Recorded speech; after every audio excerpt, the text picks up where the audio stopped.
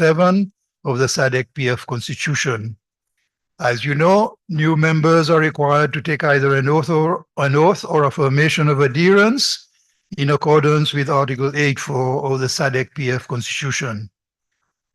We will now take the members who are joining and taking the oath, and I therefore invite the Secretary General to call on the members and to administer either the oath or affirmation of adherence. And that is, we have members from Madagascar and from South Africa. Honorable Secretary General, I hand over to you. Thank you very much, Honorable President. May I kindly have Honorable David Mandla Skosana.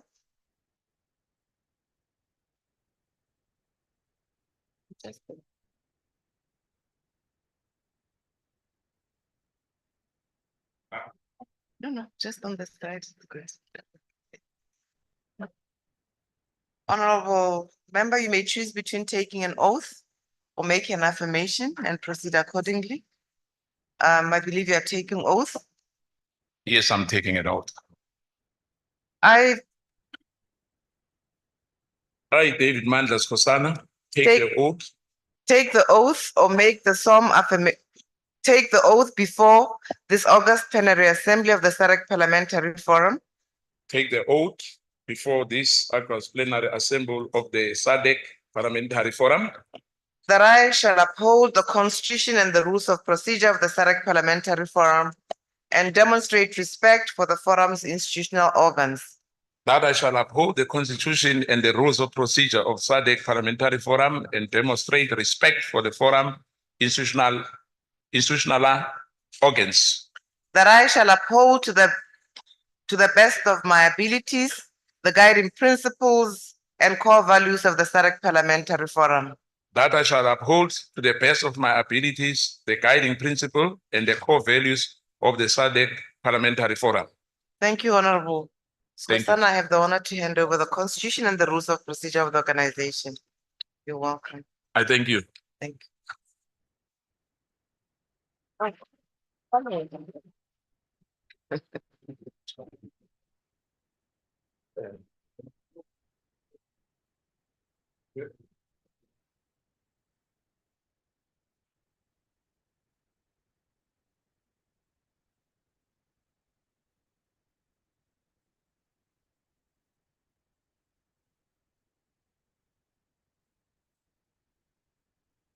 Congratulations, Honorable David Skosana. Welcome to Sadc PF.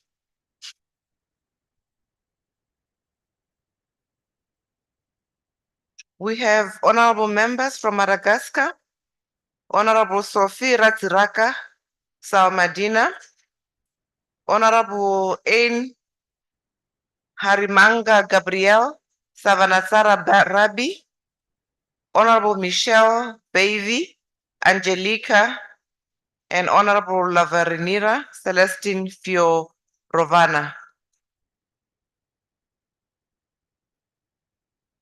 Honorable member, are you? Oui, Madame Lucie. Okay, may we take oath together?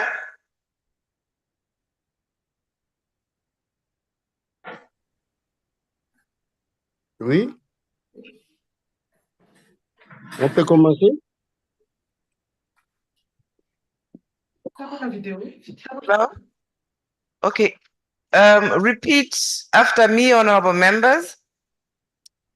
I take oath Moi, before Moi, Rabisa Batsara, maybe we must take oath one at a time, honorable. It might be more appropriate. Yes. Thank you very much. May I kindly start with vous honorable. pouvez commencer. There's an echo. May I kindly start with Honorable Sophie Ratsiraka? So may dinner. Honorable Sophie, kindly repeat after me. I take oath before this August Plenary Assembly of the Sadc Parliamentary Forum Solennellement devant cette auguste assemblée plénière du Forum parlementaire de la Sadc that I shall uphold the Constitution and the rules of procedure of the Sadc Parliamentary Forum and demonstrate respect for the forum's constitution and organs, que je respecterai la Constitution et le règlement intérieur du Forum parlementaire de la Sadc et que je ferai preuve de respect envers les organes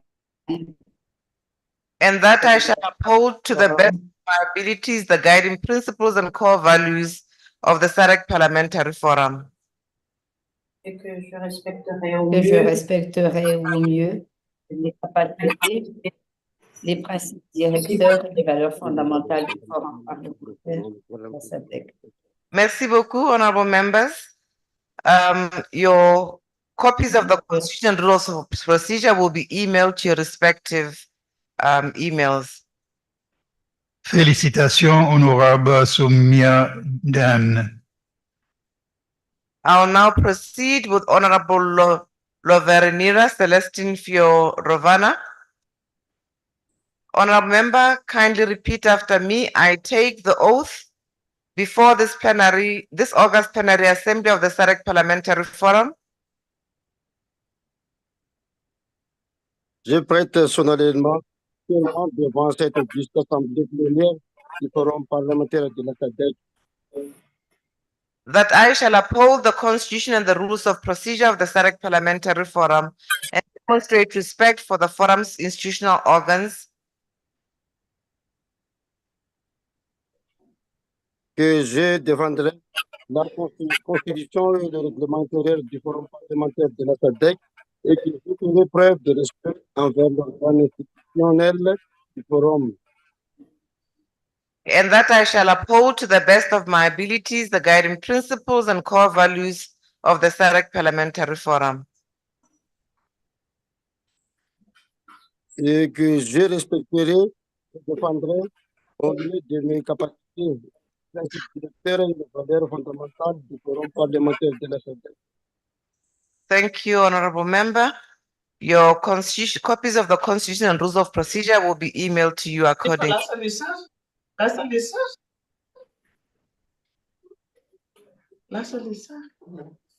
Félicitations, honorable. May I kindly now have Honorable Michelle Bevi Angelica.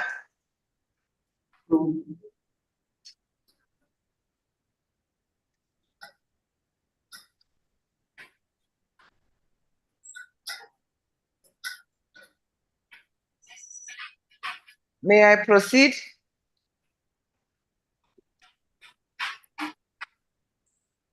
Moi, Michel Bave Angelica, je prête I- solennellement.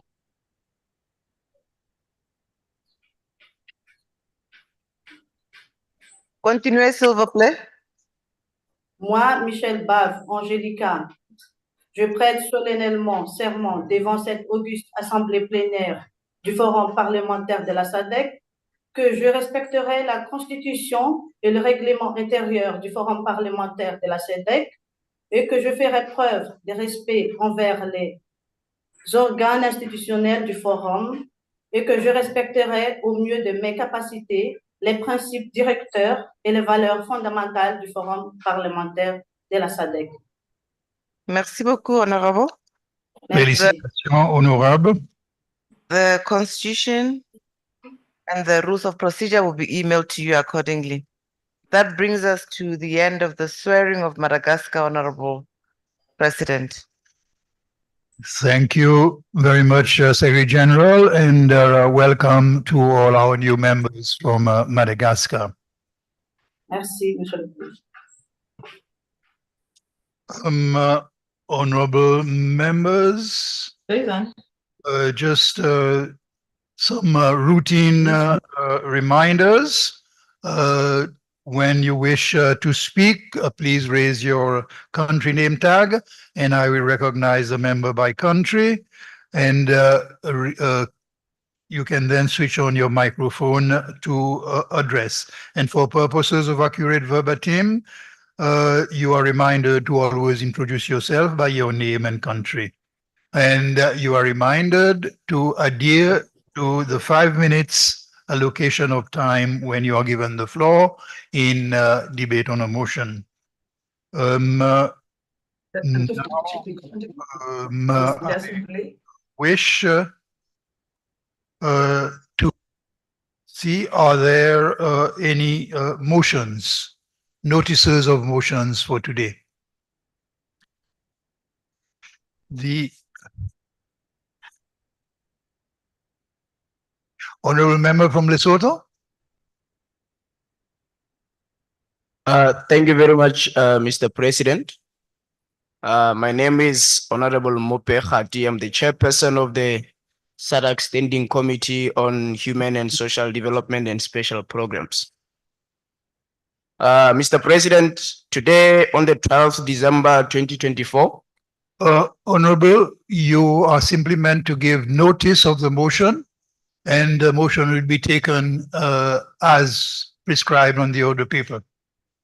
I gave the notice yesterday, Honorable Member. Today I'll be moving the motion. Then that is satisfactory. We are done with that. There are no other notices of motion. Honorable member,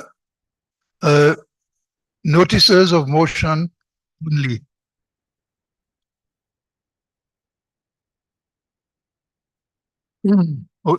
Thanks, Mr. President. Honorable member, if you are proceeding to address on the motion.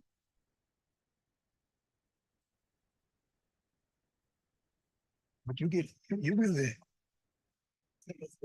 Okay.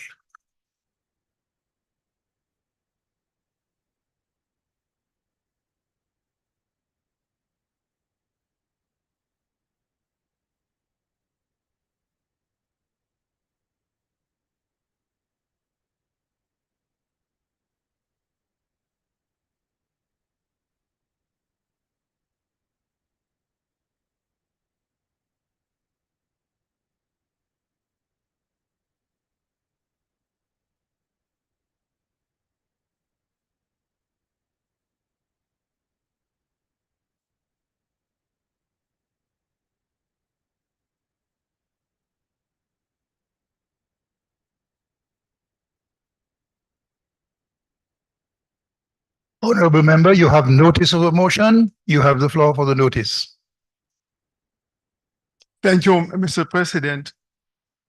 I give notice that on Friday, the 13th December 2024, I shall move that the 44th Plenary Assembly do adopt the monitoring on enhancing efforts to integrate comprehensive sexuality education, CSE in brackets, into national school curricula in Sadc member states. I so move. Thank you, Honorable. There being no other notices of motion, we will move to the order of business for the day. And the Secretary General, please read us the first order. Motion for the adoption of this report of the Standing Committee on Human and Social Development and Special Programs. The motion for the adoption of the report of the Standing Committee on Human and Social Development and Special Programs will be presented by the Honorable Mope Khati, its chairperson. Can I have the Honorable Khati, would you move the motion in your name simply? Thank you, Mr. President. Today on the 12th December 2024. Honorable, you're only moving the motion. Just to say you move the motion. I beg to move the motion on the report on the Human and Social Development and Special Programs. I so move. Thank you. Do I have a seconder? The Honorable Lynette Karini, Vice Chairperson. Thank you, Honorable Speaker. I second the motion. Thank you. Honorable Kathy, I now call on you to address on your motion. Thank you very much, Mr. President. Mr. President, I beg to move that the 56th Plenary Assembly do adopt the report on the Standing Committee on Human and Social Development and Special Programs laid on the table on the 11th December 2024. Mr. President, it is a great honor and privilege for me to say a few words as I move a motion asking the 56th Plenary Assembly to adopt this report, which is a product of the expert hearing the committee conducted in a bid to address human and social development issues affecting the Sadc region.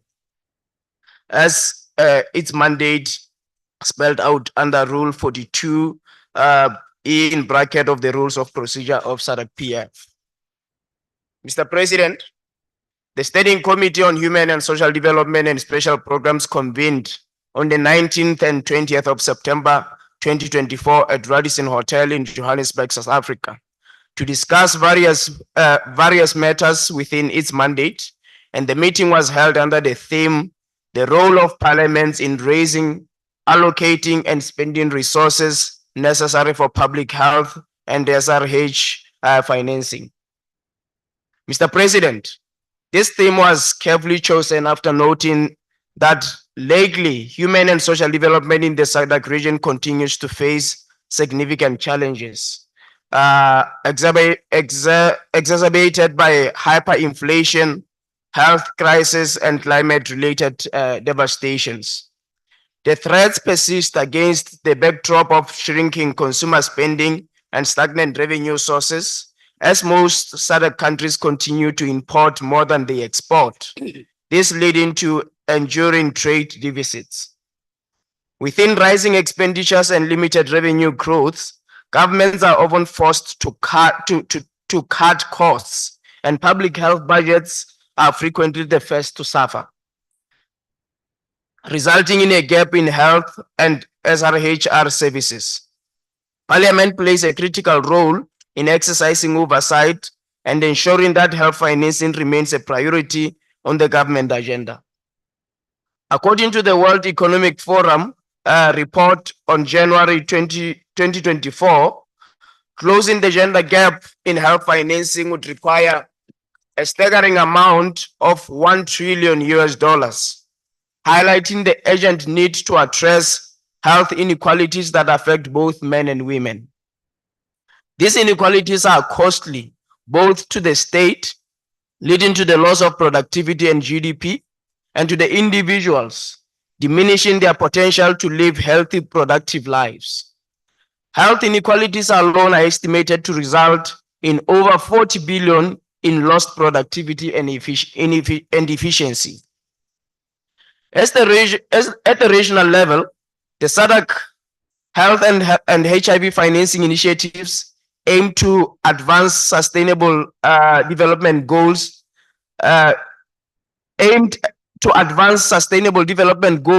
number 3 by dedicating around 10% of Sadc's GDP to the health sector over the next decade. However, achieving this requires innovation, consistency, and a strong political will.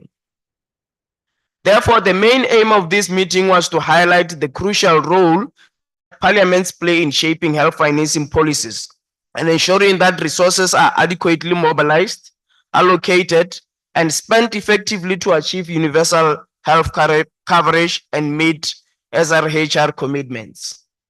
Mr. President, during the meeting, the committee received expert presentations and submissions from the following people and organizations.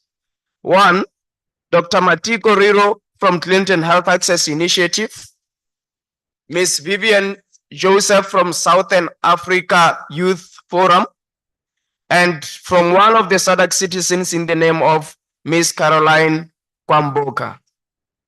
In addition, the committee members had a brainstorming session on key questions concerning health financing, during which members shared country experiences on how parliaments can play a proactive role in ensuring that governments raise, allocate, and spend resources efficiently and effectively to achieve universal health coverage.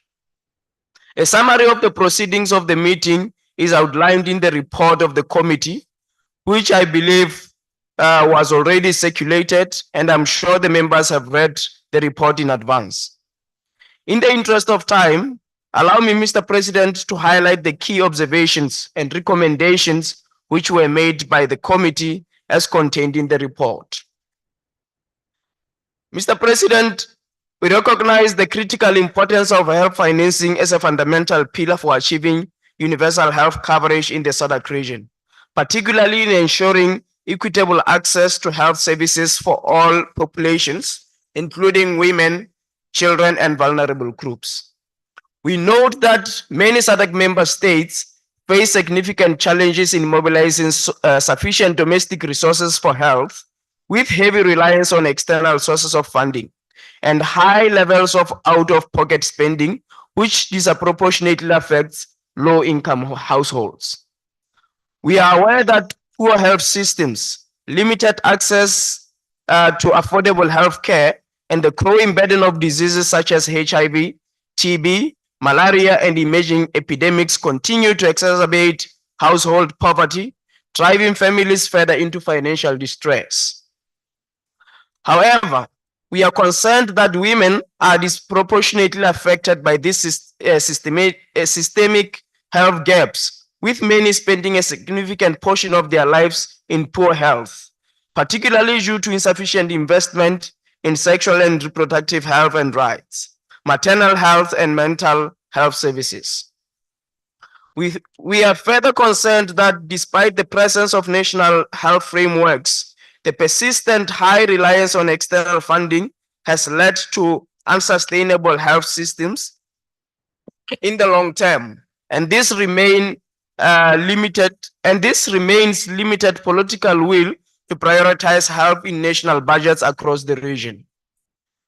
We are recognizing the urgent need to reduce the region's overdependence on external support and the need to strengthen domestic resource mobilization, improve efficiency in health spending, and ensure that health financing is sustainable and equitable.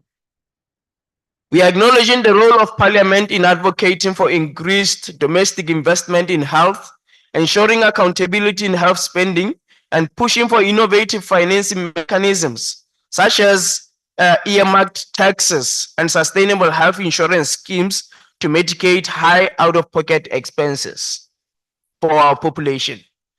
Therefore, the committee resolved to recommend that the 56th Plenary Assembly should urge the national parliaments to prioritize health financing in national budget allocation, ensuring that domestic resources dedicated to health are increased in line with the Abuja Declaration target of at least 15% of the national budgets.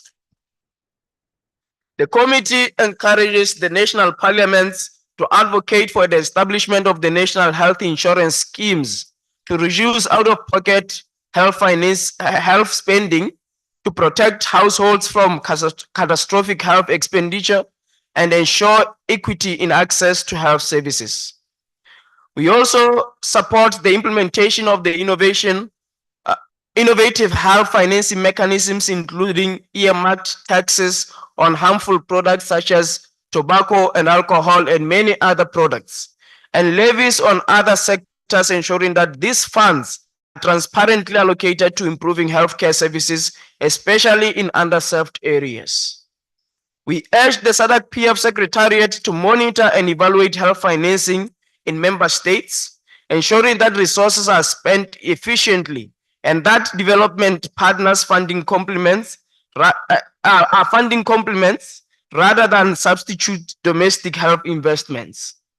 We call upon the national parliaments to strengthen their oversight roles in health spending, ensuring that funds are allocated equitably, particularly in areas of SRHR, maternal health, and mental health services, which disproportionately affect women and children. We encourage national parliaments to promote the inclusion of vulnerable populations in health financing policies and advocate for gender-sensitive budgeting that addresses the unique health needs of women and girls in the SADC region. Mr. President, we urge national parliaments to enact policies and frameworks that support the decentralization of health services, ensuring that resources reach the most underserved and rural areas, thus reducing geographical barriers to access quality health care. We also encourage member states to collaborate in regional health financing initiatives, such as pooled procurements of medical supplies and shared investment in regional health infrastructure to reduce costs and improve access to essential medicines and healthcare technology across the SADC region. We urge the SADC PF Secretariat to facilitate member states in developing sustainable health financing strategies that reduce reliance on external funding and encourage long-term investment in local health value mechanisms such as pharmaceutical production and health infrastructure. Mr. President, as I conclude my remarks, allow me to make a special appeal to member states to ensure that they prioritize health financing in order to address the persistent challenges facing the health sector in the SADC region.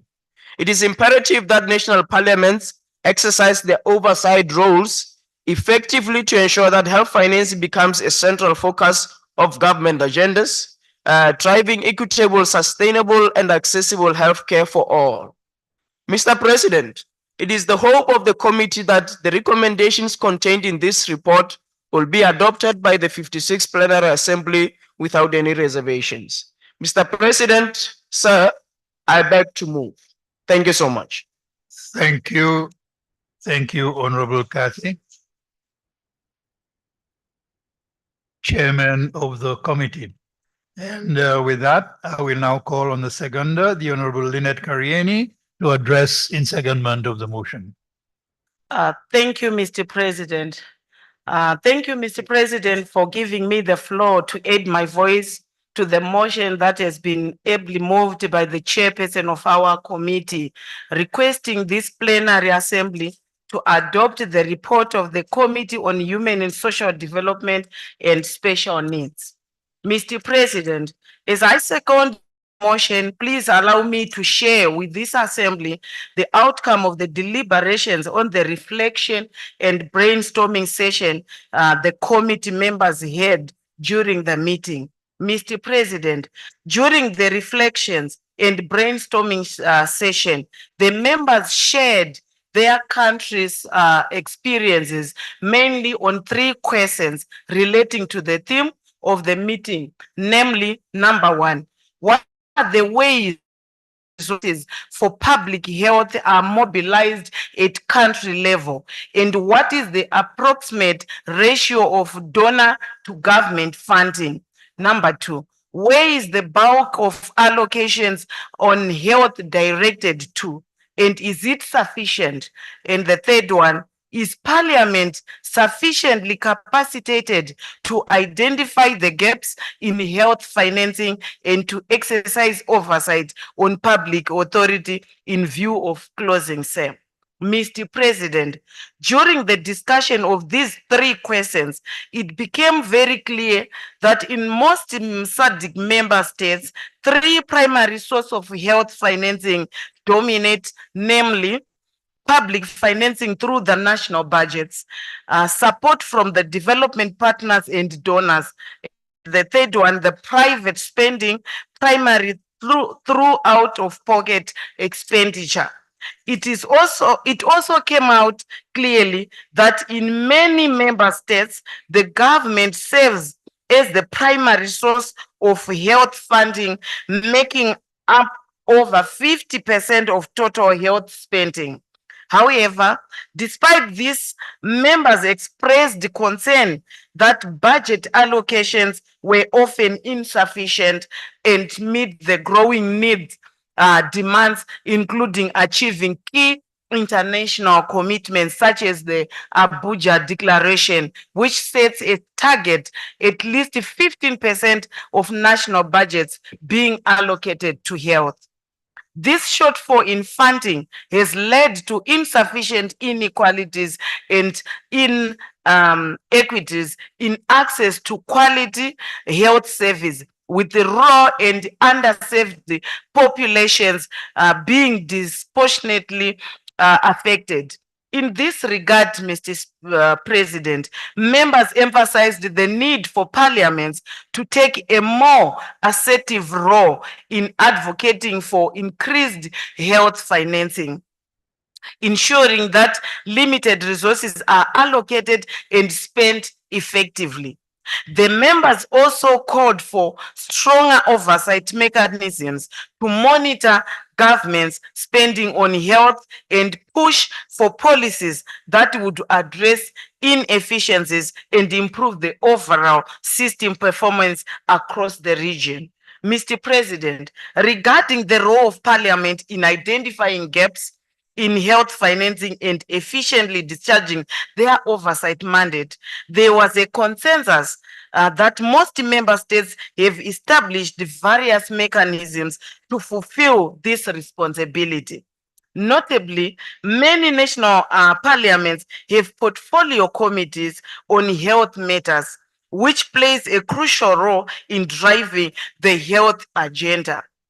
These committees provide policy guidance and contribute to shaping the health budget, ensuring that health concerns are prioritized in national discourse. However, members acknowledged a substantial limitation in their oversight capabilities.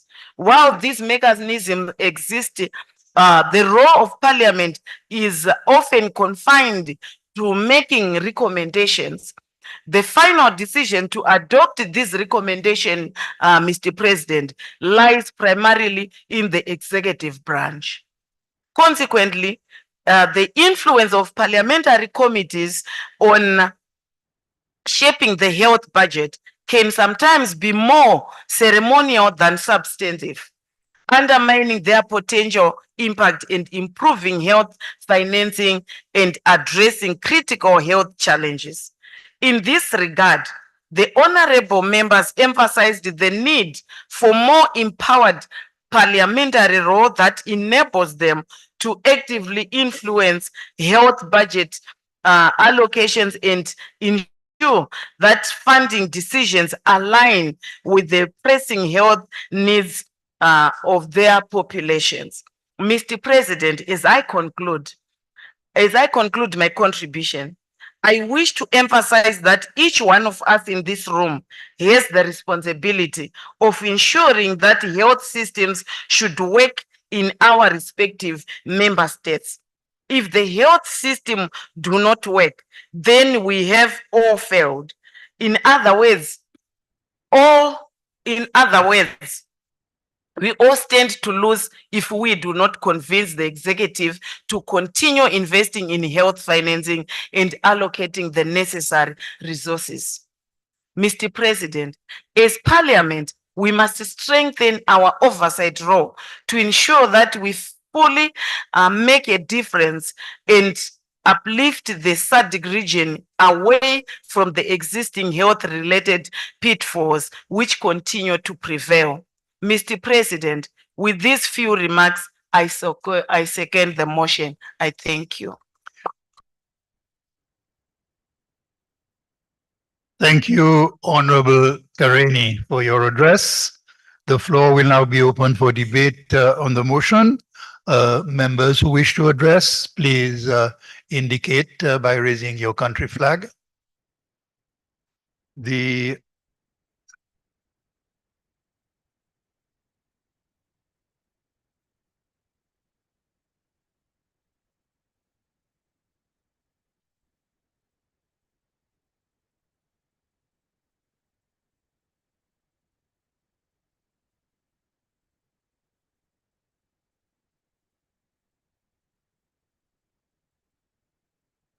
Thank you. I will recognize a member from Zambia. Thank you, Mr. President. I thank you for this opportunity to share Zambia's experience on health financing strategies as a fundamental pillar for achieving universal health coverage.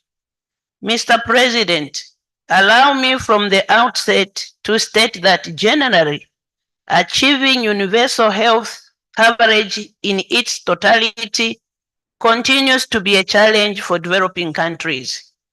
This is because of the challenges of inadequate funding, out-of-pocket payments, and dependence on donor funding, as already highlighted in the report. Mr. President, despite the challenges being faced, Zambia has over time striven towards achieving the provision of quality health services to all without financial hardship. The country has also over time made progress in health service delivery and has implemented policies and regulations aimed at achieving universal health coverage. This saw the establishment of the National Health Insurance Scheme, popularly known in Zambia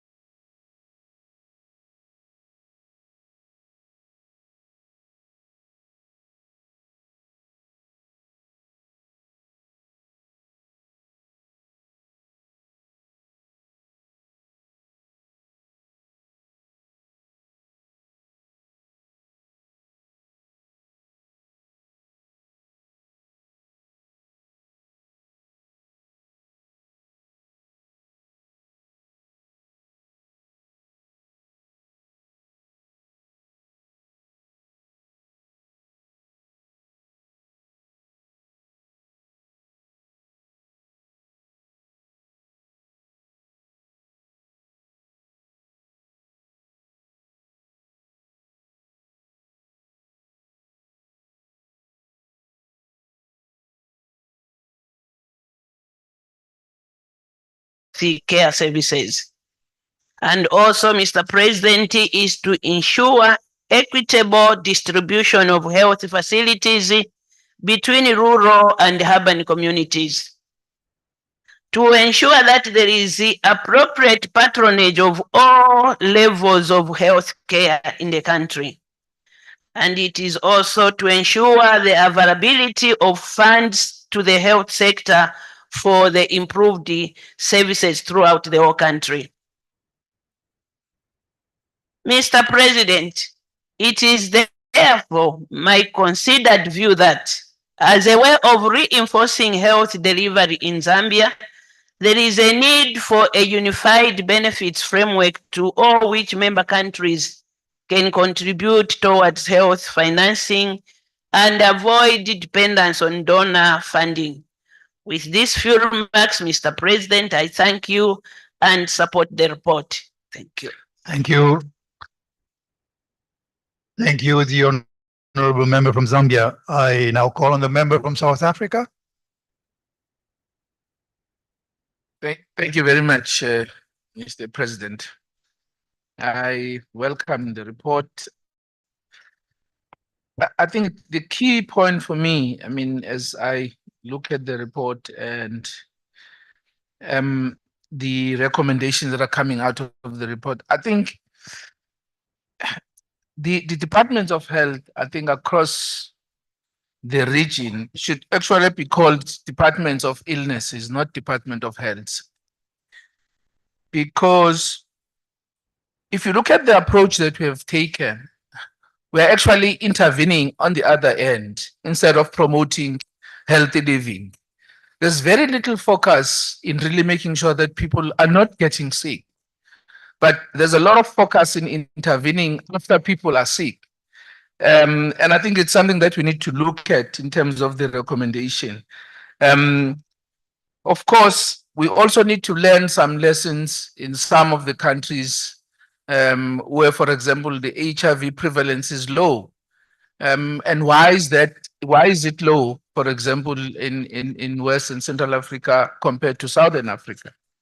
And those are the lessons that I think we should take on board as this committee, as we try to navigate around these challenges.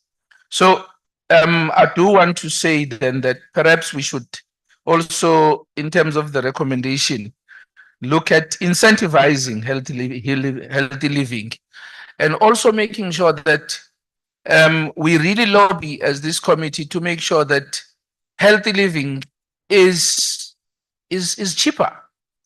Because I mean, we can't talk about encouraging people to live healthy, but yet junk food is cheaper and accessible, easily accessible. So, I mean, really, it's a contradiction, because if healthy living is unaffordable, then it's going to be difficult for people to live healthy. And also make sure that there's easy access to areas where people can actually exercise. Other than, I mean, if you compare with the current situation where we want people to go to gym, but if you look at the facilities in various areas, I mean, they don't exist sometimes, those facilities. And I mean, gym companies are making a lot of money because we have to pay a lot of money to access those areas. So I think part of the recommendations must also include this. And of course, lastly, we know that, I mean, the issue of healthy living cannot be just the responsibility of this committee. You need a whole of society approach. But I think we must also identify critical partners that can assist us, you know, to achieve the objectives of this committee, and ensure that we really have a structured engagement with those partners. Thank you. Thank you, Honorable Member.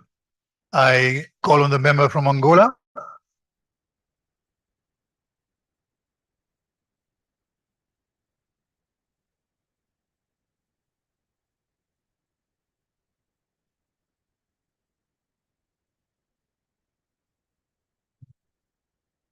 Obrigada, presidente, e todo protocolo observado.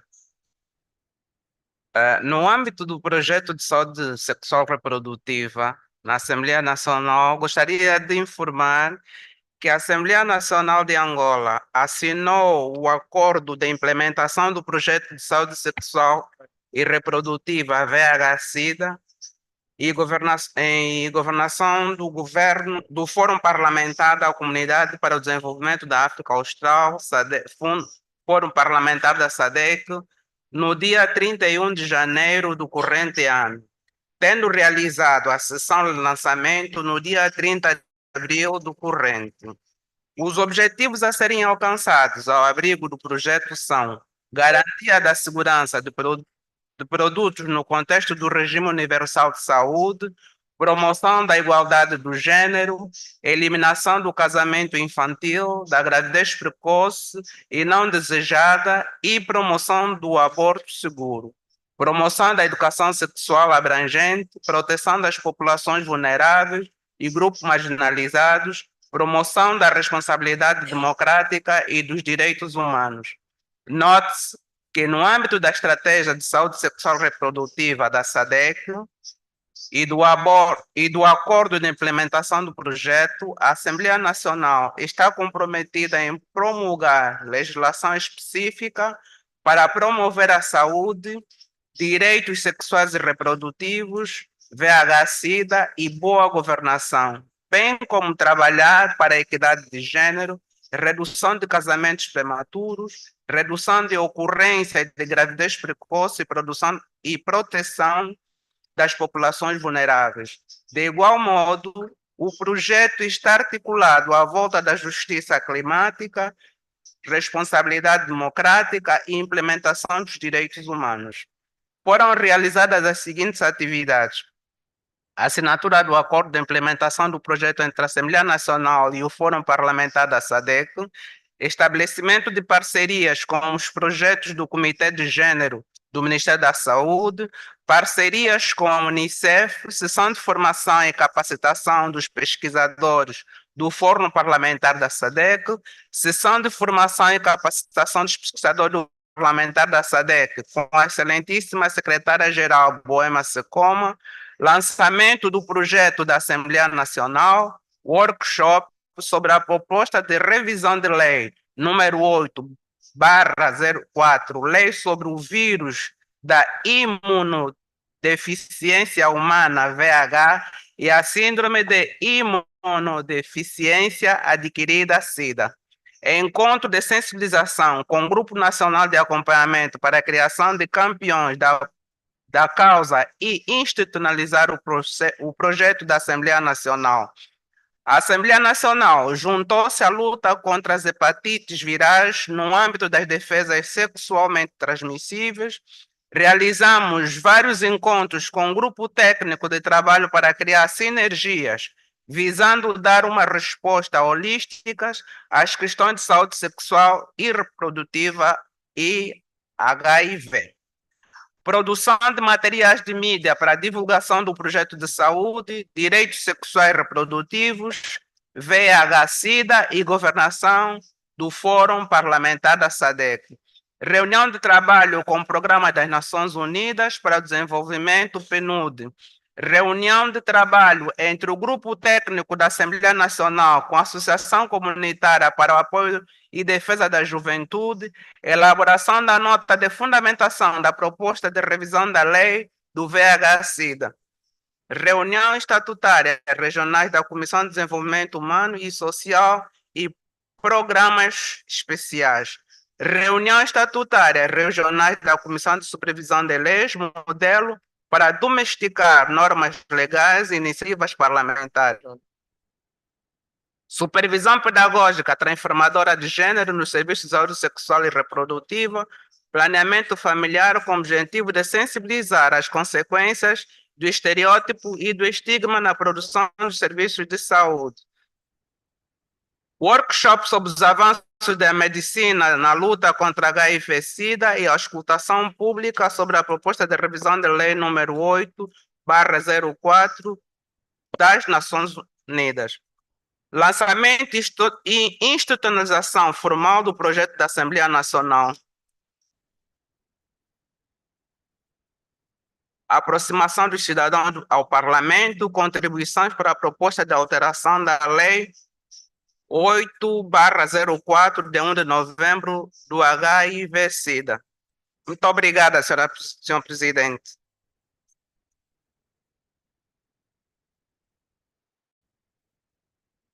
O que aconteceu?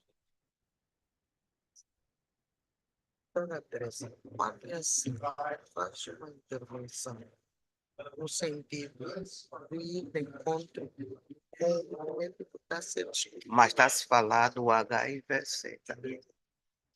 I will give the floor to the member, but please remember to raise your hand in good time. Thank you. Is it the member from South Africa?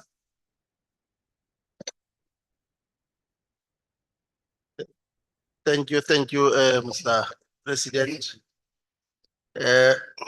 At South Africa, in supporting the report, we have recognized the need for innovative measures to finance access to healthcare, particularly for the poor and the vulnerable, through the National Health Insurance Act that was passed recently. Even though 86% of health services in South Africa are provided through the public sector, only about 50% of health expenditure comes from the government. The private sector is small and tends to cater to people with medium to high incomes. The legacy of apartheid in South Africa created dualism in terms of our health system, divided along socioeconomic lines, resulting in inequality and also inequitable access to healthcare. The country was experiencing a high burden of HIV and AIDS and tuberculosis and a rising burden of non-communicable disease. Mr. President, since the dawn of democracy, the health sector has undergone several reforms to establish a more equitable, accessible, and affordable healthcare system. The Constitution, Honorable President of South Africa, obligates us to ensure that everyone has the right of equal access to quality and affordable healthcare. For this reason, we made fundamental changes to create a strengthened healthcare system that is capable of providing this level of service and responding adequately to the health needs of our people. I submit, Honorable President. Thank you very much, Honorable Member.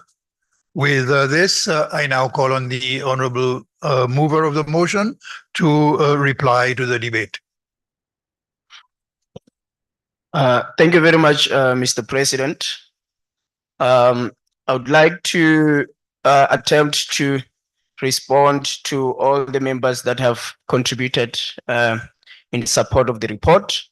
First, starting with Honorable Deputy Chair of the committee, who did highlight a couple of challenges and issues that were reflected during the discussions of the members of committee, including the fact that budgets are usually inadequate that are allocated to health services.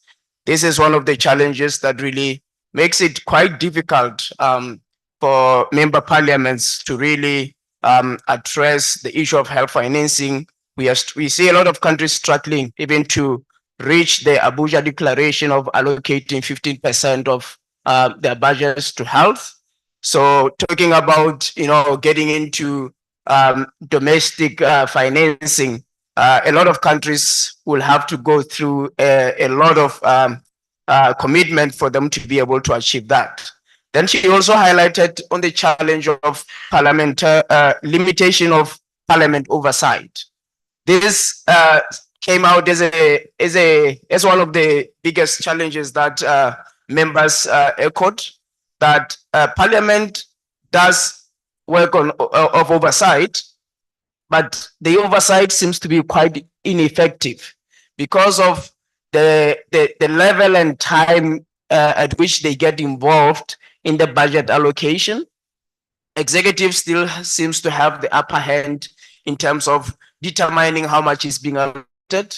Members of parliament deliberations sometimes do not influence the extent at which departments or ministries like health are being financed. So these are some of the things really to think about. How do we empower parliaments to actually contribute more in terms of determining how much is being allocated where, instead of necessarily just deliberating on what has been predetermined, and then also doing oversight on the amount that has already been allocated. So we need to be thinking about how parliaments can be strengthened and empowered to be able to influence some of these decisions. Moving on to Honorable Julian from Zambia. She also came strongly in support of the report. She shared the country experiences in terms of what Zambia is doing in its commitment to achieve universal health coverage.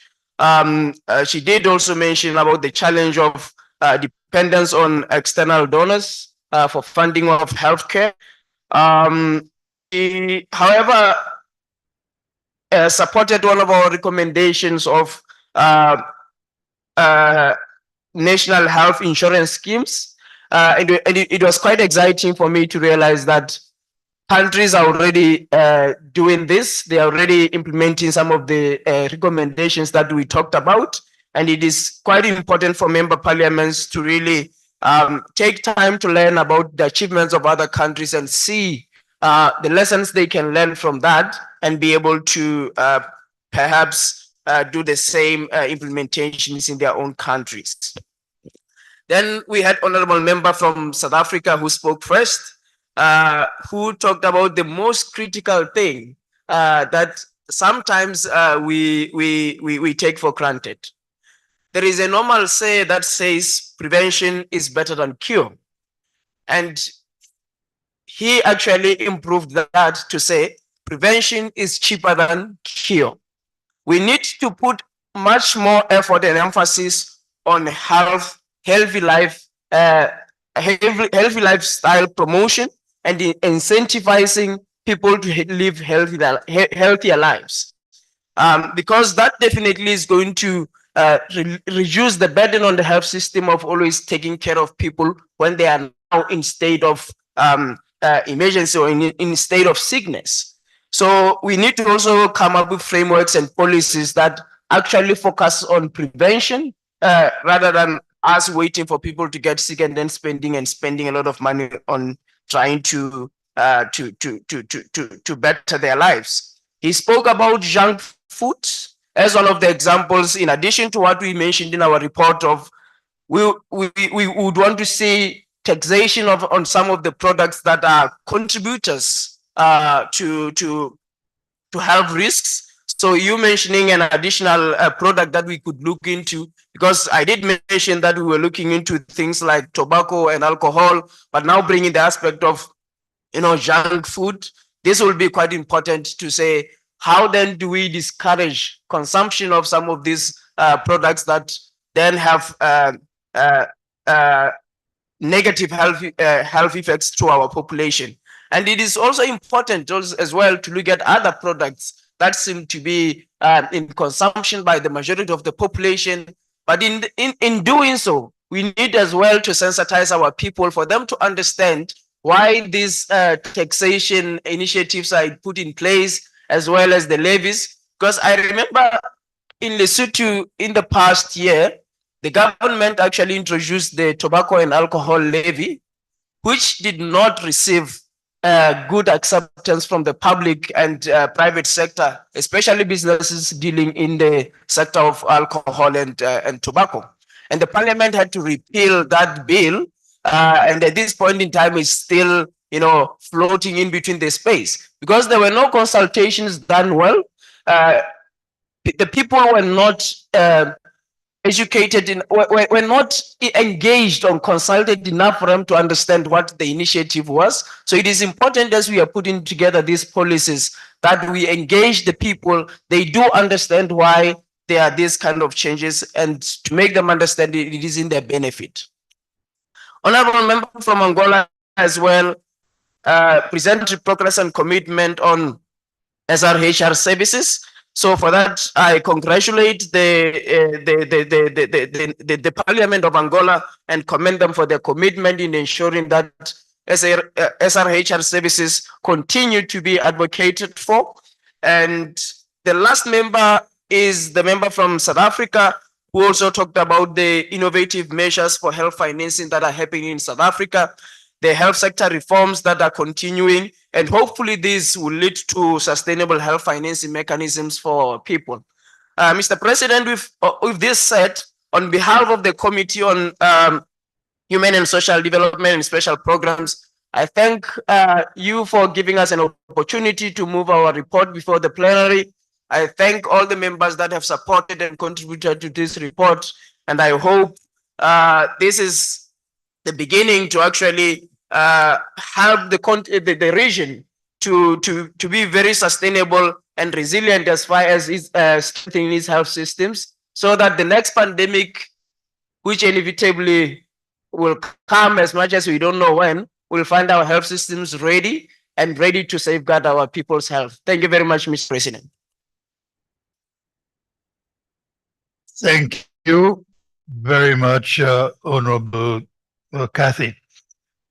With this, I will now put the question of the report of the Standing Committee on Human Rights and Social Development and Special Programs be adopted. Are there any objections?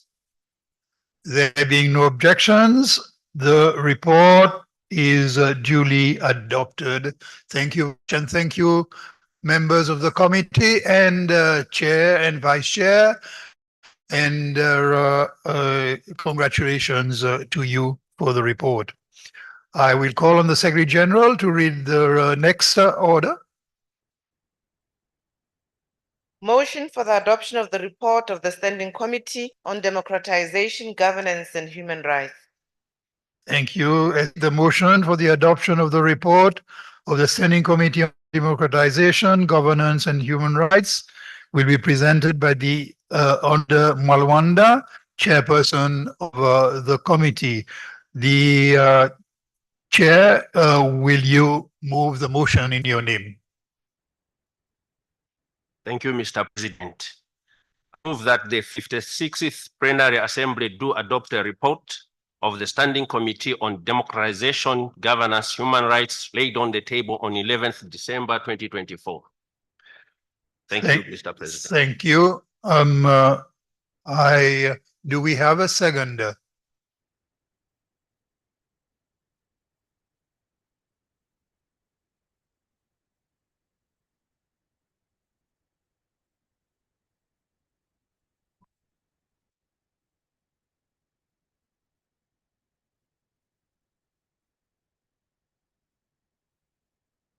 The report will be seconded by the Honorable Sophie Ratsirak, who is from Madagascar, who is online.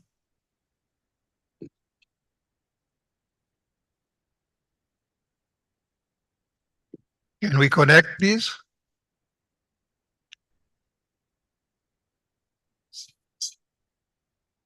Oui. Oui, oui, oui.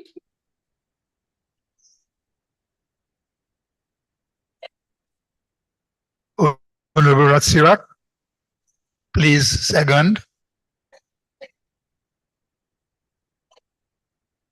Comme il m'est choix de prendre la parole, permettez-moi de remercier. Honorable, c'est pour seconder l'émotion tout simplement pour le moment. Vous pouvez adresser plus tard. Il a dit. Merci, le motion est secondé. The motion is seconded. I will now call on the Honorable Mwalwanda to present the report.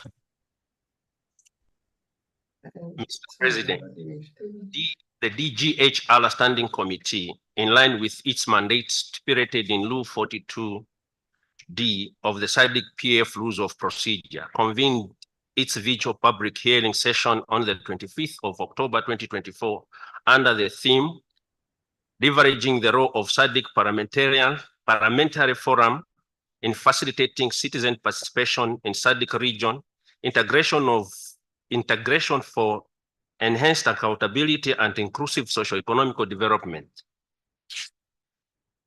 The public hearing was attended by citizens, civil society organizations, and experts witnesses, and provided insightful submissions on critical thematic areas. The session focused on strengthening the oversight and legislative function of Sadc parliaments within proposals to enhance their roles in promoting democracy. Considering democratic practices, the fostering great engagement through robust legislative frameworks, emphasis was placed on improving electoral transparency and integrity by addressing post-election violence, building trust, and ensuring credible elections while safeguarding the electoral rights of marginalized and vulnerable groups. Discussions also centered on the domestication of Sadc model rules on elections within civil society's role, highlighted in standardizing electoral practices and advancing democratic governance. Mr. President, strategies to combat disinformation on social media during elections were proposed to maintain electoral integrity while preserving freedom of expression. The need for electoral reforms to promote youth participation and representation in governance was stressed, alongside measures to create space for young people to contribute meaningfully to decision-making.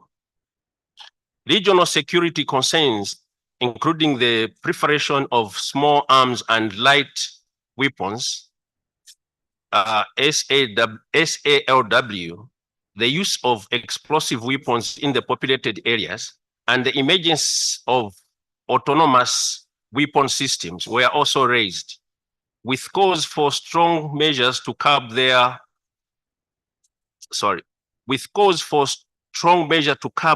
spread and mitigate their impact on peace and stability. Mr. President, One of the key highlights for the committee was the growing interest shown by SADC citizens, both within the region and the diaspora, in the wake of the SADC PF. This was particularly evident among young people, who accounted for over 70% of the participants and presenters.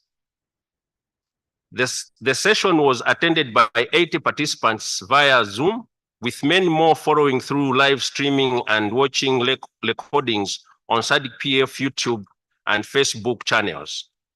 This trend reflects a significant achievement warranting the special attention of the Plenary Assembly. It serves as evidence of our successful collective efforts to enhance the visibility of SADC PF within the region and beyond. Mr. President, following further deliberations on the submission received, the committee resolved to recommend to the 56th Plenary Assembly as follows. 1. On strategies for SADC parliaments to strengthen their oversight and legislative functions in promoting and democratic consideration across member states, the committee resolved to recommend for the Plenary Assembly 2. 1. Urge SADC countries to review and update legal frameworks for electoral process to align with the SADC model law on elections and revised SADC principles and guidelines governing democratic elections. 2. Call on the SADC PF to use its expand mandate and the SADC model law on elections to advocate for electoral integrity and credibility, democratic processes across the region. 3. Urge SADC PF to collaborate with the ECF, SADC, and civil society networks to promote electoral reform initiatives in line with the model law. 4. Urge political parties to implement internal mechanisms that foster democracy within their structures, allow members to participate in decision-making and hold others accountable to enhance democratic credibility. B, to introduce regulations to reduce dependency on dominant figures, encourage leadership accountability, and curb the big man syndrome within party structures, and develop reliable membership identification systems and a database to accurately track party affiliations, improve organizational structures, and prevent cross-party membership. D, prioritize capacity building to effectively use digital platforms for engagement and transparency, ensuring they remain relevant and competitive in the digital age.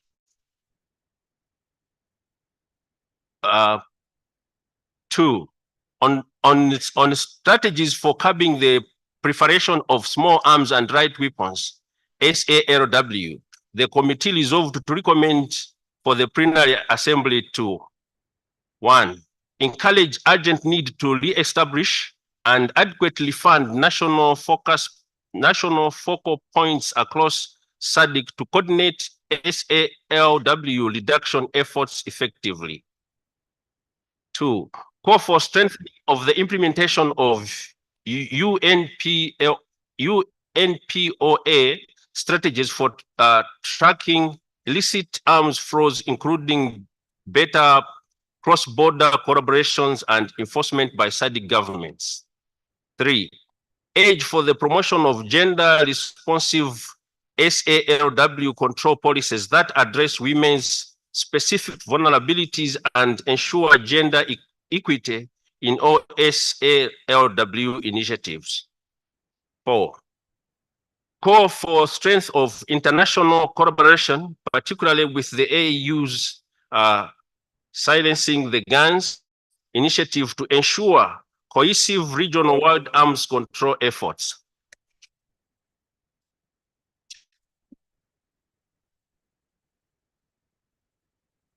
3, On the use of explosive weapons in populated areas, the committee resolved to recommend for the plenary assembly to urge SADC PF to bullet 1, encourage SADC countries to endorse and implement the declaration to minimize civilian harm. Currently, only 3 of 16 SADC states have endorsed it. Bullet 2, promote awareness and action to prevent civilian harm from explosive weapons in populated areas while ensuring rapid and safe humanitarian access to affected regions for timely assistance and support. Bullet 3, use diplomatic channels to discourage using such weapons in populated zones, considering direct and indirect civilian impacts. Bullet 4, support assistance and protection efforts for victims in cooperation with organizations such as the UN, ICRC, and civil society groups. Bullet 5, advocate for states to attend the following up conference in Costa Rica in July 2025, aiming for broader endorsement and practical guidance on implementing the declaration.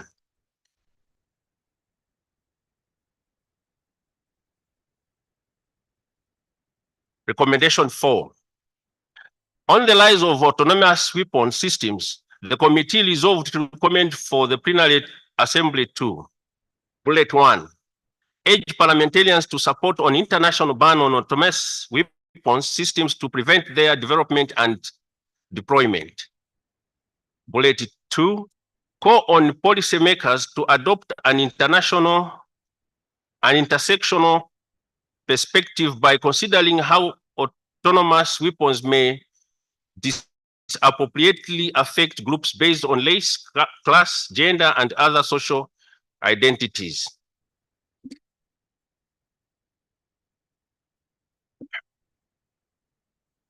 Bullet 3, call for urgent action to address and counter the underlying systems of militarism and patriarchy that promote and sustain the development of autonomous weapons. Bullet 4, encourage a paradigm shift in finding from militarization to peace building by reallocating resources from defense budgets to initiatives promoting peace, justice, and equality. Recommendation 5, regarding measures to improve electoral transparency and integrity to prevent post-election violence and build trust in electoral processes, the committee resolved to recommend for the plenary assembly to bullet 1, encourage member states to promote conclusive electoral cycles by strengthening state institutions to address issues of deep state influence. Bullet 2, urge member states to strengthen mechanisms for the independence and accountability of electoral commissions to ensure electoral integrity and foster stakeholder confidence. Bullet 3, urge the SADC PF to advocate for the domestication of the SADC model law on elections to align member states' laws with regional and international standards and ensure the equal treatment of all political parties. Bullet 4, member states to consider implementing truth and reconciliation initiatives to break cycles of violence, misinformation, and foster trust in the electoral process and democracy. Bullet 5, encourage member states to invest in youth development to cultivate a generation of Pan-African and competent leaders as Africa's most vulnerable asset. Bullet 6, urge member states to actively identify and address the needs of marginalized and vulnerable populations with targeted approaches, including context-specific protection of their electoral rights as part of the broader national building efforts. Recommendation 6, On how SADC member states can protect electoral rights, the committee resolved to recommend for the plenary assembly to urge member states to, bullet 1, use data analytics and community-based surveys to identify under-informed groups and collaborate with faith-based and traditional leaders to effectively disseminate electoral information. Bullet 2, enforce strict safeguards against intimidation and electoral malpractices to ensure a safe environment for all voters. Bullet 3, provide comprehensive training and monitoring for polling officials with clear penalties for any misconduct to maintain integrity in the voting process. Implement a user-friendly electronic voting system that enable all citizens, including those with limited literacy, to participate confidently and independently. Bullet 5, strengthen independent electoral bodies to oversee elections and ensure that election petitions are addressed by an impartial judiciary to uphold electoral rights. Recommendation number 7. On strategies for combating the spread of disinformation and propaganda media during elections while balancing expression, the committee resolved recommend for the plenary assembly to urge SADC PF to bullet number 1, leverage its leadership in norm-making, socialization, and advocacy for domestication, along with its partnership with the Association of Africa Electoral Authorities and the Electoral Commission Forum of SADC countries, to mainstream the principles and guidelines as framework for harmonizing digital and social media benefits while combating associated harms in elections. Bullet 2, assisting member parliaments in domesticating the principles and guidelines by identifying actionable areas and low-hanging fruits within the document. Bullet 3, collaborate with the AAEA and ECF SADC to provide member parliaments to build partnership with social media companies to facilitate responsible digital engagement. Promote transparency online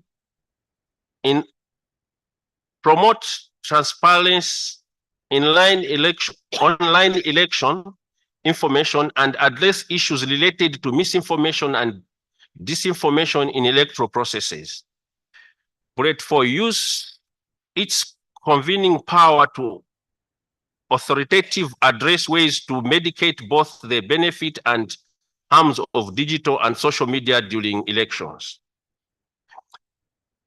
Recommendation 8, on how electoral systems and political processes can be reformed for greater youth participation and representation in elections and governance. The committee resolved to recommend for the plenary assembly to urge SADC member states to, bullet 1, introduce youth quotas, integrate youth advisory roles in governance, and reduce barriers for youth and young women candidates by revisiting electoral roles. Bullet 2, expand civic education tailored to youth, provide resources for youth-led political activities, and establish membership and financial support for young candidates, including utilizing digital platforms and social media to build awareness and engagement. Bullet 3, address political and gender-based violence, establish safe workspaces, and protect young readers from harassment to enable meaningful youth participation and foster leadership development. Bullet 4, invest in digital literacy, responsible social media use, and accessible technologies, such as e-voting and digital registration to enhance youth engagement and facilitate efficient participation in elections. And bullet 4, engage with NGOs, civil society, and youth organizations to build youth leadership capacity, encourage intergenerational dialogue, and promote community-based advocacy for youth representation in policy and governance. Mr. President, I therefore beg to move that the report of the committee be adopted by the Plenary Assembly. Mr. President, I beg to move.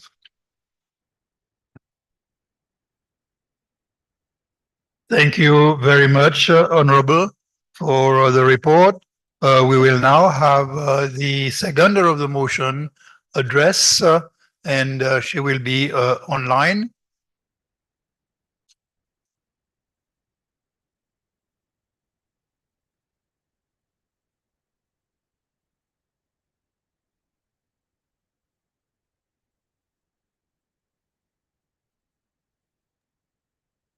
Oui,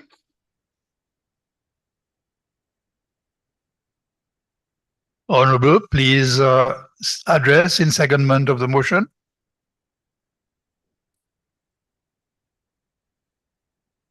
comme il m'est choix de prendre la parole, permettez-moi de remercier tous les participants, sans exception, saluant les efforts pour la réussite de ce forum. Monsieur le Président, honorable Assemblée, j'interviens au nom de Madagascar pour appuyer la motion relative au rapport de la Commission permanente sur la décentralisation, la gouvernance et les droits humains. Le rapport souligne avec éloquence le rôle central que joue la gouvernance démocratique et la participation citoyenne en tant que pilier du développement et de l'intégration dans la région de la Sadc. C'est pour cette raison qu'elle mérite notre soutien collectif. Monsieur le Président, vous n'êtes pas sans savoir que nos régions sont confrontées à des défis démocratiques croissants.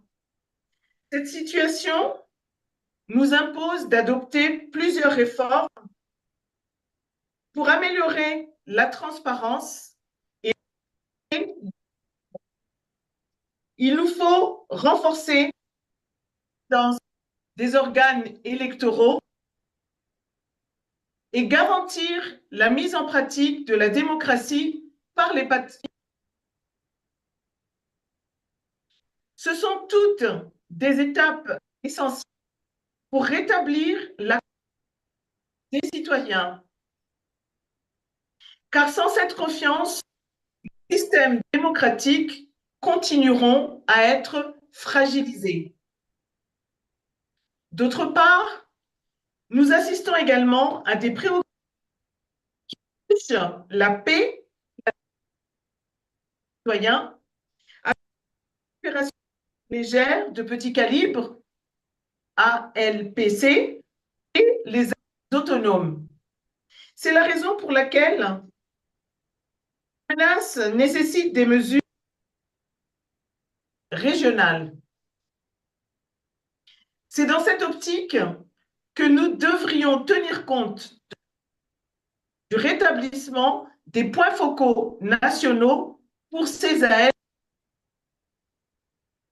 Nous devrions également plaider constamment auprès des Nations Unies mondiales des systèmes.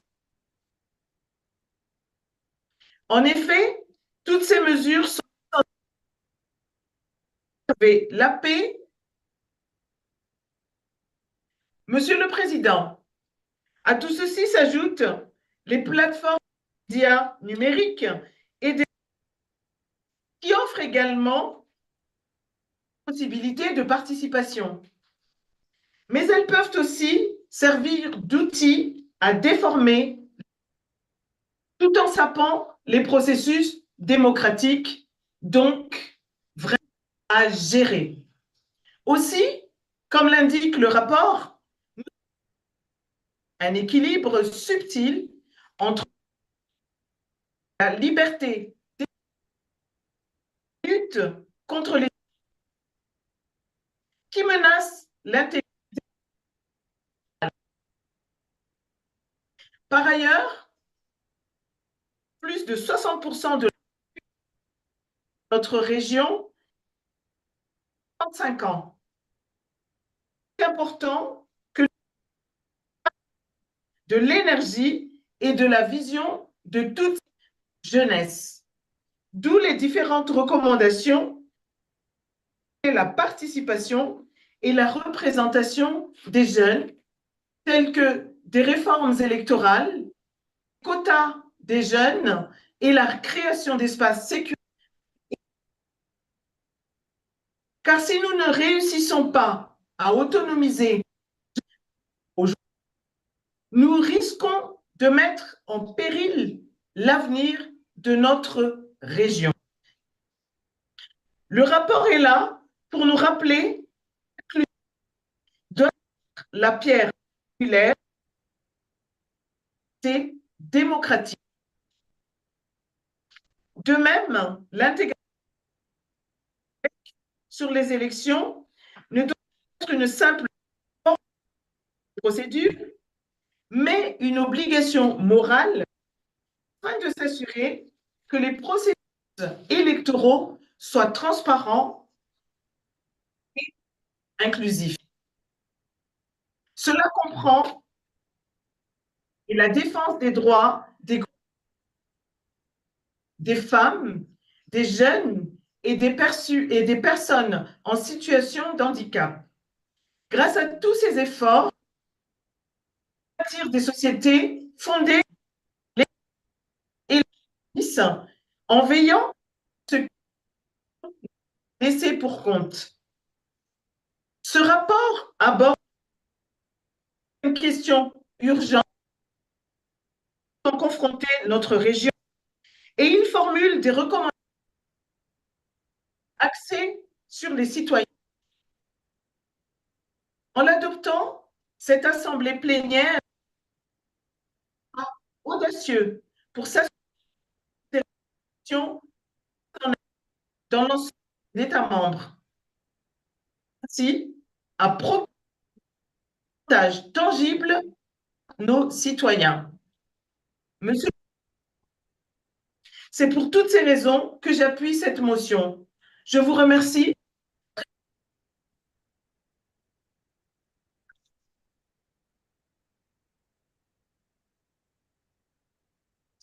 Thank you.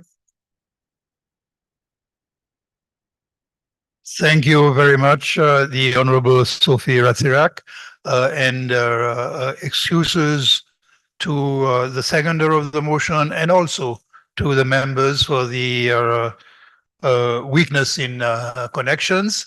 And thank you for the translator for trying as much as possible to keep up with us. The floor is now open for debate on the motion, and we will take the names of members who wish to address. Zania. Okay. Angola.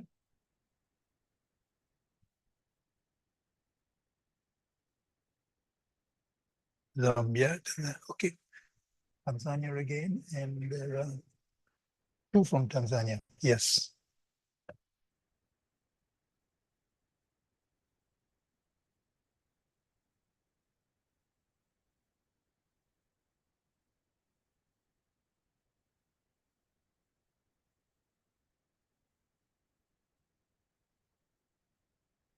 Thank you very much, honorable members. We'll proceed with the debate.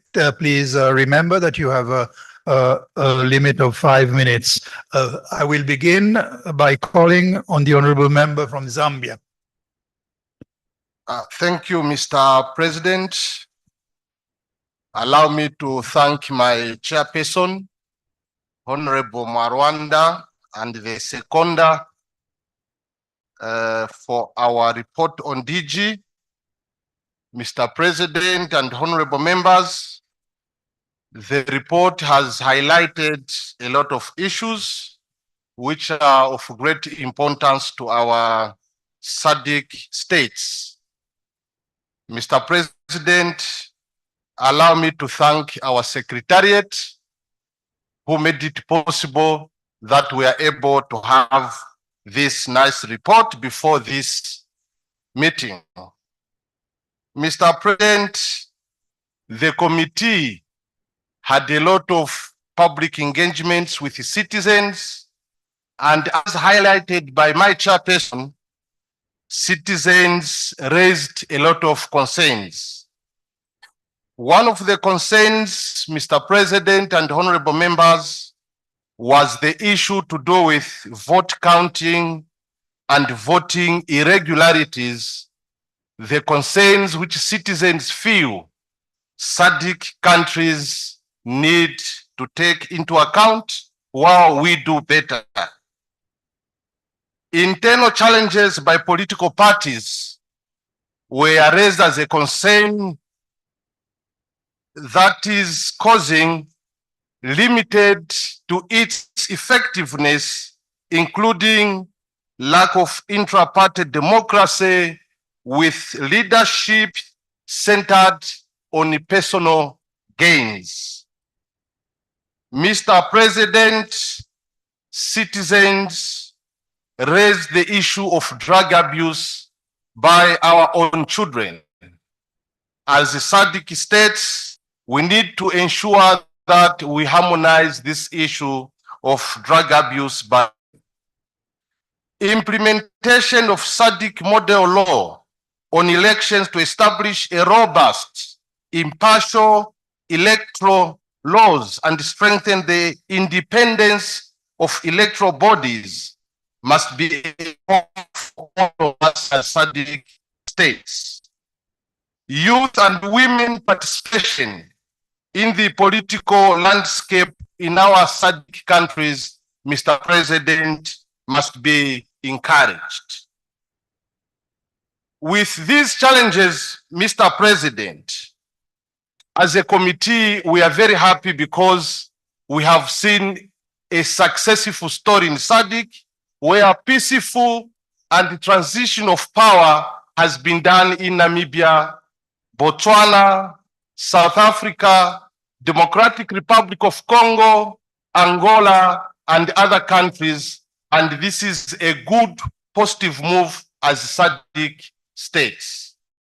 Mr. President, as I conclude to support the report moved by my able chairman representing the wonderful people of Malawi, I wish to support the recommendations of the committee on the need for all SADC member countries to take measures to improve electoral transparency and integrity to prevent post-elections violence and build trust in electoral processes, protect electoral rights, combat the spread of disinformation and propaganda on social media while balancing freedom of expression and enhanced youth participation in elections and governance.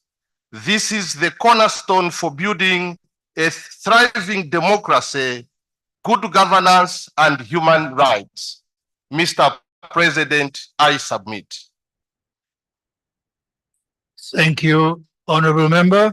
I will call on the first member from South Africa. Thank you, Honorable President. Honorable President, as South Africa, we welcome the committee report and thereby throwing our weight behind the support of this report, precisely by virtue of the fact that central to the report is the democratization of our institution and also the centrality of our people in the democratic process.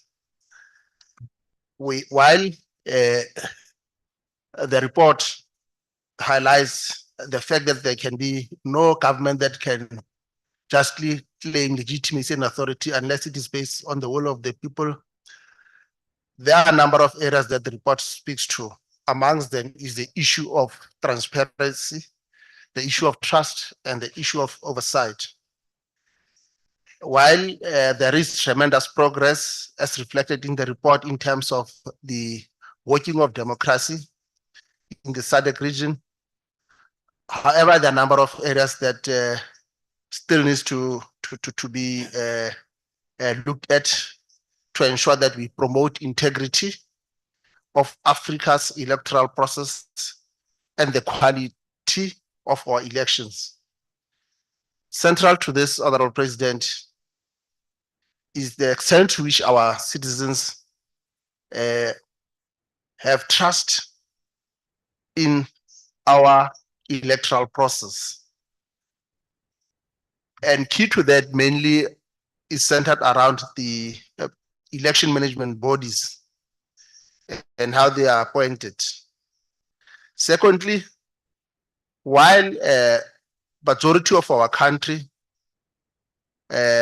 illustrates and demonstrates transparency surrounding the electoral process, we need to also pay attention to ensuring that there is consensus across political divides on key aspects such as timelines, campaigns restrictions, party funding, which to a larger degree sometimes raises suspicion and mistrust.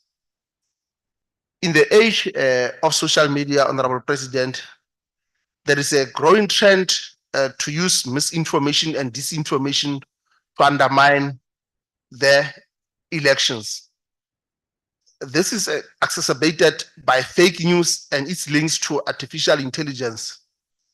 For instance, ahead of South Africa's election on 29 May, various disinformation campaigns on social media have used artificial intelligence.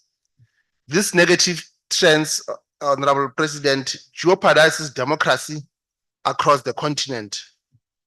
Mr. President, we support this report because it provides critical practical proposals that SADC Parliamentary Forum members states must implement in order to strengthen electoral process to address conflict that arises as a result of electoral disputes. I so submit and thank you, Honorable President. Thank you very much, Honorable Member. I will now move. Thank you. I will now move to Angola. You have the floor.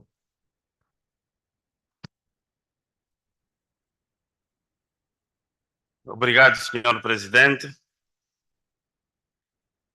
Queria, em primeiro lugar, saudar a 56ª Assembleia Plenária do Fórum Parlamentar da SADC e, em segundo lugar, solicitar que o Fórum Parlamentar da SADC continue a prestar maior atenção nas medidas destinadas a melhorar a transparência e a integridade eleitorais, prevenindo assim violências pós-eleitorais e reforçar a confiança nos mesmos processos eleitorais.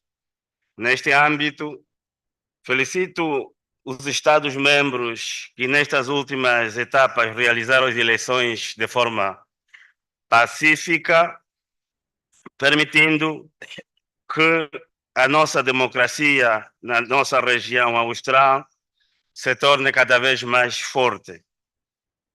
Ao mesmo tempo que nós felicitamos os Estados-membros que fizeram a transição pacífica no quadro eleitoral, também manifestamos a nossa preocupação que vivemos hoje, que se vive hoje no nosso país irmão Moçambique.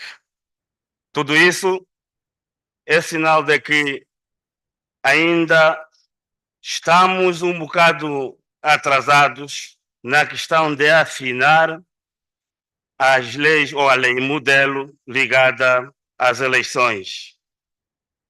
Nesta conformidade, gostaria que a 56ª Assembleia Plenária do Fórum Parlamentar da SADC manifestasse um apoio e uma solidariedade ao povo de Moçambique, esperando que os atores eleitorais, a sociedade civil e os partidos políticos pudessem tudo fazer para se ultrapassar o mau momento que aquele país irmão vive. Não seria producente que terminássemos essa plenária ou esta assembleia sem uma palavra para a situação de Moçambique. Senhor Presidente, eu apoio este relatório, reforçando a necessidade dos Estados-membros passarem em ação na incorporação das leis modelo nos seus ordenamentos jurídicos internos. Muito obrigado, senhor Presidente.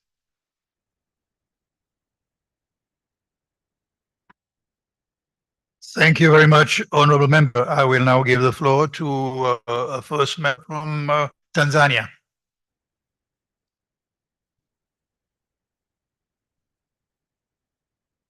Tanzania, is Tanzania ready to address?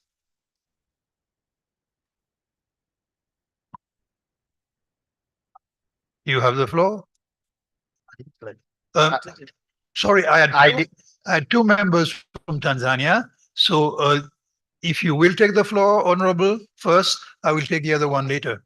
No, I didn't raise the hand. So, okay, the member here. The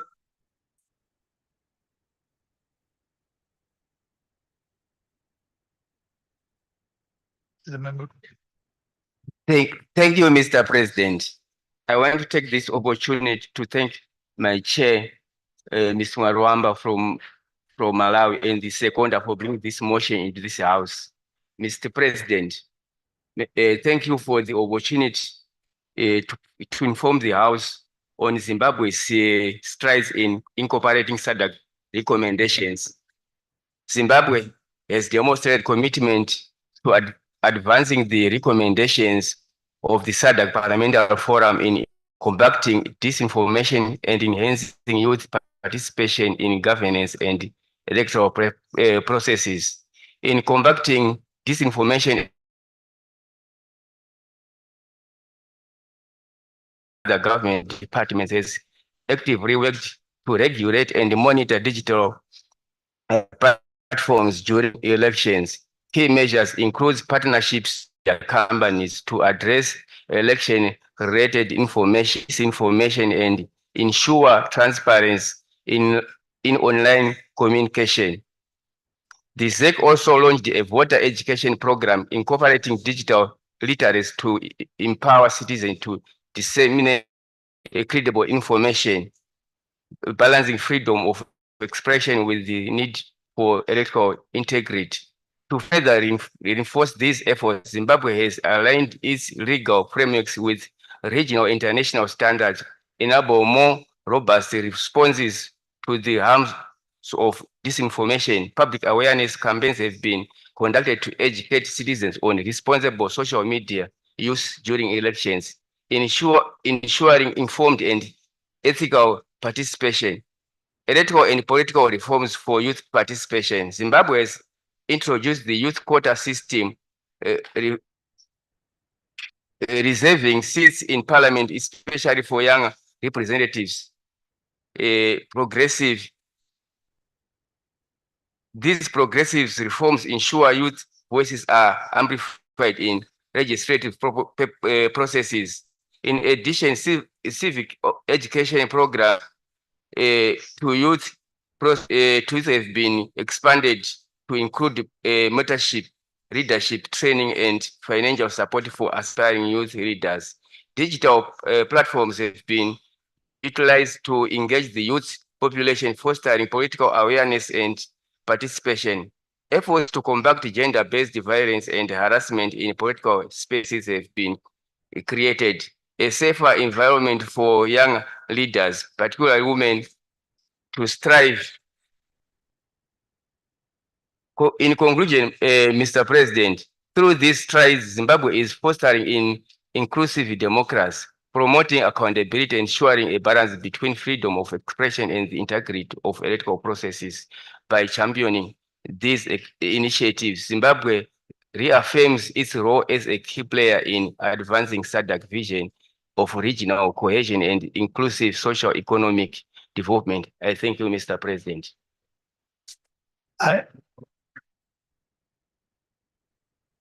Thank you, honorable member, and I acknowledge the correction. It was a member from Zimbabwe addressing, and I now give the floor to a member from Namibia. Do I have a member from Namibia who had raised a hand? It appears not, so I will give the floor to Malawi.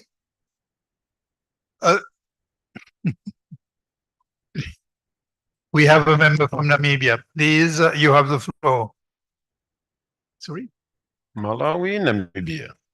Malawi. Sorry. Yes, it's Malawi. Thank you very much, Honorable. You have the floor now.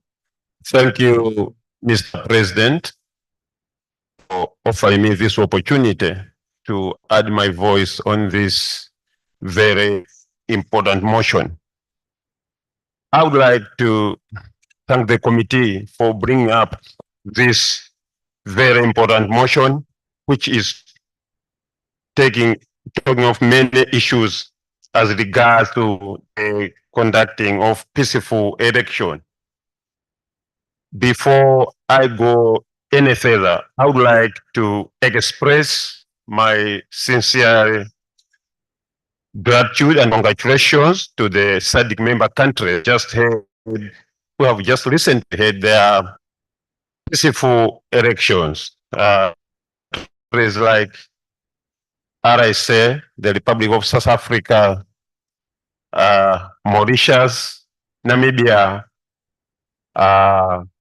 not forgetting Botswana, especially in the case of Botswana, which we have seen a peaceful person of government from the ruling party since there is independence to the opposition party. This is indeed very, very encouraging. And it's rare in Africa. But mind you, it also happened peacefully in Malawi some few years ago. Mr. President,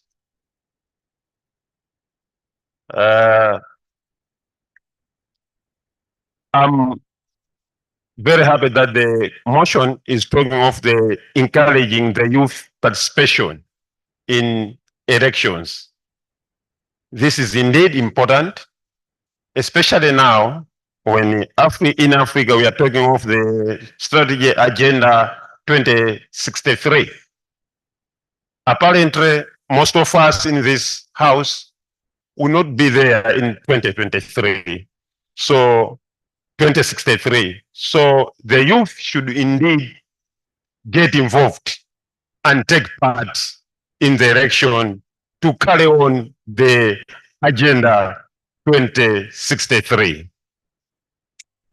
It is also important that elections should be managed peacefully and misinformation should be discouraged during the elections, because in most cases this results into an arrest and civil wars. So very, very important that misinformation should not be tolerated. We have seen what is happening in other countries simply because of the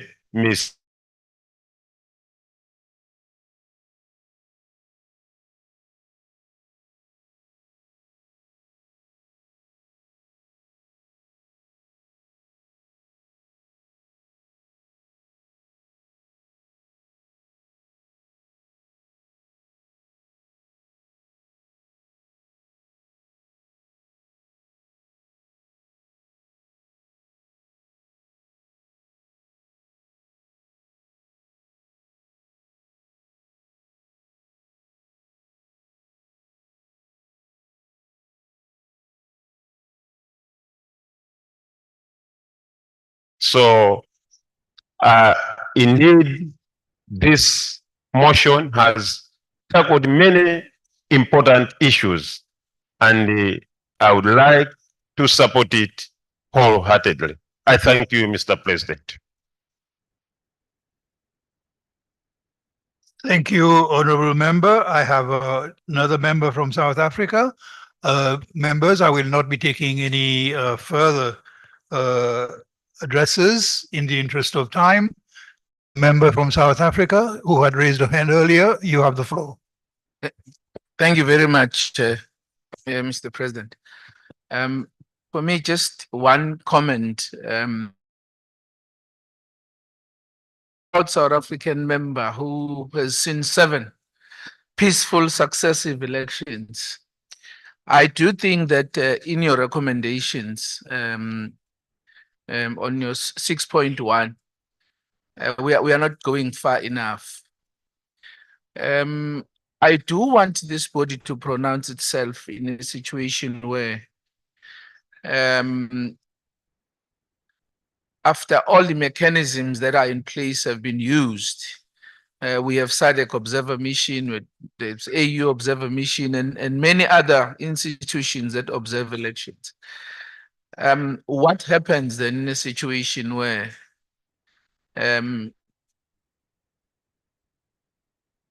there is a member of this body that does not want to accept the recommendations that are here? And I think it's going to be important so that this body shows that it is very serious about, strengthening the oversight and democracy in the region. Because there are instances where sometimes as members of this body speak with forked tongues when we're supposed to be upfront about the situation in a particular country. And I think maybe to be included in the recommendation is going to be important, because there are suggestions in terms of the mechanism that must be put in place. But if all else fails, then what? I think for me, that's important, perhaps be clear as this body. Thank you. Thank you. Thank you, Honorable Member. With that, I close the debate on the motion and I call on the Honorable Mover, Honorable Mwanda, to reply. Thank you very much, Mr. President. First of all, let me thank my seconder for ably seconding the report. And she stated in a secondment that we have pros in managing our democracy, which we need to look into. And she encouraged youth participation in our elections and governance issues. Then from Zambia, Zambia raised some concerns on voting and vote counting, which most of the times becomes an issue, where most of the countries, I think we really need to take considerations on those issues if we are to have free and good elections in our countries. You also mentioned on drug abuse to our children, which is mostly now common in most of the suburbs, where the young children are abusing the drugs. So this one also needs to be looked into so that we manage our young ones.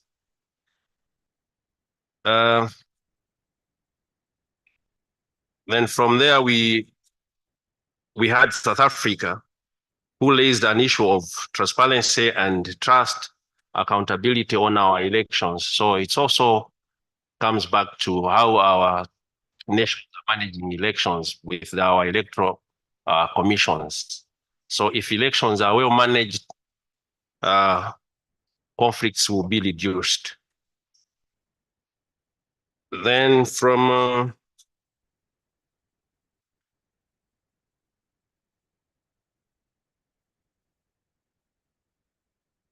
Angola, Angola lays the concern on Mozambique, the post-election violence which is happening there, who is asking the 56th Plenary Assembly to support Mozambique that they should attain peace, because if the violence continues, more lives will be lost. So Angola was only asking for the support from the Sadc PF. Zimbabwe only spoke on how they are doing with their democracy in Zimbabwe, where they are including youth in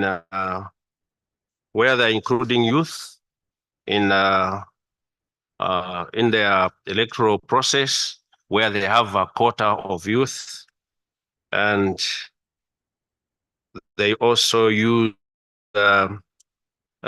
digital and social media, which encourages youth to participate in governance issues. Malawi was supporting the motion by congratulating Botswana for having a peaceful transition of governments from a ruling party to the opposition, winning the election. Then from the last speaker from South Africa, I didn't get his point of reference on what he was talking about.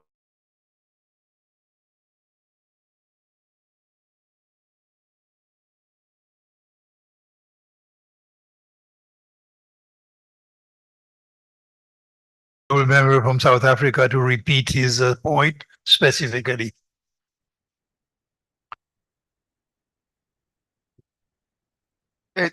Chair and President, I was talking about consequence management. Thank you, Honorable. Thank you, Honorable Mwalwanda. Would you please conclude with your reply? Yeah, thank you, Mr. President. Yeah, Lily, we in Sadc region, most of the times, Lily, we have problems with conflict management, because I think we haven't done much. We haven't done much on that one. So I think we really need to look into it as how best we can manage these conflicts so that they don't spread widely. In conclusion, Mr. President, I just want to make this House understand that as much as we are supporting and singing the song that we are having democracy in our nations, but when we look at the way we are handling our democracy is not progressing, but retrogressing. Why am I saying that? When you look at the economies of our nations, the way they were before we were into democracy, you find that our economies are going bad because of the democracy thing. Our leaders, we leaders, immediately we are ushered in office, we are not looking at the best way of handling our nations, but we are looking at the next election. How do I come and win the next election? So this is dragging us behind instead of progressing. Mr. President,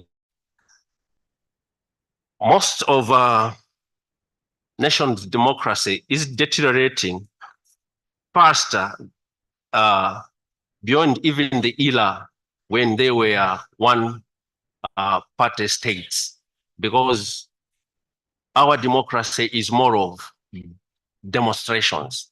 If parties disagree, they'll find means and ways to use the youth, misuse the youth to go in the streets and demonstrate instead of the parties to sit down and dialogue. Mr. President, I so submit. Thank you. Thank you, Honorable Mwanda.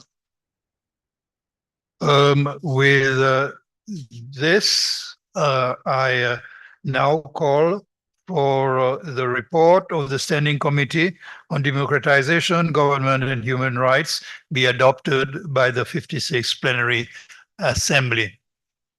Are there any objections? There being none, the report is duly adopted. Thank you very much. And once again, thank you to the committee for their work and the report. And we are sure that our organization will take due note of the recommendations. Honorable members, we will pause now for your health break, and I will respect your full entitlement, and we will resume at 11:35. Thank you.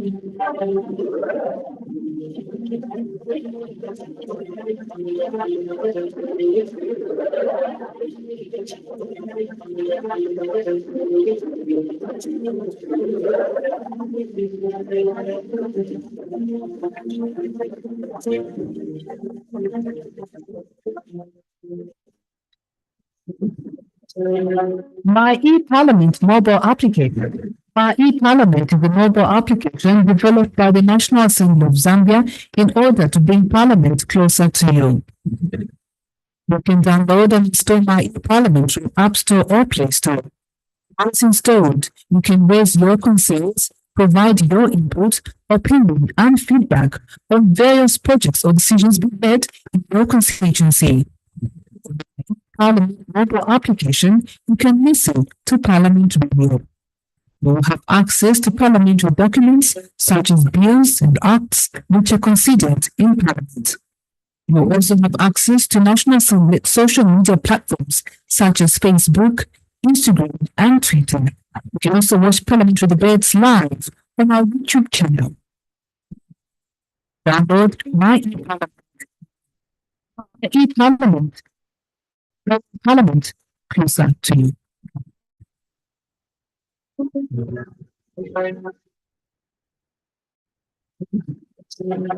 My e-Parliament mobile application. First, download the app on either Play Store or App Store and install. After installation, open the app. Step 1. Register your personal information, that's your names, gender, NRC, and date of birth. Step 2. Add your contact information, your email, phone number, and home address. Step 3. Select your constituency. Step 4. Create your 4-digit PIN. At this point, the system will send an SMS to your mobile number with a one-time passcode. Step 5. Confirm with one-time passcode that was sent to your mobile. Step 6. Sign in using your phone number and the 4-digit PIN. And step 7. Create your submission and submit. My e-Parliament, bringing Parliament closer to you.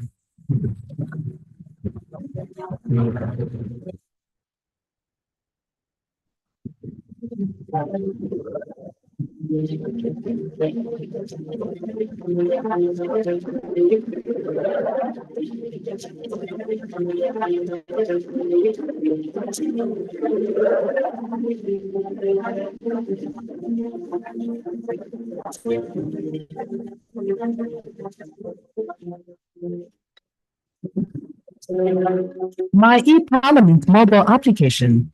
First, download the app on either Play Store or App Store and install.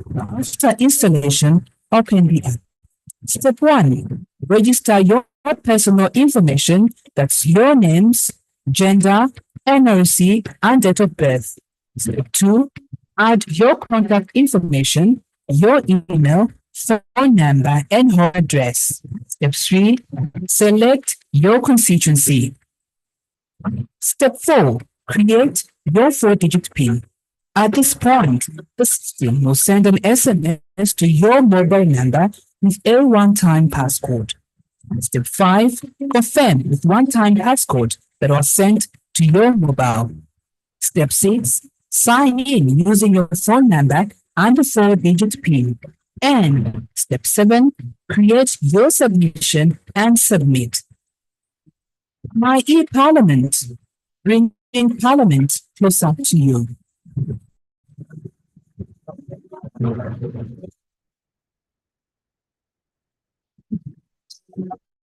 My e-Parliament mobile application. My e-Parliament is a mobile developed by the National Assembly of Zambia in order to bring Parliament closer to you. You can download and install My e-Parliament from App Store or Play Store. Once installed, you can raise your concerns, provide your input, opinion, and feedback on various projects or decisions being made in your constituency. Parliament mobile application, you can listen to Parliament Radio. You will have access to parliamentary documents such as bills and acts which are considered in Parliament. You will also have access to National Assembly social media platforms such as Facebook, Instagram, and Twitter. You can also watch parliamentary debates live on our YouTube channel. Download My e-Parliament. My e-Parliament, Parliament closer to you.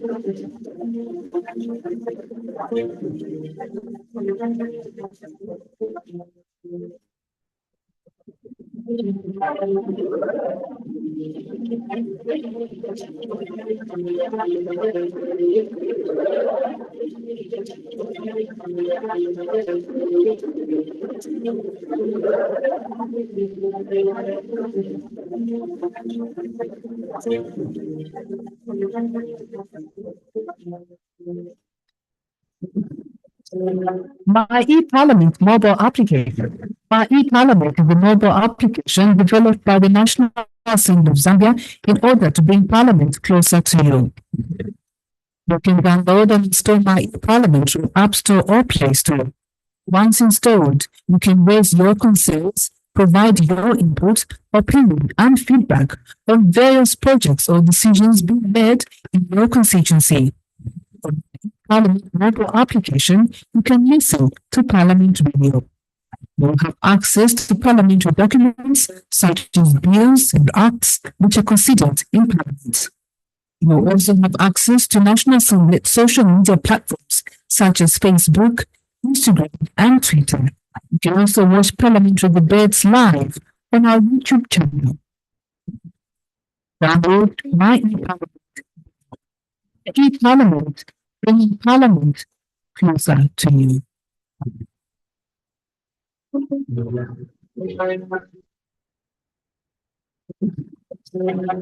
My e-Parliament mobile application. First, download the app on either Play Store or App Store and install. After installation, open the app. Step 1. Register your personal information, that's your names, gender, NRC, and date of birth. Step 2. Add your contact information, your email, phone number, and home address. Step 3. Select your constituency. Step 4. Create your 4-digit PIN. At this point, the system will send an SMS to your mobile number with a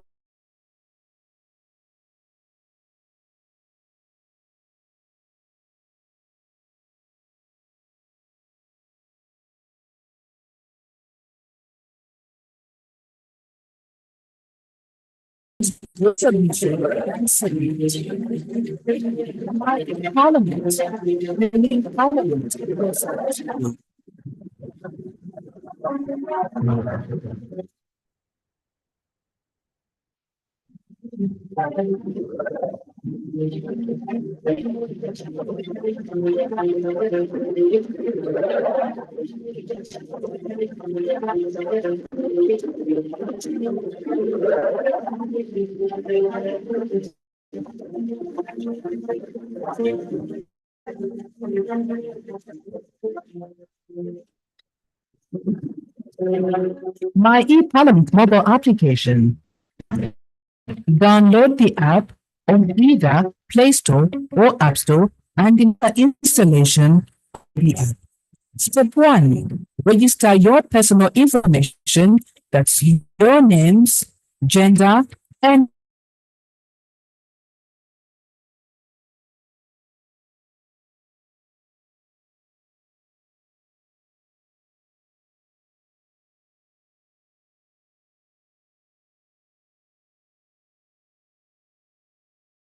point. The system will send an SMS to your mobile number with a one-time passcode. Step 5. Confirm with one-time passcode that was sent to your mobile. Step 6. Sign in using your phone number and the 4-digit PIN. And step 7. Create your submission and submit. My e-Parliament, bringing Parliament closer to you.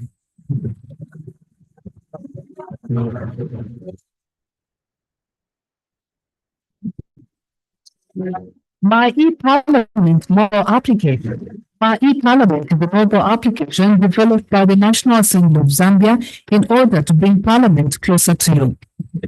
You can download and install my e-Parliament from App Store or Play Store.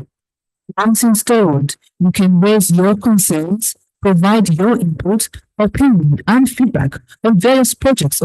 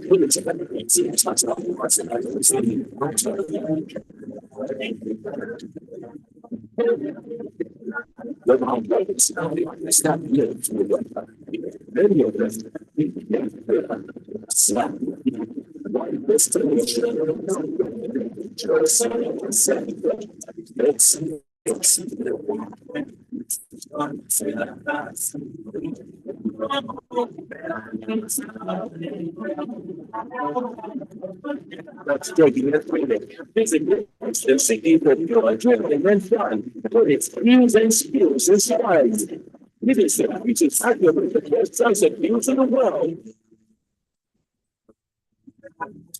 Memorable European adventures in the small park of Turkey.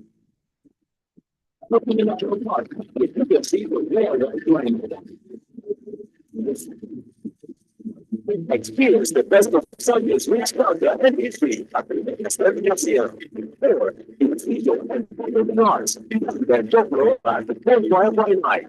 And to furthermore, the most of majestic, mighty Victoria Falls, the 7 natural wonders of the world, across your finger, the snow that candles, and visit the living service and maybe the ground of the greatest world. Famous icon, Zambia, but we call it home. One Zambia, what does the nation make us explode? Zambia, let's explore.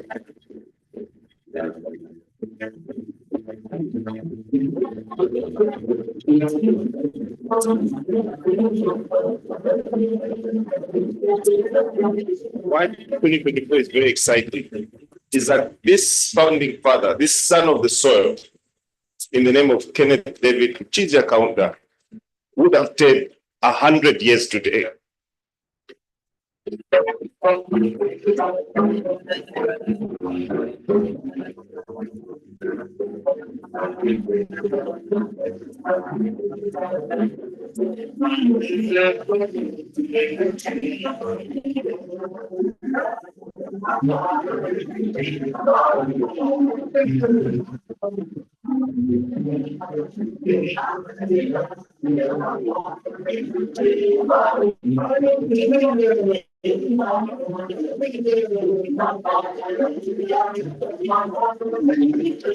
Once again, allow me to repeat our thankfulness to His Excellency the President, the you and to the representatives of our union for the respect to Countless legacy. After the naming of the Bengal gave the same as a befitting tribute to his exemplary life and the great legacy of One Zambia, One Nation, and today we call it One Zambia, One Nation, One People.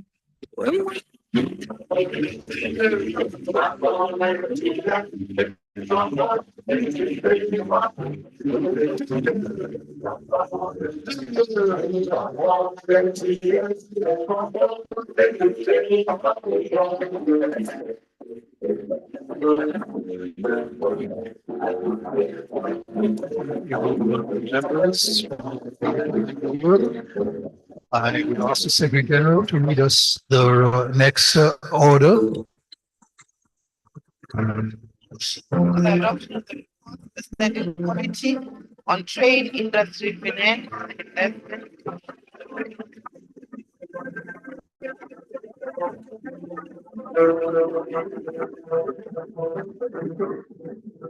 The motion for the adoption of the report for the Standing Committee on Trade, Industry, Finance, and Investment will be presented by the Honorable Ruth Mendes, Chairperson of the committee. Honorable, please move the motion in your name. Muito obrigada, senhor presidente.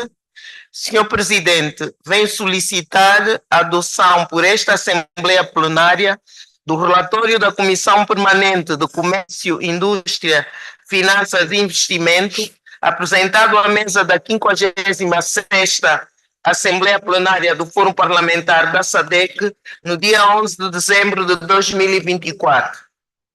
Senhor presidente, em conformidade com os termos de referência e ao abrigo da linha B do artigo 42º do Regimento Interno do Fórum Parlamentar da Sadc, a Comissão Permanente de Comércio, Indústria, Finanças e Investimento. Honorable, having moved the motion, we will wait for the secondment before you address. Okay.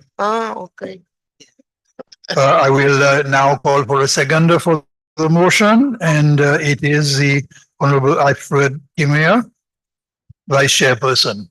Mr. President, I second the motion. Thank you. Honorable Ruth Mendes, you may now address the motion in your name.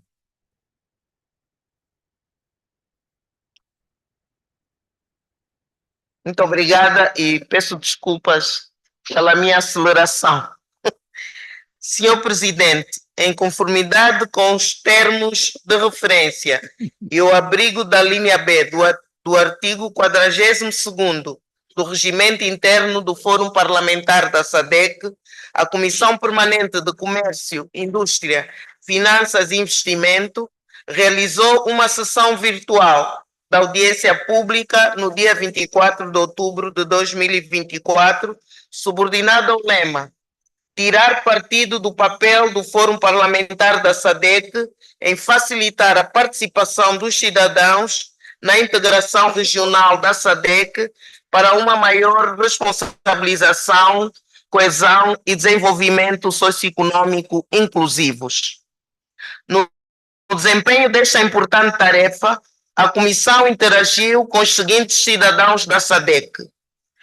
Sr. Rony Chari, diretor executivo da Chandler Institute of Justice. Advocate Davi Malunguiza, assessor sênior do Observatório de Recursos da África Austral. Chepo Magoma, responsável pela divisão de inovação empresarial e empresário do Fórum da Juventude da África Austral. Lisa Mavuva, secretária executiva do Gabinete de Coordenação Regional do Fórum da Juventude da África Austral. Crispin Chomba, chefe de evidências estratégicas e programação do Safe AIDS. Tebo Moteuli, presidente da Juventude Unida em prol da mudança no Lesoto. Senhor Presidente, uma vez que os ilustres parlamentares estão a par do conteúdo do relatório da Comissão, limitar-me a mencionar os pontos mais relevantes que foram destacados durante as deliberações. Segue-se um resumo das principais questões levantadas no âmbito das áreas temáticas e das deliberações. Ponto 1. Comércio interregional e redução das barreiras comerciais. Introdução à Zona de Comércio Livre Continental Africana. A Zona de Comércio Livre Continental Africana é um acordo comercial entre os Estados-membros da União Africana visando a criação de um mercado único de bens e serviços com a livre circulação de pessoas e bens, bem como a realização de investimentos. Os principais objetivos da Zona de Comércio Livre Continental Africana incluem a redução dos direitos aduaneiros, a eliminação das barreiras não pautais, o reforço da competitividade, a promoção do desenvolvimento industrial, assim como a diversificação econômica em toda a África. Espera-se que com a implementação da Zona de Comércio Livre Continental Africana se impulsione o comércio intra-africano, crie oportunidades de emprego e reforce a integração econômica e o poder de negociação coletiva da África na economia mundial. Desafios para os empresários da África Austral.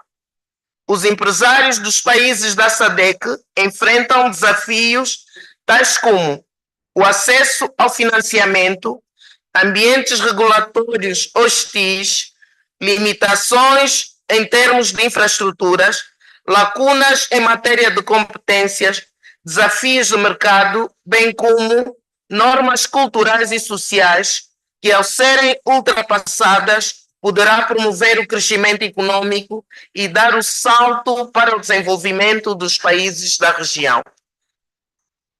Facilitação do comércio, experiência em desenvolvimento de infraestruturas. A nível de alguns países da África Austral, estão a ser preparados portos para facilitar as exportações. Tais portos essenciais como o de Dar es Salaam na Tanzânia, de Durban na África do Sul e o recentemente melhorado Porto do Lubito e o Porto de Águas Profundas em Cabinda, que está a ser construído em Angola. Estes são imprescindíveis para facilitar as exportações dos produtos explorados nos Estados-membros da SADC. Sobre as redes ferroviárias e rodoviárias, existem amplas redes ferroviárias que ligam países sem acesso direto ao mar, como a Zâmbia e a RDC, a portos costeiros. Projetos tais como o Corredor Norte do Sul, o Corredor Norte-Sul e o Corredor do Lubito são indispensáveis para facilitar o comércio regional. Portos como os de Nacala e Maputo são essenciais para a exportação de minerais. O corredor de Nacala, incluindo a ligação ferroviária ao Malawi, é crucial para aumentar a eficiência das exportações. Relativamente aos centros logísticos, a modernização dos aeroportos e o desenvolvimento de centros logísticos melhoram o controle de cargas e simplificam as cadeias de abastecimento de mercadorias de valor elevado e sensíveis ao fator tempo. Ponto 2. A industrialização e o desenvolvimento de cadeias de valor regionais. As parcerias público-privadas são contratos a longo prazo entre uma parte privada e uma entidade governamental, visando assegurar um patrimônio ou um serviço público em que a parte privada suporta um risco significativo e a responsabilidade de gestão, sendo que a remuneração está ligada ao desempenho. Os exemplos de parcerias públicas ou privadas que podemos citar são a expansão do setor dos transportes, que é uma via para a industrialização, e a construção de estradas, caminhos de ferro, portos e aeroportos, que são essenciais para o desenvolvimento de cadeias de valor. O investimento em energia, como as centrais solares e as transmissões, e em tecnologias de informação, como as redes de banda larga, garantem a criação de cadeias de valor, uma vez que estas facilitam o comércio, especialmente o comércio digital. A água e o saneamento, através da construção de barragens, catapultam a industrialização e criam cadeias de valor duradouras. Os benefícios incluem a integração regional, o comércio regional, o desenvolvimento de infraestruturas, a criação de empregos, promoção do investimento, transição energética e transformação digital.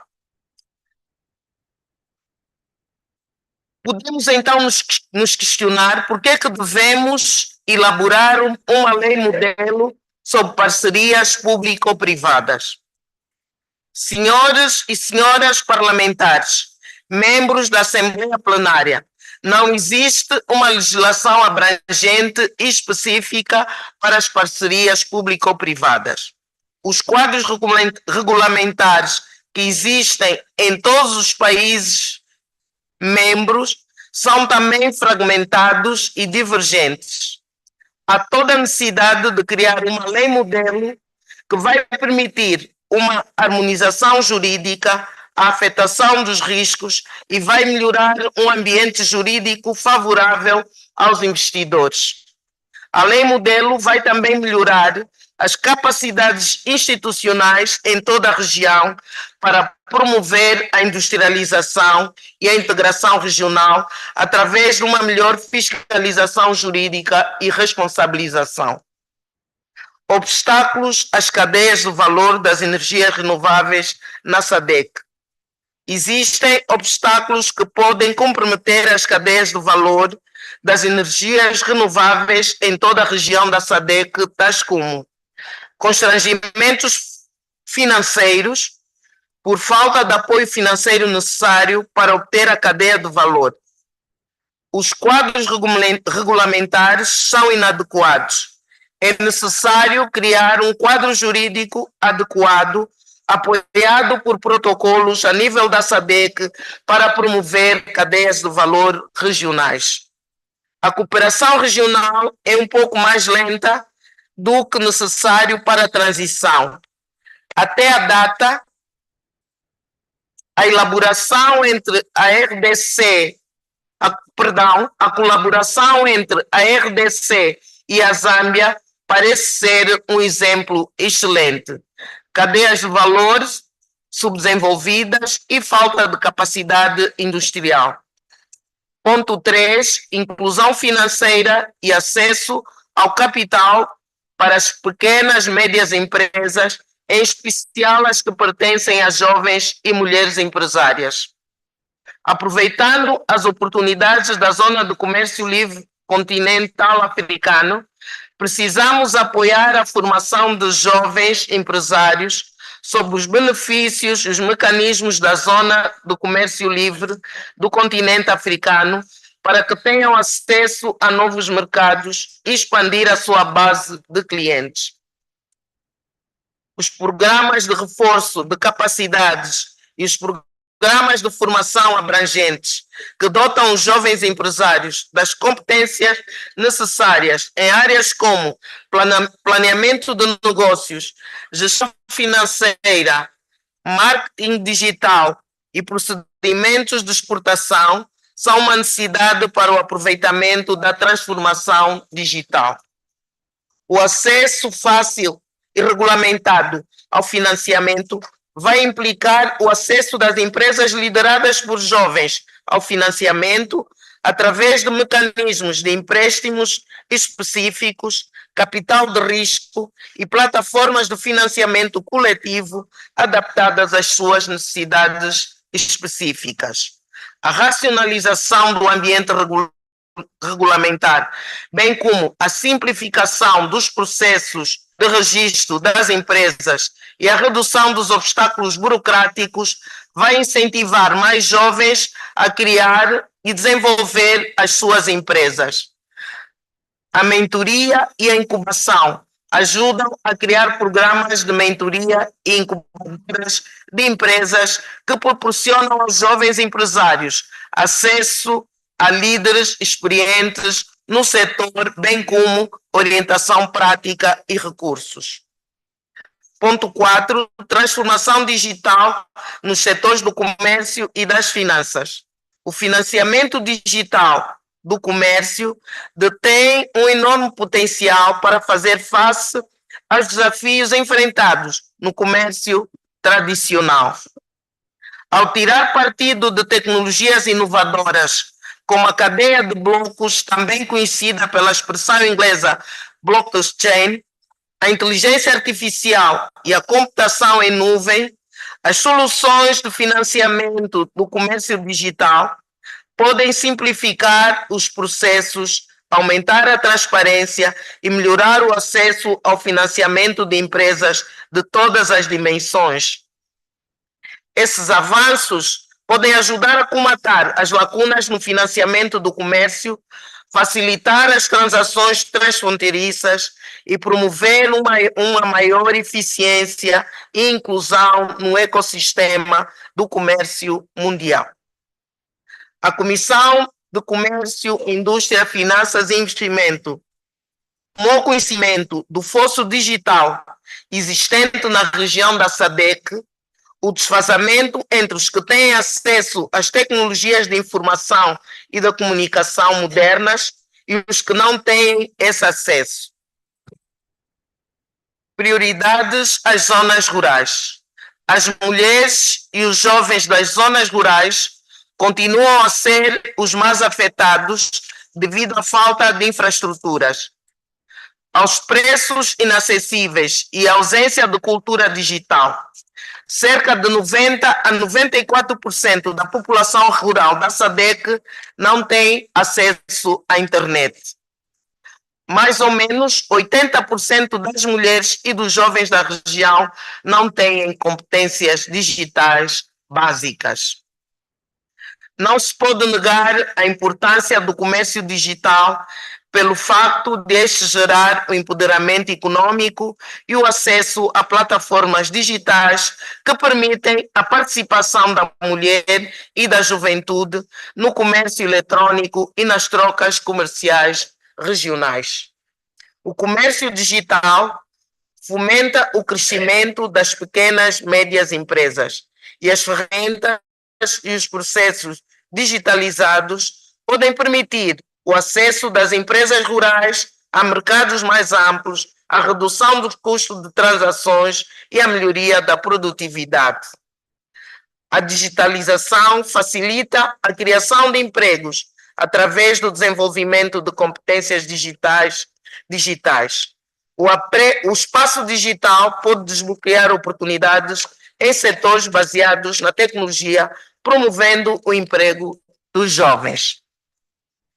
Ponto 5º, iniciativas de investimento sustentável e de financiamento ecológico. A região da SADC é um polo mundial de minerais determinantes para a transição energética. Os minerais verdes, também designados minerais críticos, minerais de transição energética, minerais estratégicos ou minerais de desenvolvimento, são uma componente vital das tecnologias verdes. A indústria mineira é um setor fundamental que engloba o comércio e o investimento e, por conseguinte, Consequently, these are essential factors towards sustainable development in Africa. Global energy transition and the demand for such minerals is a great opportunity for the region to promote industrialization, beneficiation, thereby creating value chains for the region. The regulation in this area is lagging behind. We need to protect the extractive industries. Parliament should develop strategies to protect strategic minerals. We need to harmonize protocols in the area of mineral exploitation in order to give way for equitable transformation based on green energy to ensure we have regional value chains in the area of minerals. The TIFI committee would like to recommend to the plenary assembly the following: to ensure that member states should create a conducive environment for beneficiation of critical minerals in order to create employment to the youth,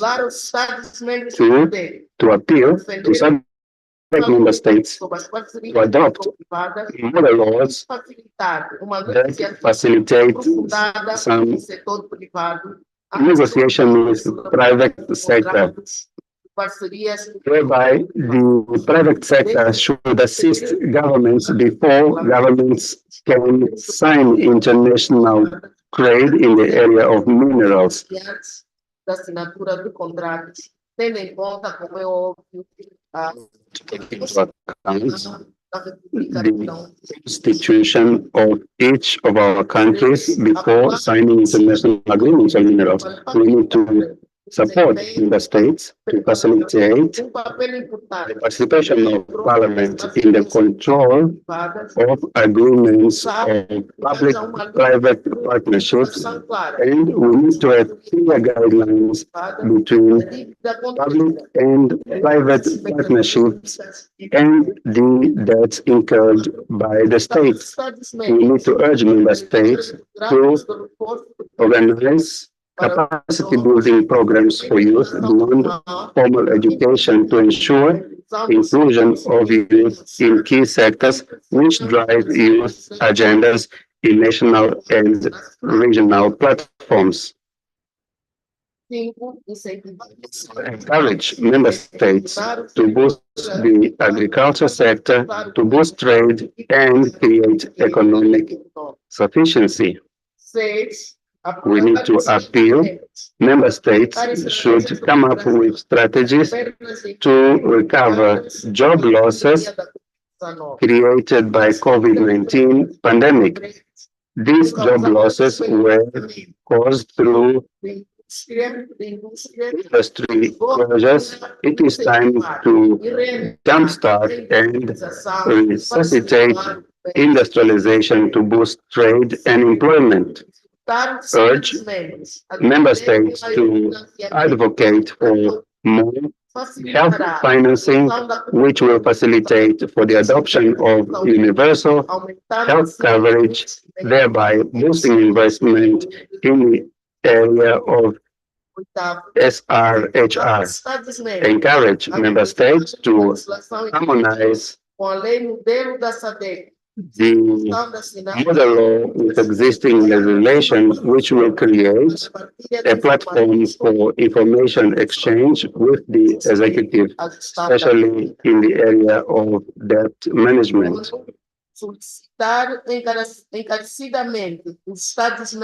Implore member states to remove barriers that hinder trade within the region.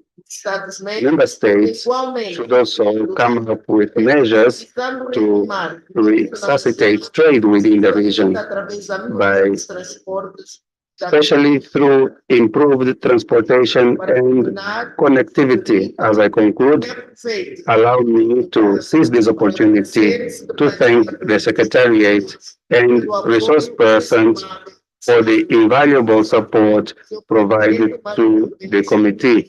Honorable President, I beg to move. Thank you. Thank you very much, Honorable Chairperson. I will now ask the seconder of the motion to address.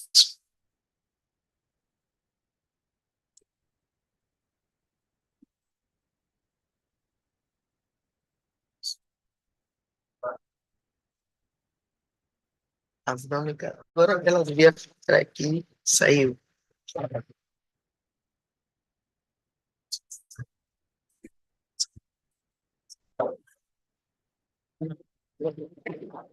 Thank you, Mr. President.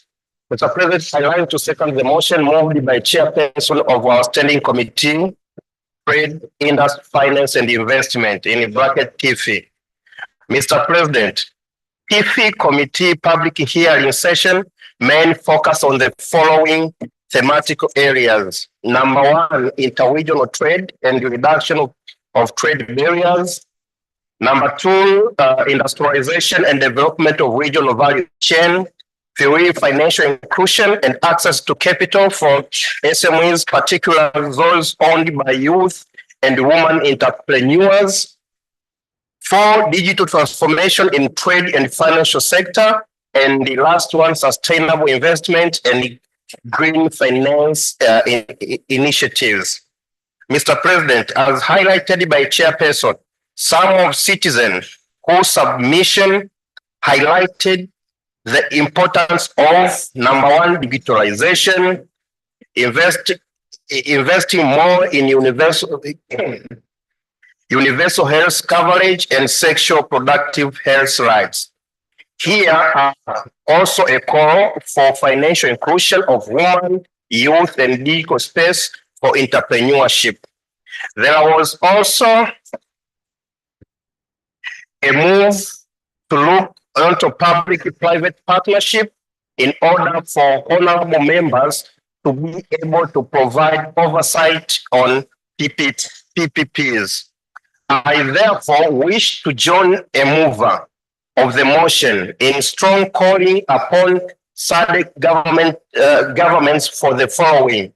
The first one, to be aware that trade is imperative in building sustainable development, and they should know that increased trade is important in creating value chain in the region. Second, to recognize that Sadc need to move in alignment with other regions and invest in digitalization. Three, to recognize the need of expansion of infrastructure investment through PPPs. 4, to be aware that limitation of women and youth access to resources and decision-making power hinder their ability to have sustainable business and have trade opportunities. 5, to build capacity on youth beyond formal education for inclusion in the digital trade space and create employment opportunities. 6, SADC country need regulatory reform to harmonize SADC trade policies to support e-commerce and digital trade across the borders. 7, SADC countries have to adopt strategic to ensure gender-responsive legislation and need to have action to expand SRHR financing and adoption of universal health care. And the last one, SADC countries should recognize the need to domesticate PFM model law. Mr. President, it is noteworthy that SADC Parliamentary Forum took advantage of its unique regional position to provide public participation platform where experts and citizens are able to share with committee on the issues that affect the region and allow the committee to deliberate and make recommendation. Mr. President, as I conclude, allow me to commend the Office of Secretary General of the SADC Parliamentary Forum and the entire Secretariat for professional manner in which they organize a public hearing session for the committee. Mr. President, with these few remarks, I second the motion and I thank you.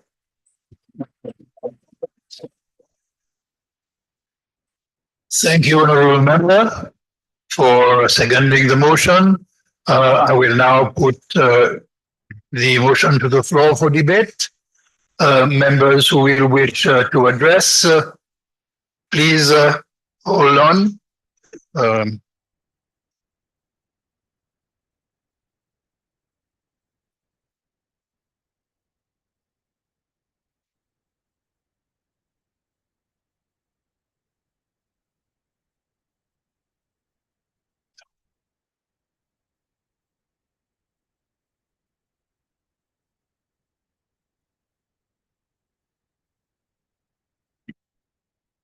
Thank you.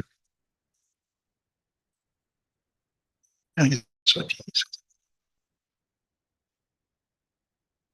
you very much, honorable members. I will give the floor to the member from Zambia.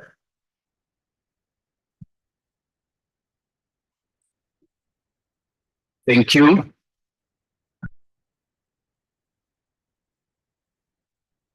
Mr. President, allow me to commend the mover and the seconder for their excellent work on the motion. Mr. President, as I reflect on the report, I am reminded of the progress that we have made in promoting regional integration, trade, industry, finance, and investment in the region. However, the report, Mr. President, also highlights the challenges that lie ahead, including the need to enhance intra-regional trade, promote industrialization and value chain development, improve finance and investment, and address the impacts of climate change. Mr. President, Zambia is committed to addressing these challenges and supporting the report's recommendations. Mr. President, there is need to accelerate investments in regional infrastructure, particularly in transport and energy, to enhance regional connectivity and reduce the cost of doing business. Mr. President, we must also prioritize the development of regional value chains, especially in agriculture, manufacturing, and green energy, to drive economic growth and development. Furthermore, we need to promote policies that ensure inclusive access to finance for SMEs, youth, and women, and expand initiatives focused on climate resilience and sustainable development.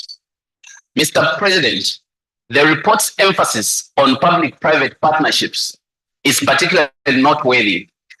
PPPs have immense potential in promoting regional integration, infrastructure development, job creation, and boosting investment.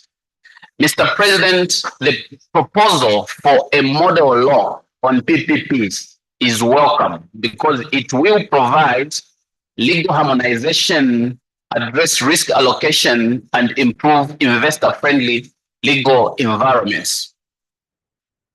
This is a critical step towards unlocking the full potential of PPPs and driving industrialization in our region. Mr. President, we also acknowledge the importance of addressing the gaps in the current legal framework, including the absence of comprehensive PPP-specific legislation and fragmented regulatory frameworks across member states. With these few remarks, Mr. President, I support the report of the Committee on Trade, Industry, Finance and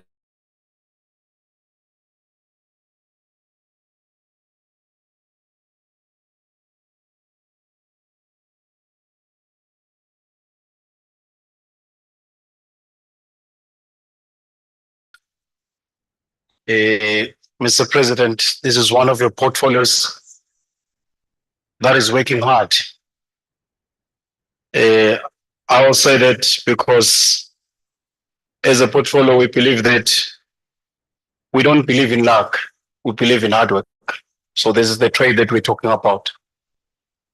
Honorable President, as SADC member states, we need to adopt strategies to ensure gender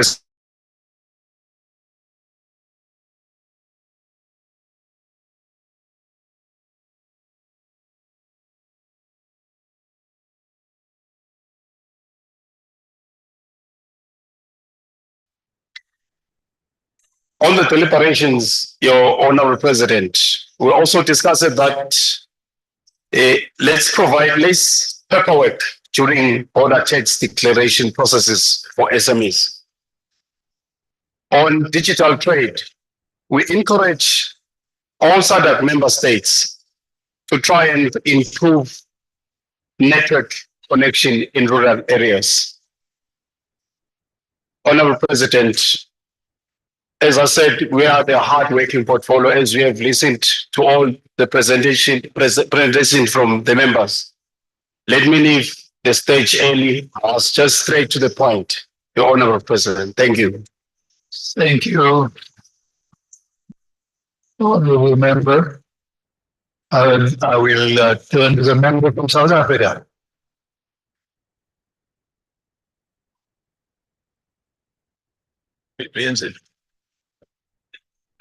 Honorable President. Oh, thank you. Honorable President and the distinguished members. Regional integration stands as a powerful force for development, peaceful coexistence, economic growth, and shielding us from global crises, including pandemics.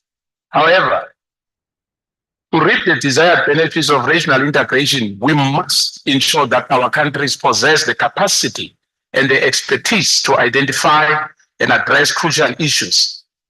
For instance, if one has to take in cognizance the issue of the DRC from Lubumbashi to Kinshasa, and in fact in other countries as well, in our regional countries, as it stands now, our railway line is in tatters. And for us to trade freely, we need to up the game. We can't still believe in free and trade and industry if we are still using roads. AFC FTA National Implementation Committee.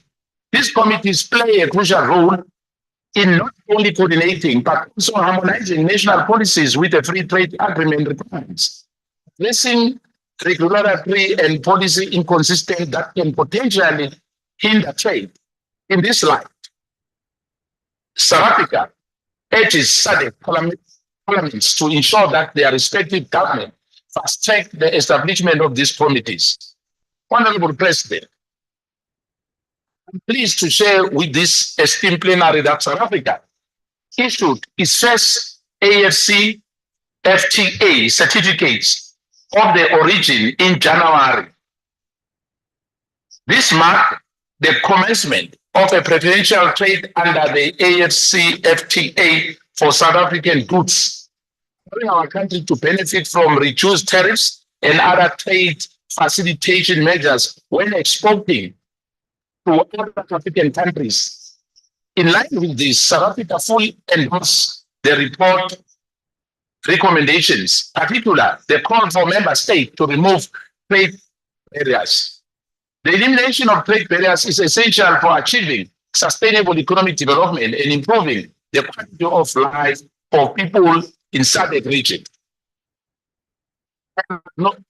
In acknowledging the significance potential of Africa women and youth in the implementation of the AFC FTA, South Africa welcomed the African Union adoption of the Protocol on Women and Youth in Trade. This protocol aims to enhance the participation of women and youth in trade by promoting equality, eliminating discrimination, and ensuring that this group benefits from trade opportunities within the agreement. As we anticipate the tabling of this protocol in our respective parliaments, it is our hope that each member will earnestly prioritize and ratify this protocol, thus affirming our collective commitment to fostering inclusivity and leveraging the potential of our citizens. To request the region to support, I must say that this before I conclude.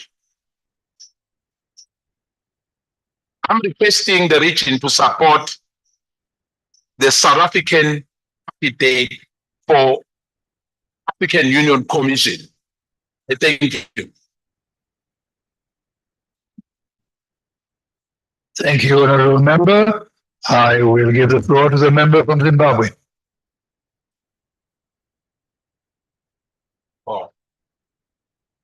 Thank you, Mr. President. Honorable Chairperson, fellow members, allow me to extend my gratitude to the Standing Committee on the Trade, Industry, Finance and Investment for the comprehensive report presented following the statutory public hearing.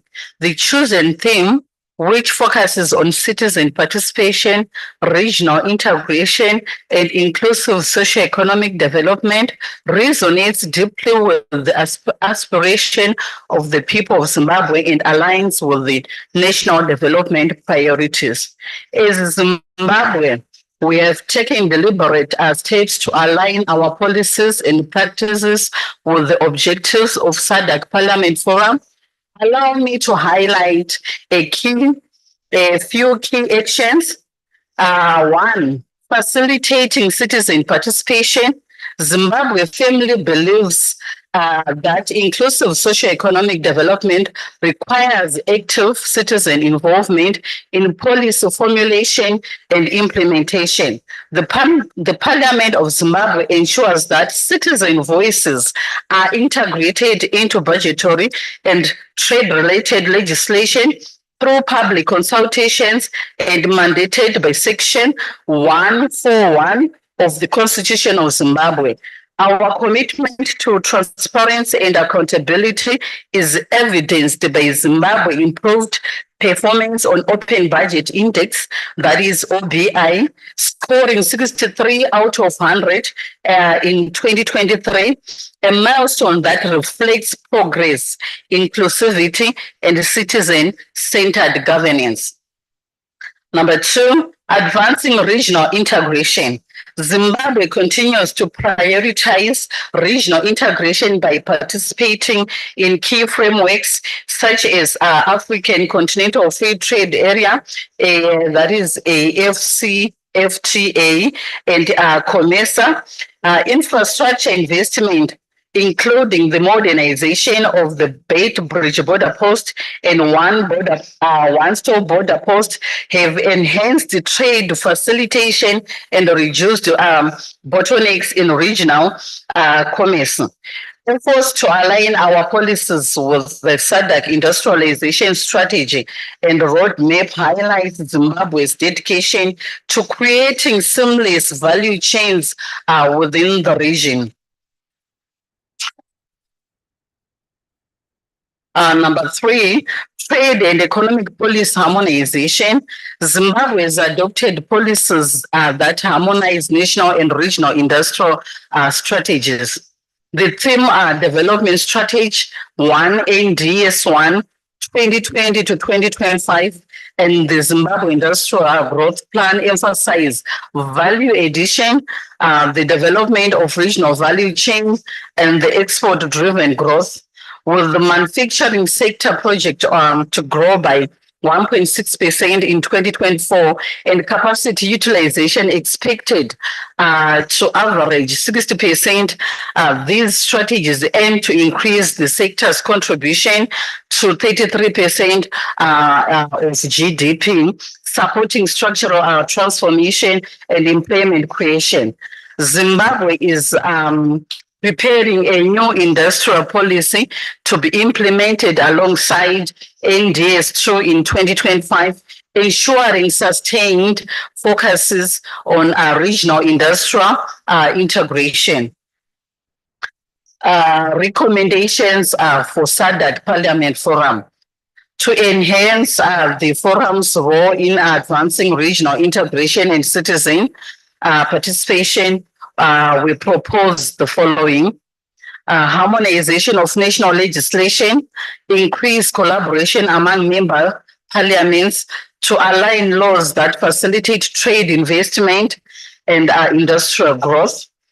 Number 2, citizen engagement framework, that is establish a regional mechanism for involving civil society and private sector in Sadc decision-making process. Then number 3, monitoring and accountability mechanism, that is develop a robust framework to monitor and evaluate member states' progress in implementing Sadc agreements to ensure accountability and shared progress.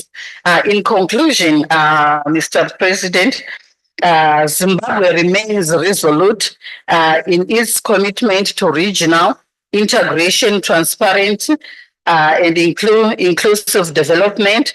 Together, let us leverage the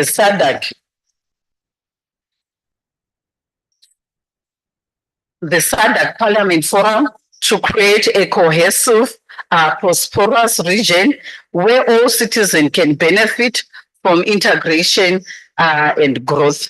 I thank you, Mr. President. Thank you, Honorable Member. With that, I've taken the members who had wished to address, and I therefore call on the mover of the motion to reply to the debate.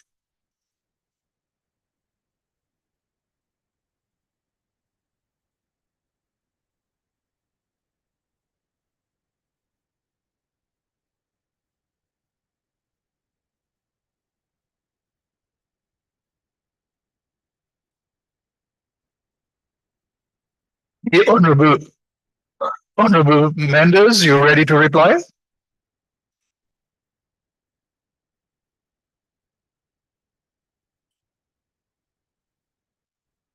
Muito obrigada, Sr. Presidente.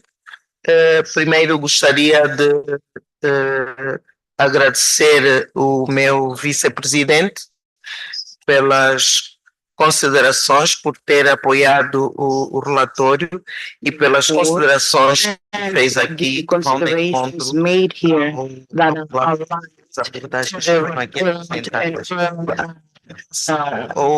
presentation made here. With regards to my colleague from Zambia,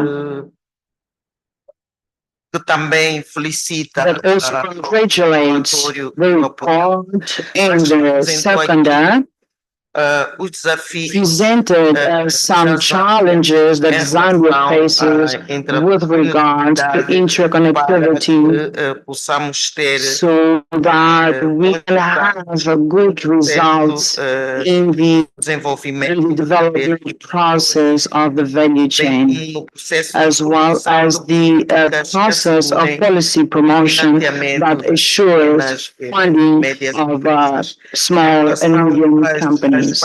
With regards to the PPPs, he characterized that there are potential in the investment promotion in the region so that they can be successful. Estamos sim de acordo.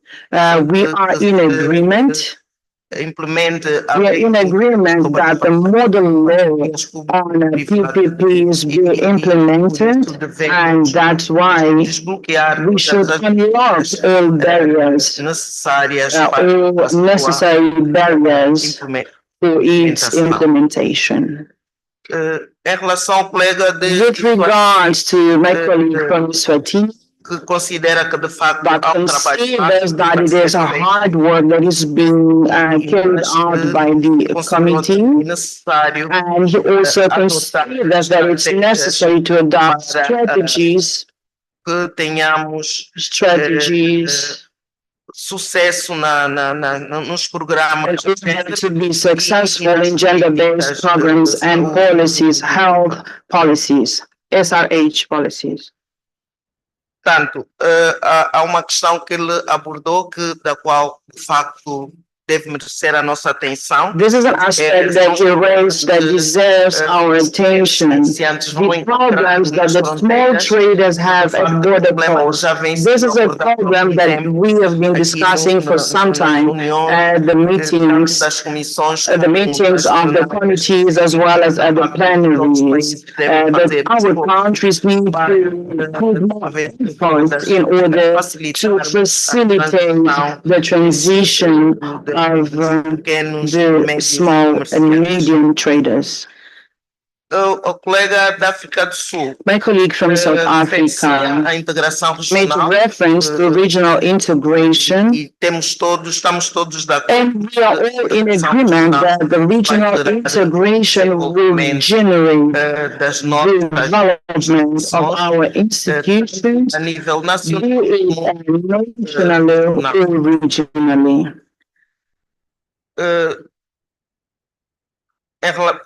Foi aqui abordada a questão da capacidade dos nossos países The capacity of our countries was also brought up for the creation of infrastructures, and the critical presented here is indeed correct, because we cannot, and I would like to mention that I'd like to mention especially the fact that we're neighbors to Namibia, and when we need to leave Angola to Namibia via railway, we have this difficulty. In the north and the eastern parts with other countries, we have the same difficulties. So I do consider that the infrastructures that are being created at country levels, especially the rail infrastructures, will indeed help on the integration process for regional trade. I would like to congratulate South Africa for issuing the first certificate on the free trade zone, because this will facilitate trade of goods to other regions.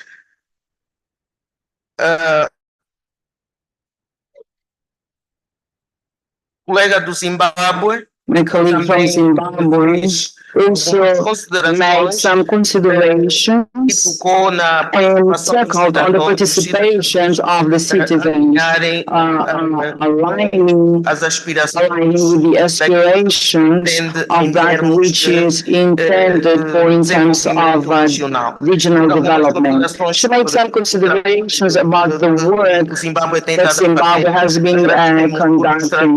We thank you very very much for sharing the information about the steps that Zimbabwe has been given.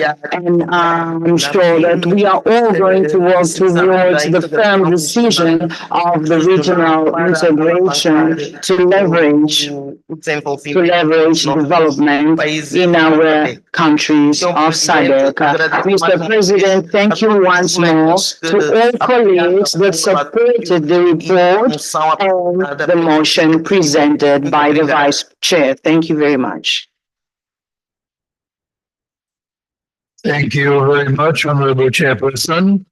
With the reply, I will now call for the adoption of the report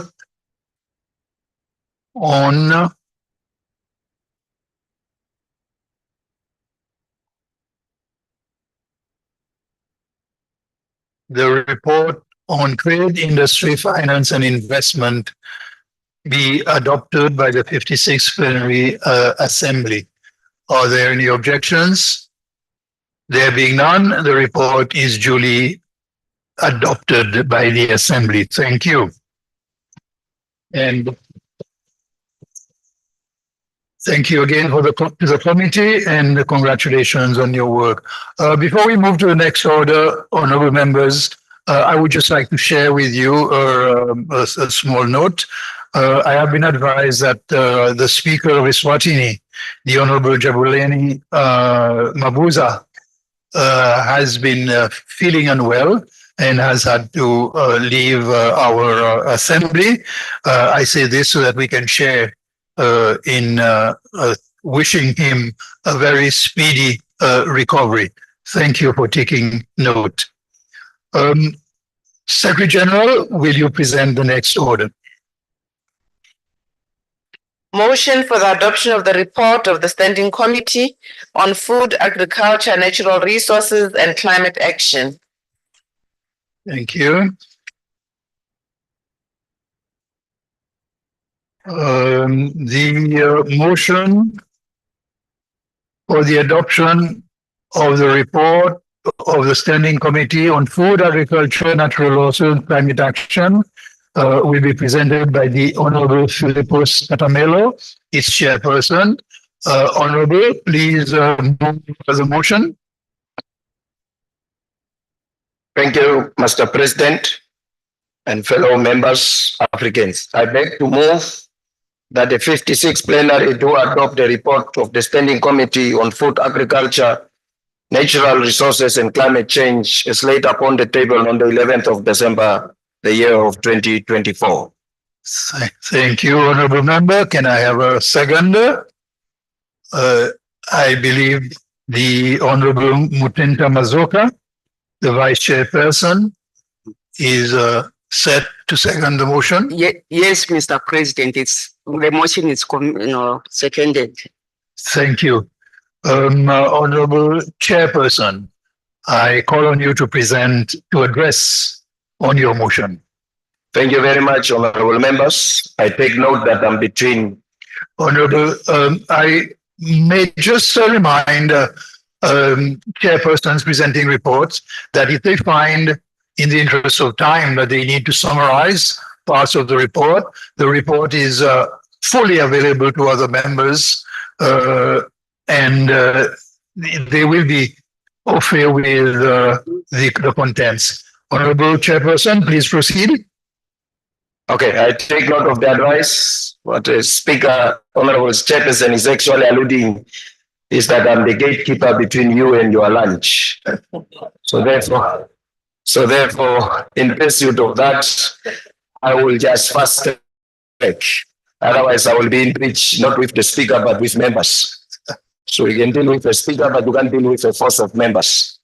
With that, honorable members, it's my honor and profound privilege to recommend and substantiate the Franca Standing Committee in line of the mandate stipulated in Rule 2042, paragraph D of the Sadc Parliamentary Forum Rules and Procedures, held its statutory meeting virtually on the 18th of October 2024, under the theme leveraging the role of Sadc Parliamentary Forum in facilitating citizen participation in SADC regional integration for enhanced accountability and inclusive socio-economic development and cohesion.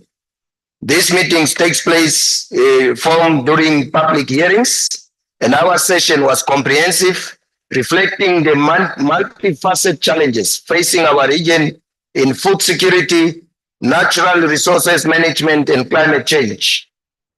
The report further highlights the region's ongoing struggle with climate change and its cascading effects, including food insecurity, biodiversity loss, energy instability, and social vulnerabilities. The committee recognized that achieving a sustainable future requires urgent and coordinated parliamentary action to develop policies that reflect these priorities to empower communities. Furthermore, the report emphasizes the need to strengthen food security in the region through the establishment of the Parliamentary Alliance on Agri-Food System, Food Security and Nutrition, and a platform which brings together parliamentarians to facilitate parliamentary action through networking and collaboration. This we have witnessed on the 9th of December, a key milestone in fortifying our collective efforts towards food security in our region. Climate smart agriculture has emerged as a critical pathway to enhance food security and resilience, addressing the immediate impacts of climate vulnerability on crop yields and livelihoods. The establishment of the Parliamentary Alliance within SADC will play a pivotal role in scaling up these practices through legislative advocacy, resource mobilization, and regional collaboration. The meeting further looked at COP29 priorities and how climate finance can be accessed through the management of natural resources and biodiversity conservation, water security and sustainable water management, disaster risk reduction and renewable energy, and the decarbonization in line of the new collective quantified goal which was set at COP29 in Baku. Against this background, the committee was guided by 5 core questions that examine the actionable pathways to tackle these critical issues.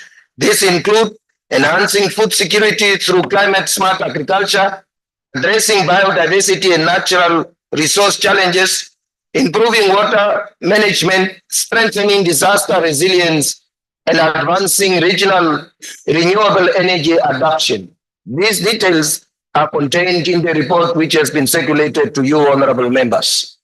It's therefore, Mr. President, our deepens and members' understanding that of these core issues, including climate finance, the intersection in climate and SRHR, food security, agricultural productivity, natural resource governance, and energy security, water security, amongst others, the committee received submissions from various individuals and organizations. In pursuit of your commitment, Honorable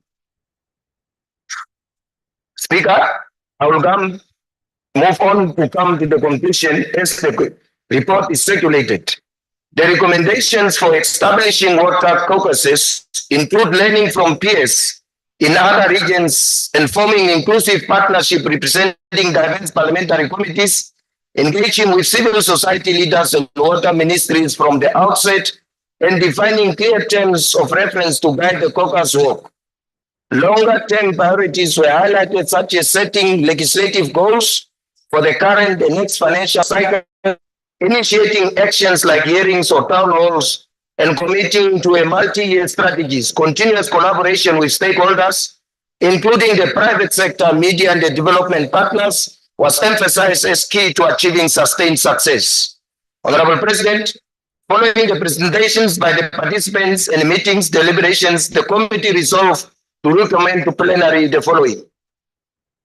H, all SADC member parliaments to advocate for increased budget allocation, not for membership fees, but for climate finance, emphasizing funding for adaptation, mitigation, and resilience projects, particularly in vulnerable and high-risk regions. Members should report streamlining access to funds like Green Climate Fund and the establishment of direct access entities at national and regional level. 2, encourage SADC member states, member parliaments to adopt, implement policies that promote agroecology and climate smart agricultural practices to strengthen resilience, reduce emission, and enhance food security. Support for the gender sensitive approach, financial incentives for sustainable agricultural practices should be prioritized. 3, advocate for the integration of gender responsive strategies in climate action and disaster risk reduction. The Parliamentary should therefore ensure women and marginalized groups central to planning and implementation process, enabling equitable access to resources and decision-making opportunities. All on SADC member parliaments to form a regional parliamentary alliance for food security and nutrition to promote legislative frameworks, resource mobilization, stakeholder engagement, and awareness raising efforts. The alliance should focus on agri-food system transformation and align with SADC developmental goals. 5, urge member parliaments to develop clear strategies for transition to renewable energy while facing down resilience on fossil fuels. These strategies should prioritize energy security, affordability, and inclusivity by addressing potential job losses through the investment in green technologies and skill development. 6, encourage SADC member states to develop a comprehensive strategy for classification, exploitation, and value addition of critical minerals. These strategies should ensure equitable benefit for local communities, promote regional economic transformation, and align to the global climate mitigation effort. Recommend that SADC member parliaments advocate for investment in sustainable water management practices and infrastructure to address agricultural and urban needs. Integrated water resource management frameworks and transboundary cooperation should be strengthened. Urge member parliaments to prioritize investment in early warning signs, anticipatory action, and disaster resilience program. Legislation should include mechanisms to protect vulnerable populations and addressing climate-induced displacement through the domestication of frameworks like the Kampala Convention. Call for the establishment of transparent mechanisms to track and evaluate the implementation of climate and food security laws. Parliaments should monitor the allocation and utilization of funds to ensure effective governance and equitable resource distribution. Promote the use of Commonwealth climate finance advisors and other technical experts to enhance the capacity of member states in preparing viable climate finance proposals. Parliamentarians should also advocate for cross-regional exchange to share best practices in FSN governance and climate adoption. Encourage member parliaments to evaluate the current regional agricultural investment plan and support the development of the next one that takes place from 2025 to 2030. This effort should ensure alignment with the SADC priorities, operationalize the SADC Agricultural Development Fund, and improve resource coordination. Lastly, advocate for the regional public hearings and community dialogues to understand local needs and integrate citizen inputs into national and regional policies. This ensures inclusivity and accountability in decision making. The report of the Standing Committee on Food, Agriculture, Natural Resources, and Climate Change is a culmination of all rigorous and dedicated efforts to remain abreast of the global and regional priority challenges and opportunities in the discourse of our areas of remit. This report reflects our commitment to advancing sustainability, enhancing food security, and adapting to the worsening impacts of climate change in our region. Mr. President, I therefore beg to move the plenary assembly and pray for the adoption of this report. So I move, Mr. President. Thank you very much, Honorable Chairperson, for the report. Before I go any further, please join me, honorable members and colleagues, in welcoming the Honorable Speaker of Madagascar, the Honorable Justin Tokeli, who has joined us and has taken his seat in the plenary. And I also welcome with him the Honorable Lova Rajao Belen, who is a member from Madagascar. Thank you very much.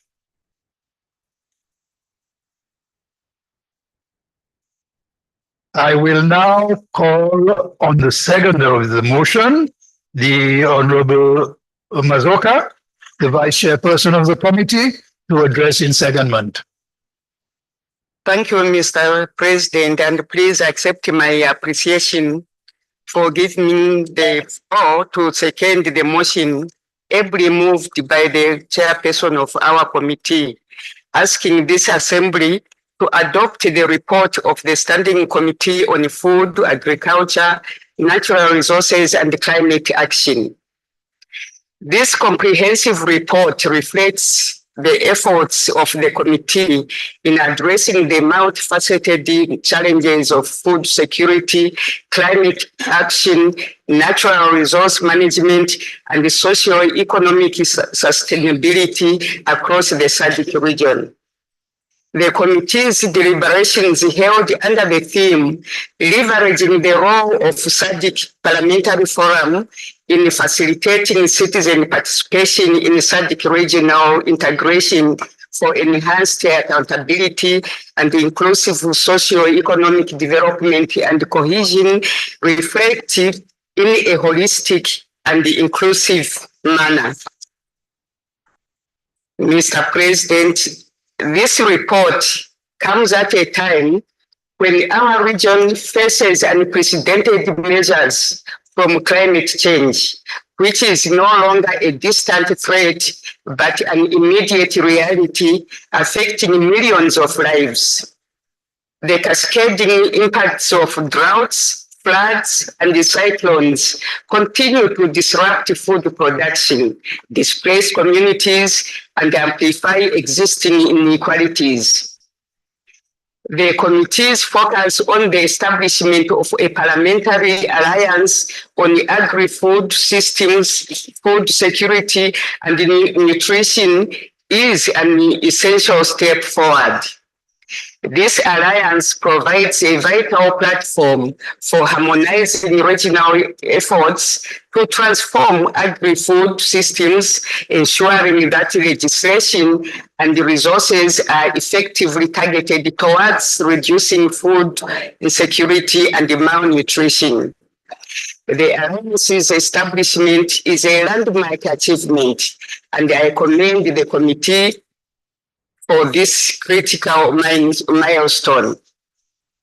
The report, Mr. President, also highlights the potential of climate-smart agriculture as a transformative tool to build resilience and sustainable food production.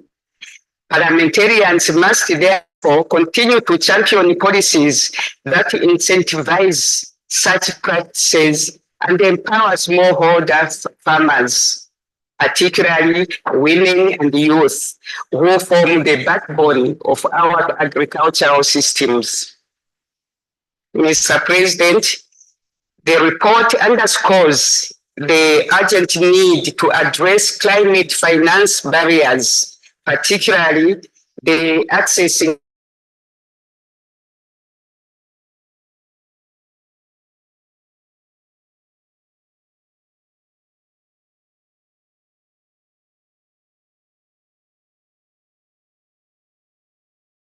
$110 billion annually for climate action, received only $2 billion during the 2019-2020 period.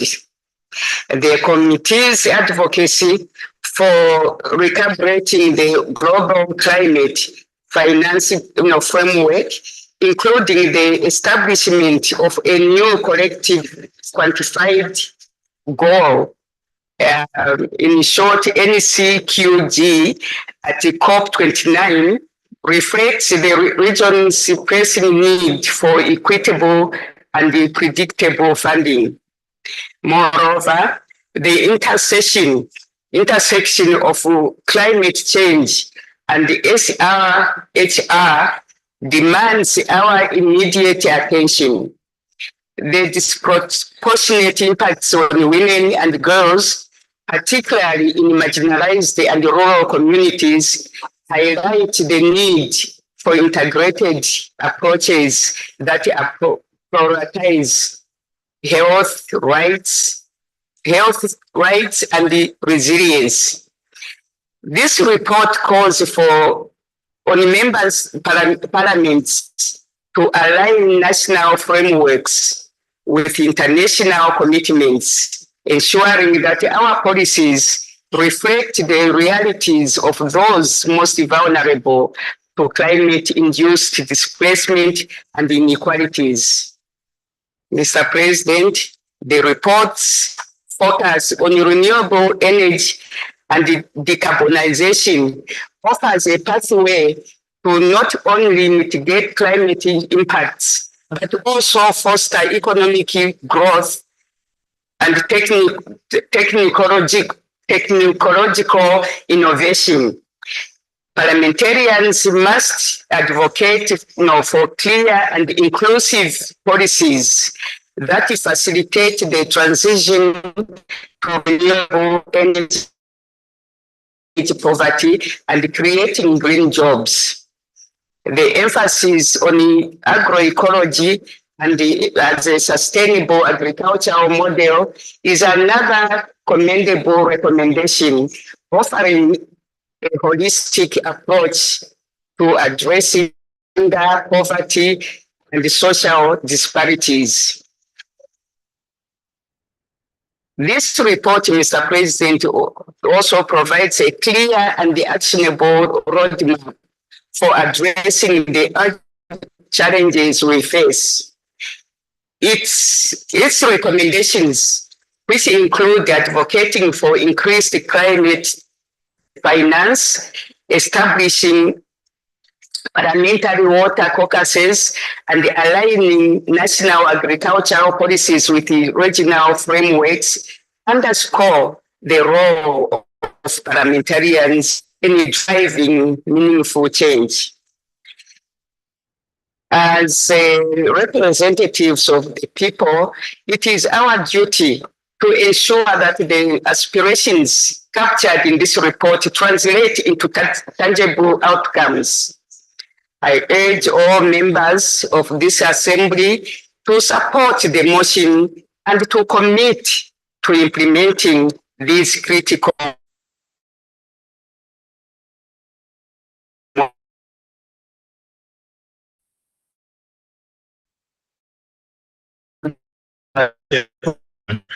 With that, the floor will be open for the intervention of members in debate. And I now ask members who wish to intervene to please raise the country flag so that we can note.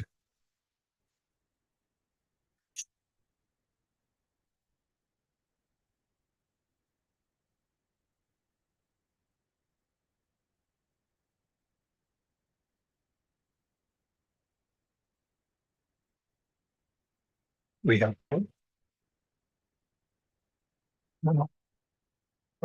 over here.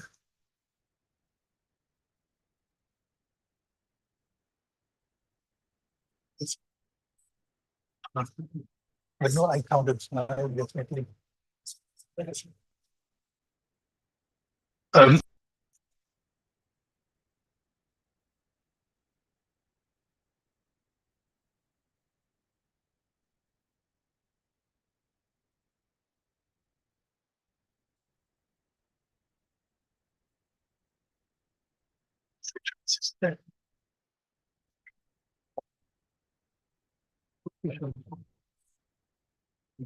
Thank you. Thank you very much, honorable members. I will intervene. I will take these 5 in the interest of time. I will not be taking any other interventions. So I thank you. And I first call on the honorable member from Lesotho to address. Thank you very much, Mr. President. I rise to add my voice to the recommendations by the Standing Committee on Food, Agriculture, Natural Resources and Climate Action to the 56th Plenary Assembly, particularly on the need for SADC member parliaments to develop clear strategies to gradual transition to renewable energies, as we are finding a balance between our ambition for industrialization and economic growth and renewable energy transition. This indicates the need for the transition to be equitable and just. Mr. President, 28 agreed on an initiative to triple the global renewable energy capacity and double energy efficiency by 2030. Successfully achieving these objectives will skyrocket the demand for critical energy minerals. And it is at this critical time that Africa should claim its rightful place in the global market. And we are not asking that from the kind of baseless entitlement, but a long overdue deserved support. It is this time that SADC should play an important role in the renewable energy value chain because we hold the key to making this transition possible. The SADC region is a home for approximately 30% of the critical energy transition minerals, including lithium, cobalt, nickel, and copper, which are vital for the production of solar panels and wind turbines, among others. With the International Energy Agency projecting the demand for these minerals will surge significantly in the coming years, the SADC region stands at a critical juncture. We possess the resources necessary to lead in this global transition, yet we must harness this effectively and ensure that our development aligns with both regional and global trends. In 2023, Africa received less than 2% of the investment in clean energy, despite accounting for about 60% of the world's solar resource. These statistics paint a dark picture and reminds us that the solutions for African challenges must be found within African continent. The global community at COP29, Mr. President, intensified efforts to increase renewable energy deployment to curb greenhouse gases emissions and limit global warming. As highlighted, the SADC region faces unique challenges and opportunities in the transition from fossil fuels to renewable energy sources. Southern Africa is highly energy insecure, with more than half of the population lacking access to electricity, the lowest rate in the world. Electricity supply is central to our regional economic development. Our transition agenda is constrained by limited infrastructure, high initial costs, and policy inconsistencies. We must therefore work towards harmonizing our regional policies and fostering collaboration among stakeholders, including the private sector and development partners, to support investment in the renewable energy sector. Mr. President and honorable members, to avoid being compelled into the transition dictated by external forces, we must proactively shape our own path. This requires not only leveraging our mineral wealth, but also implementing robust policies that promote the local value addition and sustainable practices that will benefit our communities. The urgency of meeting our energy needs implores us to act decisively and strategically. The critical role of parliamentarians in facilitating and legislating a just transition cannot be overstated. Mr. President, the commitment made under the United Nations Sustainable Development Goals, particularly SDG 7 on affordable and clean energy, and the African Union Agenda 2063, which calls for the expansion of reliable and sustainable energy to all Africans, is an obligation to us to act. We must be committed to protecting vulnerable communities and workers that will be affected by the transition, ensuring that policies include provision of training, upskilling, and social safety nets to support workforce shifts from fossil fuels industries to clean energy sectors.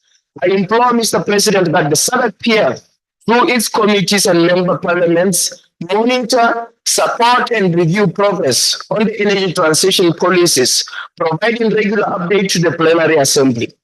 I therefore support, Mr. President, that the recommendations of the report, I therefore support the recommendations of the report, but more specifically the recommendation for Sadc member parliaments to develop clear strategies for our gradual transition into renewable energies while phasing down on fossil fuels rooted in the prioritization of the energy security, affordability, and inclusivity. I therefore support, Mr. President. Thank you.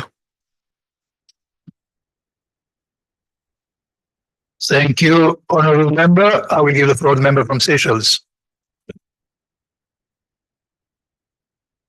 Thank you, Mr. President, for giving me the opportunity to make a few remarks in relation to the report tabled before the House by Honorable Catamiro. By now, we have come to realize that challenges of climate change and climate crisis faced by farmers in the region are real and a matter of great concern. And the immediate priority, as pointed out by the second of the motion, Honorable Mazuka. And there is now the critical need to address disaster reduction to enhance climate resilience. By saying that, Mr. President, and reflecting back on the theme of our plenary assembly, which is leveraging technology and innovation for smart inclusion and responsive parliament in the Sadc region, the region needs to start thinking of embarking on smart agricultural practices and invest in modern technologies to help the agricultural sector and encourage farmers to continue with their production, especially during the drought season, as farmers need to continue producing food for the population.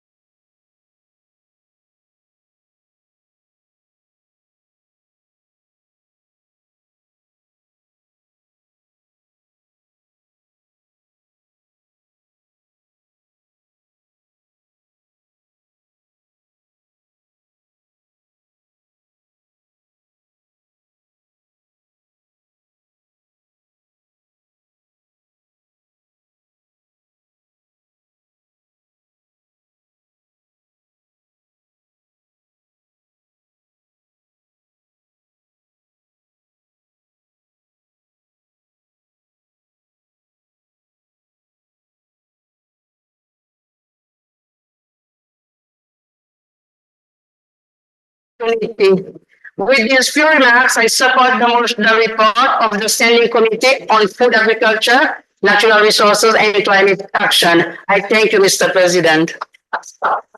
Thank you, honorable member. I give the floor to the member from South Africa. Thank you very much, Honorable President and honorable members. Our reality is that the recent weather patterns have significantly exacerbated food insecurity, resulting in what has been recorded as the worst drought in the region. This distressing situation has led to widespread water shortages, substantial livestock losses, and diminished harvests, further exacerbating widespread hunger and desperation. The 2022 Sadc Synthesis Report on Food and Nutrition Security indicates that food insecurity remains alarmingly high, with an estimated 55.7 million people affected between April 2022 and March 2023.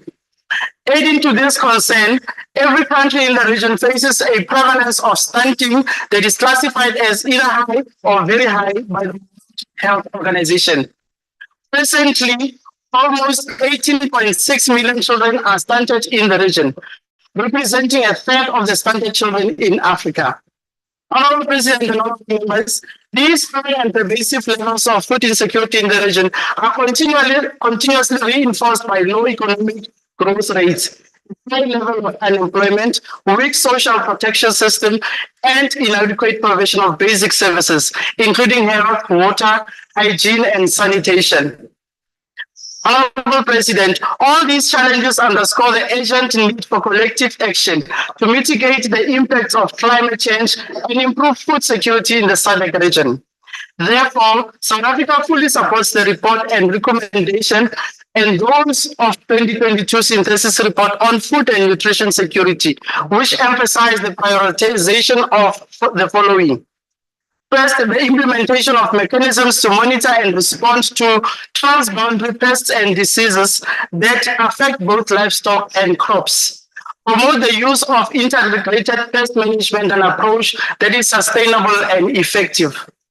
The expansion of high-impact nutrition interventions targeted at children under the age of 5, adolescent girls, and women of reproductive age, with the aim of accelerating stunting reduction in the region. The development and the implementation of resilience-building initiatives, including employment creation in rural areas, incorporating climate-smart technologies in subsidies and conservation agriculture to enhance sustainable agricultural practices, while also helping to build community resilience to climate risks. And lastly, to strengthen the integration of agriculture and food security interventions in the climate change national adaptation and mitigation plans. This will promote conservation agriculture as well as environment and ecosystem management while building community resilience to climate risk. It is through these strategic interventions that we can collectively address the pressing issues related to climate change and food security in our region. South Africa therefore supports the adoption of the report. Lastly, Honorable President, South Africa reiterates its request for the region to support Lerato Dorothy Matabuke to be the Commissioner on Infrastructure and Energy. Thank you so much. Thank you, Honorable Member. I give the floor to the member from Angola. Obrigada, Sr. Presidente. Sr. Presidente, eu também quero juntar a minha voz aos colegas que já se pronunciaram à volta do relatório. Tenho que considerar que, de facto, é uma matéria, é uma questão muito cara para alguns dos nossos países e Angola não está de fora dos efeitos das mudanças climáticas, sobretudo o da seca. Nós registramos nos últimos anos secas severas no sul de Angola e, por conta disso, o governo angolano The government has taken some measures to mitigate these effects of the drought. In the province of Plenary, which is one of the provinces that is mostly affected, 165 kilometers was built, which is called the Kafo Canal. And apart from this irrigation canal with water along the canal, a road was also built on top of the canal that will facilitate the passage of people and animals, as the province is known as a region that is rich in cattle.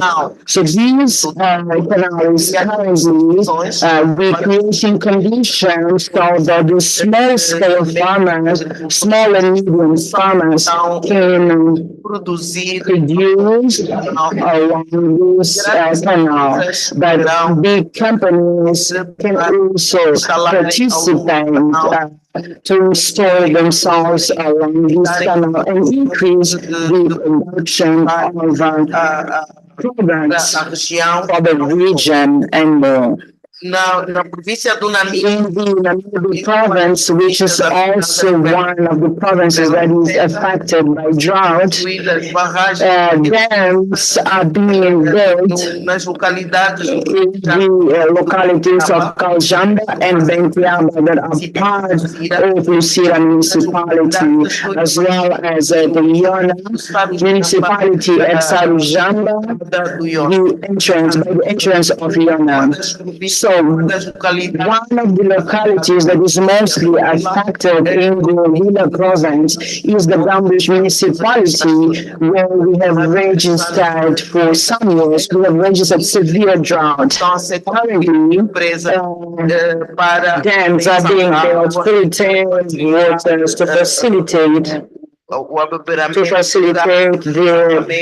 water drinking of cattle and agro production for family agriculture, considering the great difficulties that the population in the region are facing. For all of this, I can only, considering the benefits that this report brings us, I can only support the approval of the report of this committee. Thank you very much, Chair. Thank you. Thank you, Honorable Member. I give the floor to the member from Zambia. Thank you, Mr. President, once again. I rise to support the vital discussion that we have had on advancing climate resilience and food security across the Sadc region. The recommendations presented are recommendable, and I would like to add a few points to strengthen further our collective responsibility towards achieving these goals. As we deliberate, I would like to specifically highlight Zambia's progress in advancing climate resilience, food security, and sustainable development in alignment with the recommendations discussed. On point number one, Mr. President, climate finance and access to global funds.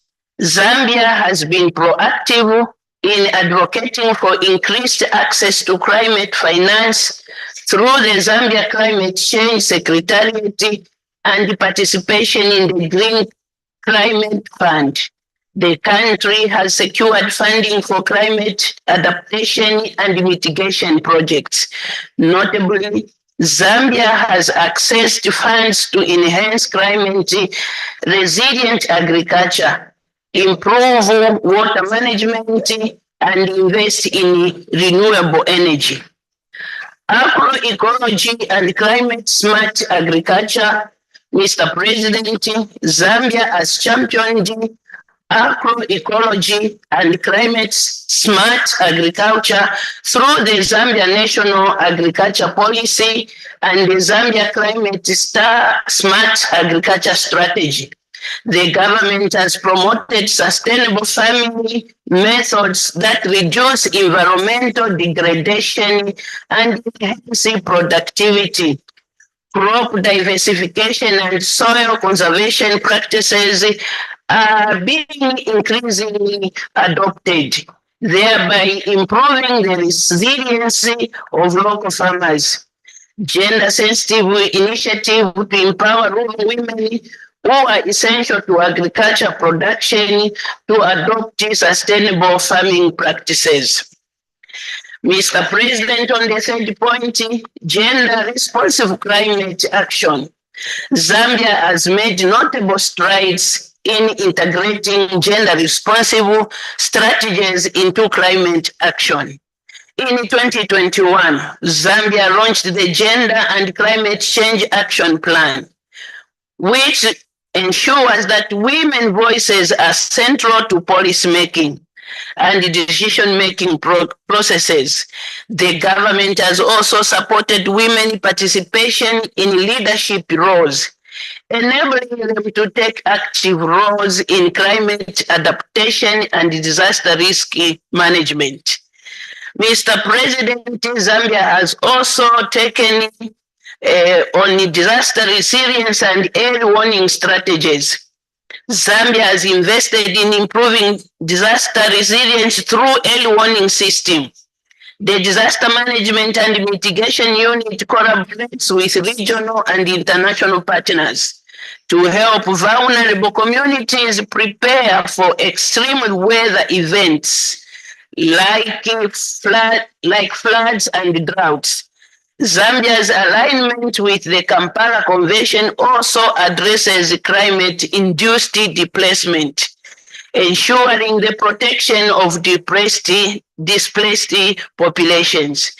Lastly, Mr. President, on tracking and evaluation policies, Zambia has established a mechanism to track and evaluate the effectiveness of climate and food security policies. The Zambia Environmental Management Agency monitors environmental impacts, while the Ministry of Agriculture regularly assesses food security and agriculture productivity, ensuring effective policy implementation. In conclusion, Mr. President, allow me to state that Zambia made a significant progress in advancing climate resilience and food security, aligning with regional recommendations for sustainable development. The country's effort in securing climate finance, promoting climate smart agriculture, integrating gender responsive strategies, improving disaster resilience, and effectively tracking policies showcase its commitment to addressing the challenges on climate change and ensuring food security. Zambia's initiatives serves as a model for other nations in the Sadc region and contribute to the collective responsibility for achieving these vital goals. With these few remarks, Mr. President, I thank you and stand with the committee for the adopting of the report. Thank you. Thank you. Thank you, Honourable Member. The floor is now to the Honourable Mover of the motion to reply on the debate. Thank you, Mr. President. Sincerely appreciate all members, no questions, but it shows a commitment, Honorable Kati, for renewable energy and the strategies that we need to put in place. The data is saturating, and the commitment that we need to observe and achieve is clearly at our doors. Our job as the committee is to present the factual matters that we observe and for us to take corrective action.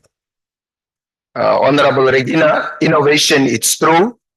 We need to adapt. We need to change in order to be relevant moving forward. Otherwise, the transition, we are going to be left behind, and we need to form partnership for us to open doors. Honorable Petty from South Africa, the worst drought, the weather patterns, everything that's happening we know, but it is how we react to it and how we prepare ourselves to mitigate through the storm. But the reality is that things have changed. Honorable Mendes, I can't agree with you more as a neighbor. When you talk about the southern part of Angola, you technically refer to the northern part of Namibia, because those two borders is where we meet. So your challenges in Kunene is also our challenges, and mitigating forward is true. Honorable Nyemba, thank you for sharing the Zambian experience. But what is most important is the collective effort that as a family that we are together, how do we respond to it? And there's this thing that we say, climate change, climate change. I'm sure we have all done studies. We are all graduates and undergraduates. And there's one fundamental aspect that has come for me to ponder and ask myself, what has caused the problem? Is it climate change or is it capitalism? The carbon dimension, what has led to it? And we can't solve a problem applying the same thinking that has caused the problem. A computer is a very good tool that we can use. But if you don't improve your computer skills, you are not able to tap that important tool that is there. People talk today about artificial intelligence, about a lot of things on that computer. If you don't develop yourself to be able to tap on that resource, we are going to miss. And that is the quest that we are here today. I'm sure if I can take, I know a lot of my people are here. That's why the Tswalas, when we defined the language, they came with a phrase and say, Mudimo kinko, homuki mudimo onko imetse, wana leo ne watoka boroko, wana leo ne watoka borobanga. Thank you.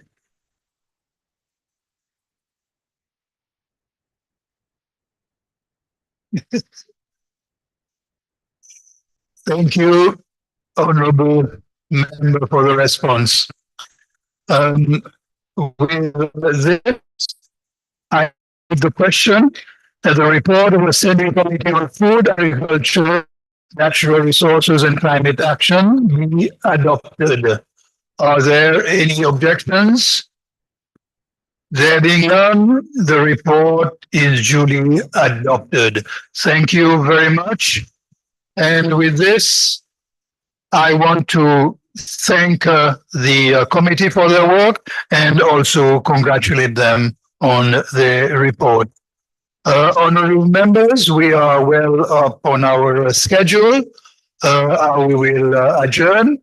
And Honorable Speaker Moti has wishes to have the floor. Honorable.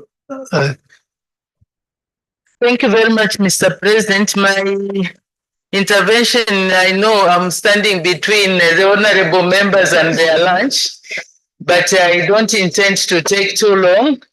But this is just to bring to the attention of the honorable speakers and honorable members that today, honorable members, is the birthday of our beloved president, the Right Honorable Speaker Roger Martin of Seychelles.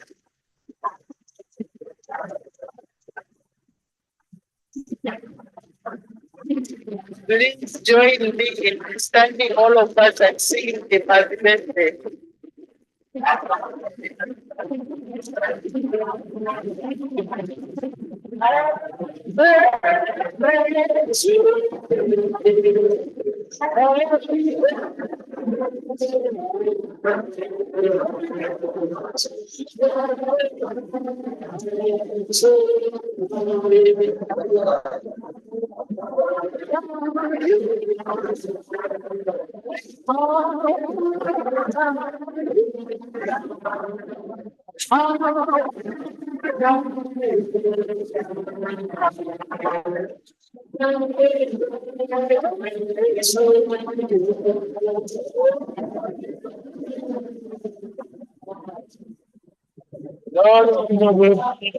Honorable members, before we move down the floor.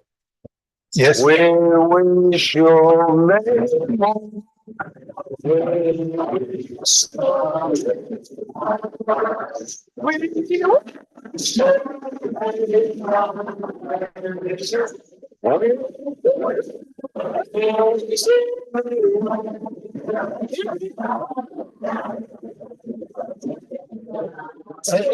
Before we move down to the floor.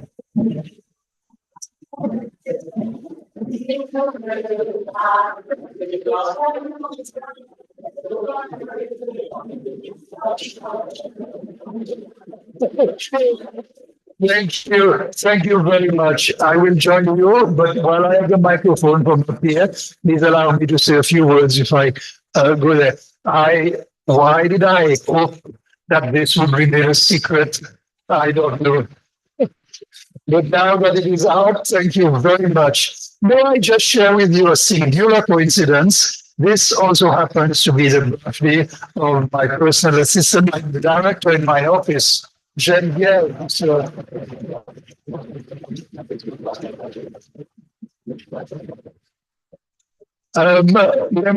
friends, I want to thank you for your very kind words and also for your very cheerful songs. I am really very honored. Without much further ado, I will be happy to proceed with the ceremony.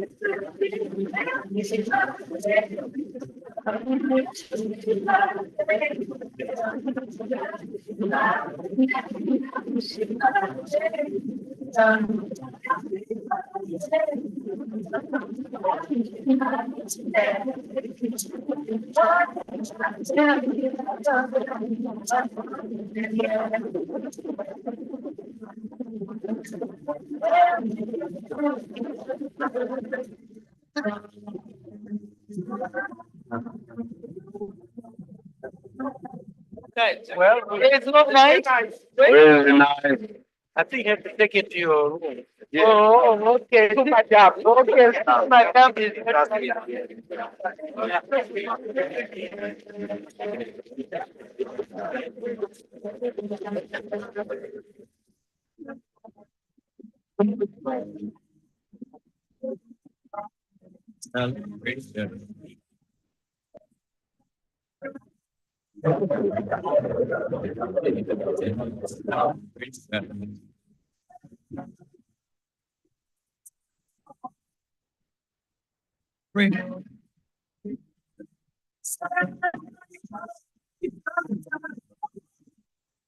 Let's celebrate.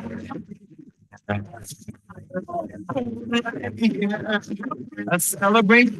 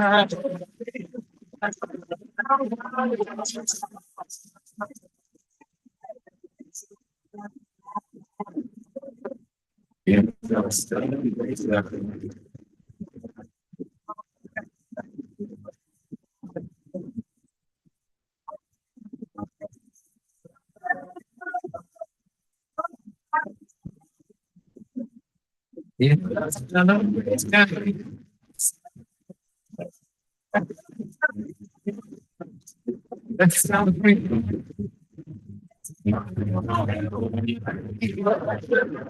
Honourable members, adjourn and resume at 2:30. Thank you.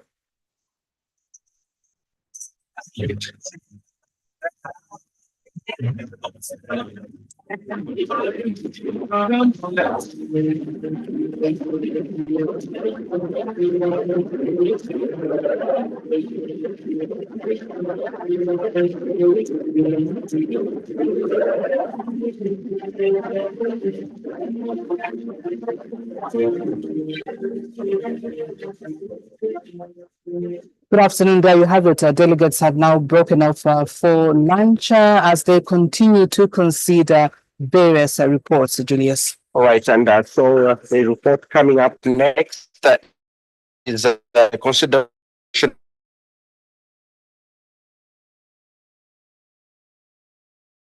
of the Regional Parliamentary Model Roles Oversight Committee.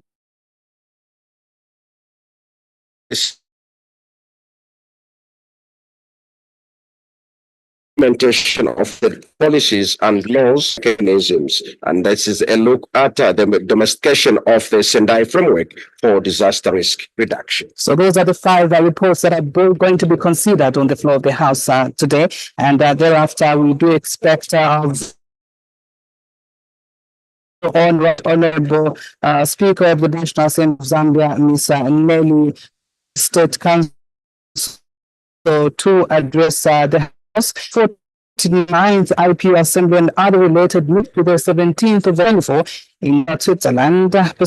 And after that, we have a consideration of members' motions. We also expect statements by the speakers or heads of delegations, if there will be any. And just remember that prior to this, Madam Speaker had made an announcement in which she announced on the floor of the House, those of you who follow our proceedings, that she will have a side event where she has invited female members of our parliament. And that is the Indara for all Sadc PF female speakers and the parliamentarians. And the aim of this is to discuss the challenges that female parliamentarians and women and girls face in social, cultural, economic, and political space. And so this is coming as a side event that are just behind the main session that will be taking place today. Absolutely, and that's how our day is going. And it's going to be a long day, I must say. Exactly. And we do have a lot, like you have seen already, a consideration of reports. And we must mention that we are coming your way from the Mokoni Vicforce market. A lot of sculpture that is taking place here, Julius. Exactly, and so it's just a reminder for us, and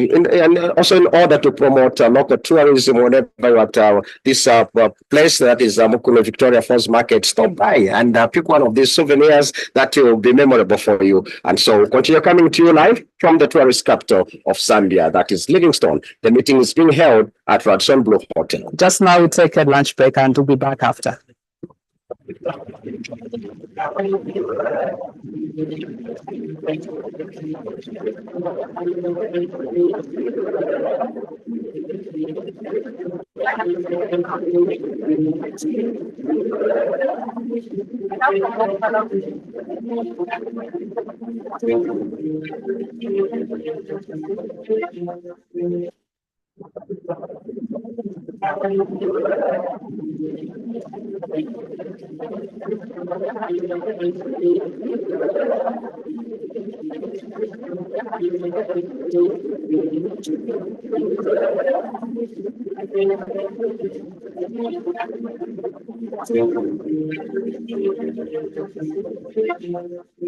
Good afternoon. There you have it. Delegates have now broken off for lunch as they continue to consider various reports, Julius. All right, and so the report coming up next is the consideration of the report of the Regional Parliamentary Model Rules Oversight Committee, RPMLOC, and this is following its statutory meeting held under the theme Enhancing the Role of the RPMLC in monitoring the domestication of Sadc model laws and implementation of related policies and laws through structured reporting frameworks and mechanisms. And this is a look at the domestication of the Sendai framework for disaster risk reduction. So those are the five reports that are both going to be considered on the floor of the House today. And thereafter, we do expect our very own Right Honorable Speaker of the National Assembly of Zambia, Ms. Nelly State Council, to address the House on the 149th IPU Assembly and other related meetings held from the 15th to the 17th of October 2020 in Geneva, Switzerland, pursuant to Rule 35 of the Youth of Procedure. And after that, we have a consideration of members' motions. We also expect statements by the speakers or heads of delegations, if there will be any. And just remember that prior to this, Madam Speaker had made an announcement in which she announced on the floor of the House, those of you who follow our proceedings, that she will have a side event where she has invited female members of our parliament. And that is the Indara for all Sadc female speakers and parliamentarians, and the aim of this is to discuss the challenges that female parliamentarians and women and girls face in social, cultural, economic, and political space. And so this is coming as a side event that just behind the main session that will be taking place today. Absolutely, and that's how our day is going to end. It's going to be a long day, I must say. Exactly. And we do have a lot, like you have seen already, a consideration of reports. And we must mention that we are coming your way from the Mokoni Vipforce markets. A lot of sculpture that is taking place here, Julius. Exactly, and so it's just a reminder for us, and also in order to promote local tourism, whenever you're at this place that is Mokoni Victoria Falls Market, stop by and pick one of these souvenirs that will be memorable for you. And so continue coming to you live from the tourist capital of Zambia, that is Livingstone. The meeting is being held at Radisson Blue Hotel. Just now we take a lunch break and we'll be back after.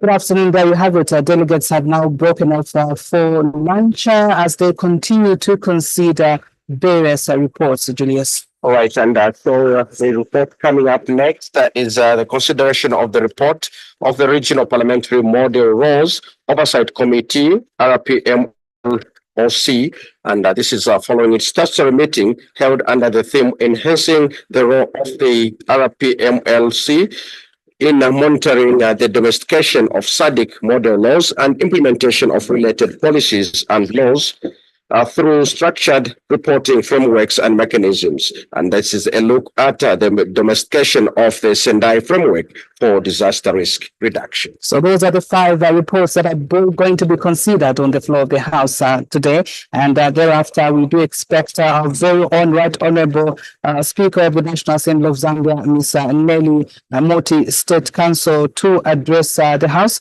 on the 149th IP Assembly and other related meetings held from the 13th to the 17th of October 2024 in Geneva, Switzerland, pursuant to Rule 35 of the Rules of Procedure.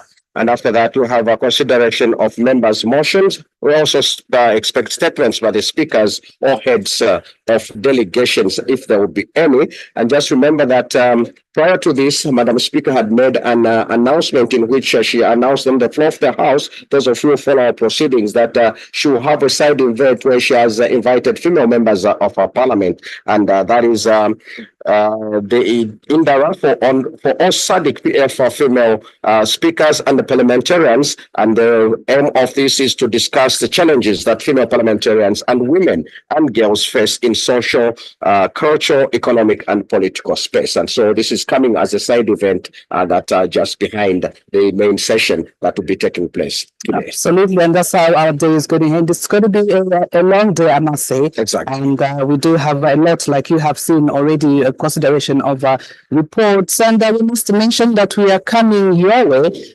from the Mokoni Vipforce markets. A lot of sculpture that is taking place here, Julius. Exactly, and so it's just a reminder for us, and also in order to promote local tourism, whenever you're at this place that is Mokoni Victoria Falls Market, stop by and pick one of these souvenirs that will be memorable for you. And so continue coming to you live from the tourist capital of Zambia, that is Livingstone. The meeting is being held at Radisson Blue Hotel. Just now we take a lunch break and we'll be back after.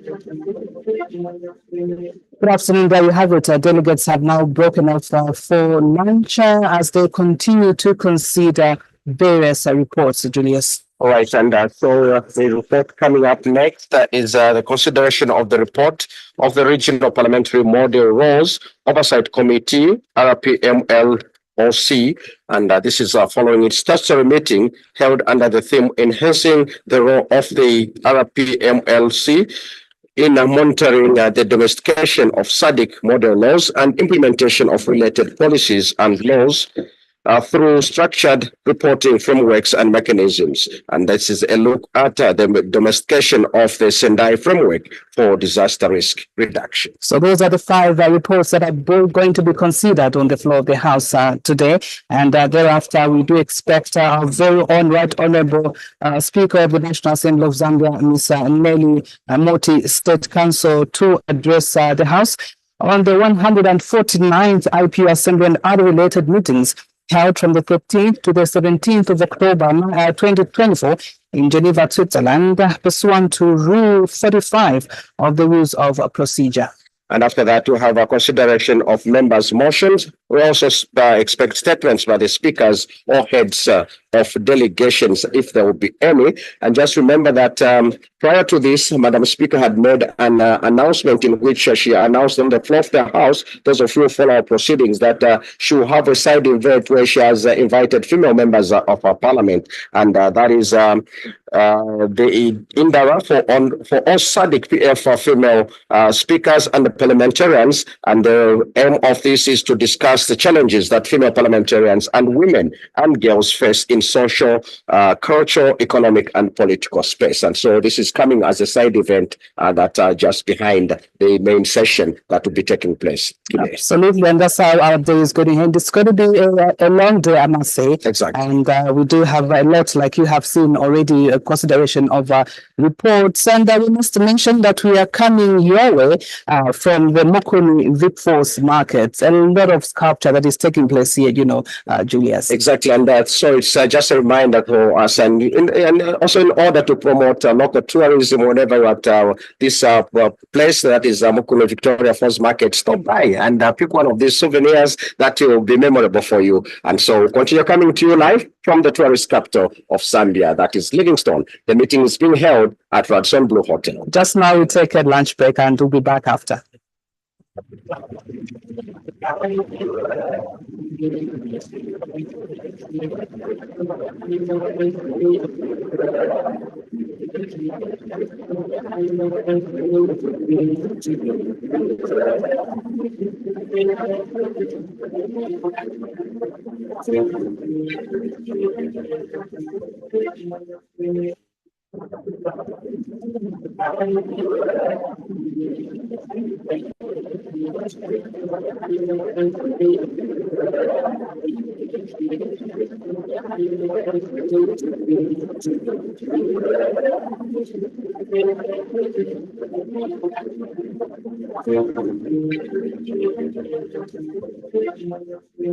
Good afternoon. There you have it. Delegates have now broken out for lunch as they continue to consider various reports. Julius. All right, and so the report coming up next is the consideration of the report of the Regional Parliamentary Model Rules Oversight Committee, RPMLOC, and this is following its statutory meeting held under the theme Enhancing the Role of the RPMLC in monitoring the domestication of Sadc model laws and implementation of related policies and laws through structured reporting frameworks and mechanisms. And this is a look at the domestication of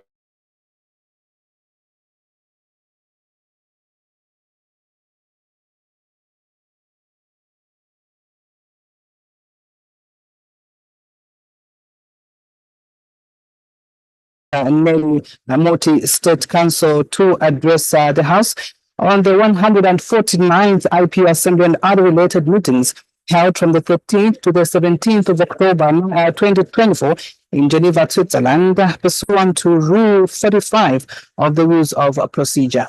And after that, we have a consideration of members' motions. We also expect statements by the speakers or heads of delegations, if there will be any. And just remember that prior to this, Madam Speaker had made an announcement in which she announced on the floor of the House, those of you who follow our proceedings, that she will have a side event where she has invited female members of our Parliament. And that is the Indara for all Sadc PF female speakers and the parliamentarians. And the aim of this is to discuss the challenges that female parliamentarians and women and girls face in social, cultural, economic, and political space. And so this is coming as a side event that just behind the main session that will be taking place today. Absolutely, and that's how our day is going to end. It's going to be a long day, I must say. Exactly. And we do have a lot, like you have seen already, a consideration of reports. And we must mention that we are coming your way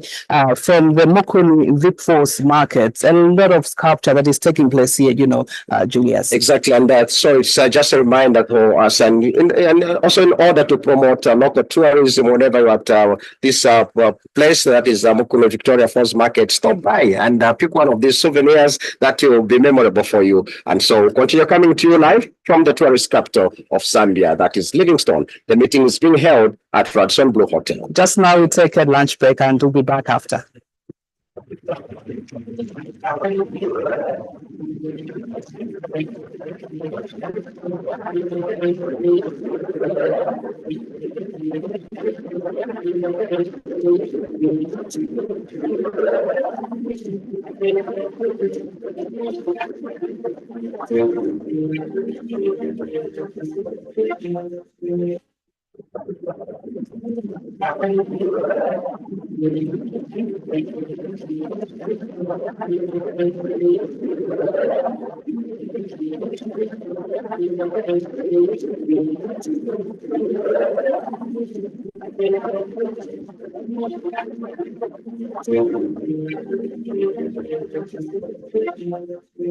Good afternoon. There you have it. Delegates have now broken off for lunch as they continue to consider various reports, Julius. All right, and so the report coming up next is the consideration of the report of the Regional Parliamentary Model Rules Oversight Committee, RPMLOC, and this is following its statutory meeting held under the theme Enhancing the Role of the RPMLC in monitoring the domestication of Sadc model laws and implementation of related policies and laws through structured reporting frameworks and mechanisms. And this is a look at the domestication of the Sendai framework for disaster risk reduction. So those are the 5 reports that are both going to be considered on the floor of the House today. And thereafter, we do expect our very own Right Honorable Speaker of the National Assembly of Zambia, Ms. Nelly Moti, State Council, to address the House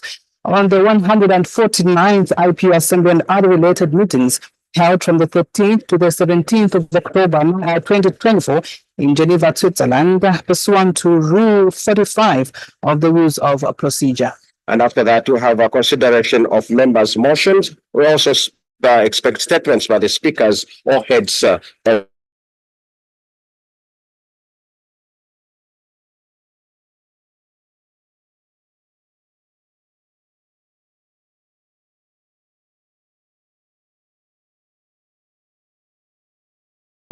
and that is the Indara for all Sadc PF female speakers and the parliamentarians. And the aim of this is to discuss the challenges that female parliamentarians and women and girls face in social, cultural, economic, and political space. And so this is coming as a side event that just behind the main session that will be taking place today. Absolutely, and that's how our day is going to end. It's going to be a long day, I must say. Exactly. And we do have a lot, like you have seen already, a consideration of reports. And we must mention that we are coming your way from the Mokoni Vipforce markets. A lot of sculpture that is taking place here, Julius. Exactly, and so it's just a reminder for us, and also in order to promote local tourism, whenever you're at this place that is Mokoni Victoria Falls Market, stop by and pick one of these souvenirs that will be memorable for you. And so continue coming to you live from the tourist capital of Zambia, that is Livingstone. The meeting is being held at Radisson Blue Hotel. Just now we take a lunch break and we'll be back after.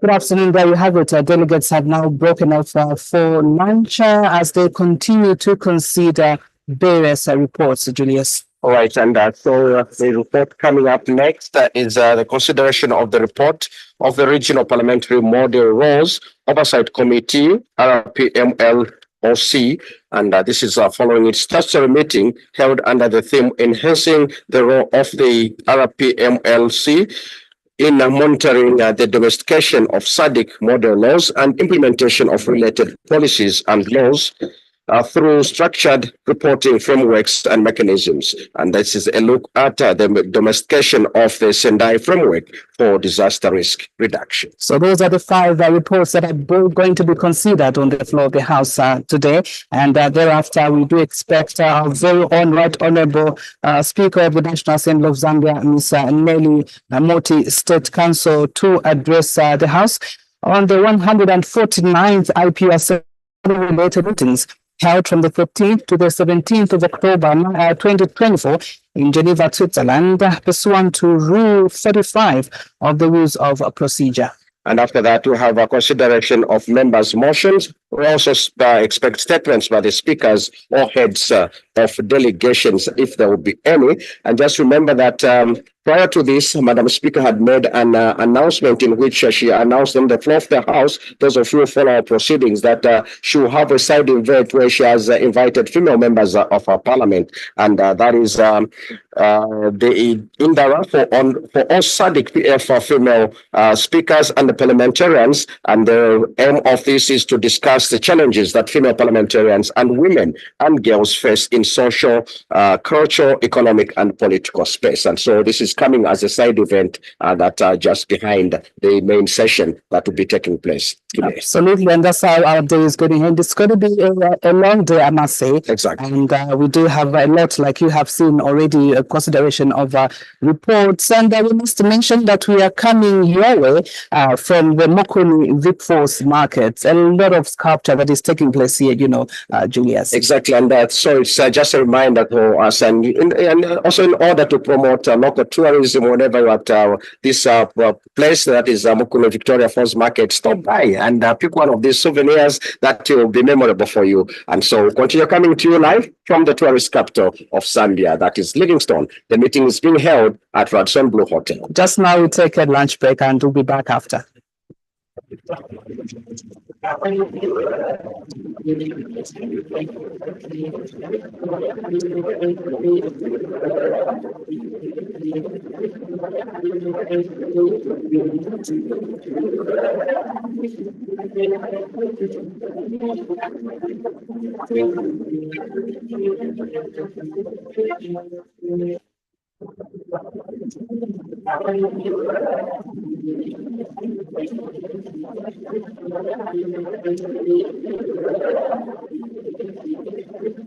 Good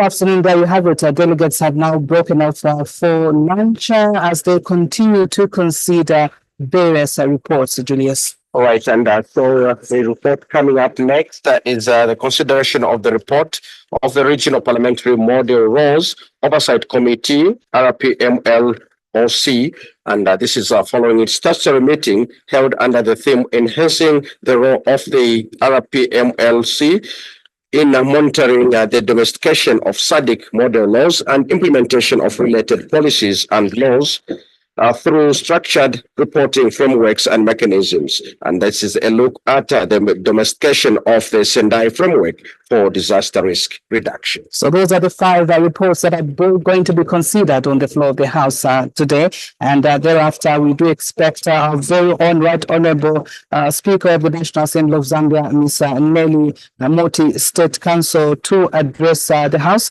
on the 149th IPU Assembly and other related meetings held from the 13th to the 17th of October 2024 in Geneva, Switzerland, pursuant to Rule 35 of the Rules of Procedure.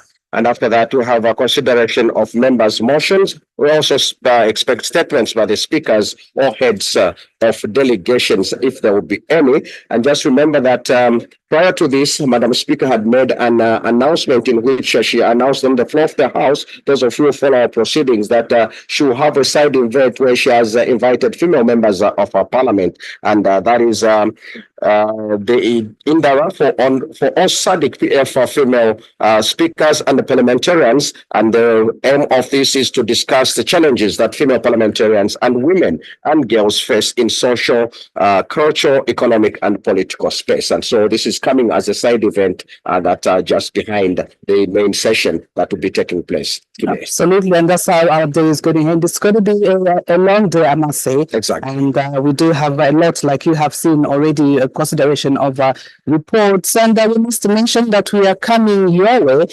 from the Mokoni VIP Force markets. A lot of sculpture that is taking place here, Julius. Exactly, and so it's just a reminder for us, and also in order to promote local tourism, whenever you're at this place that is Mokoni Victoria Falls Market, stop by and pick one of these souvenirs that will be memorable for you. And so continue coming to you live from the tourist capital of Zambia, that is Livingstone. The meeting is being held at Radisson Blue Hotel. Just now we take a lunch break and we'll be back after.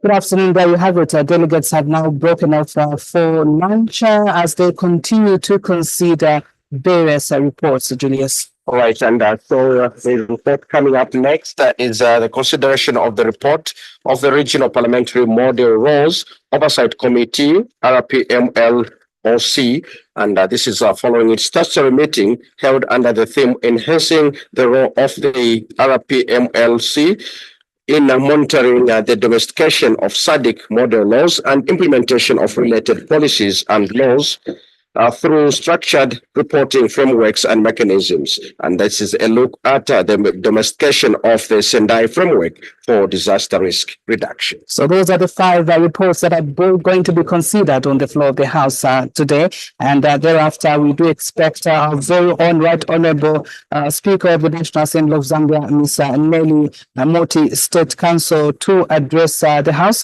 on the 149th IPU Assembly and other related meetings held from the 13th to the 17th of October 2024 in Geneva, Switzerland, pursuant to Rule 35 of the Rules of Procedure.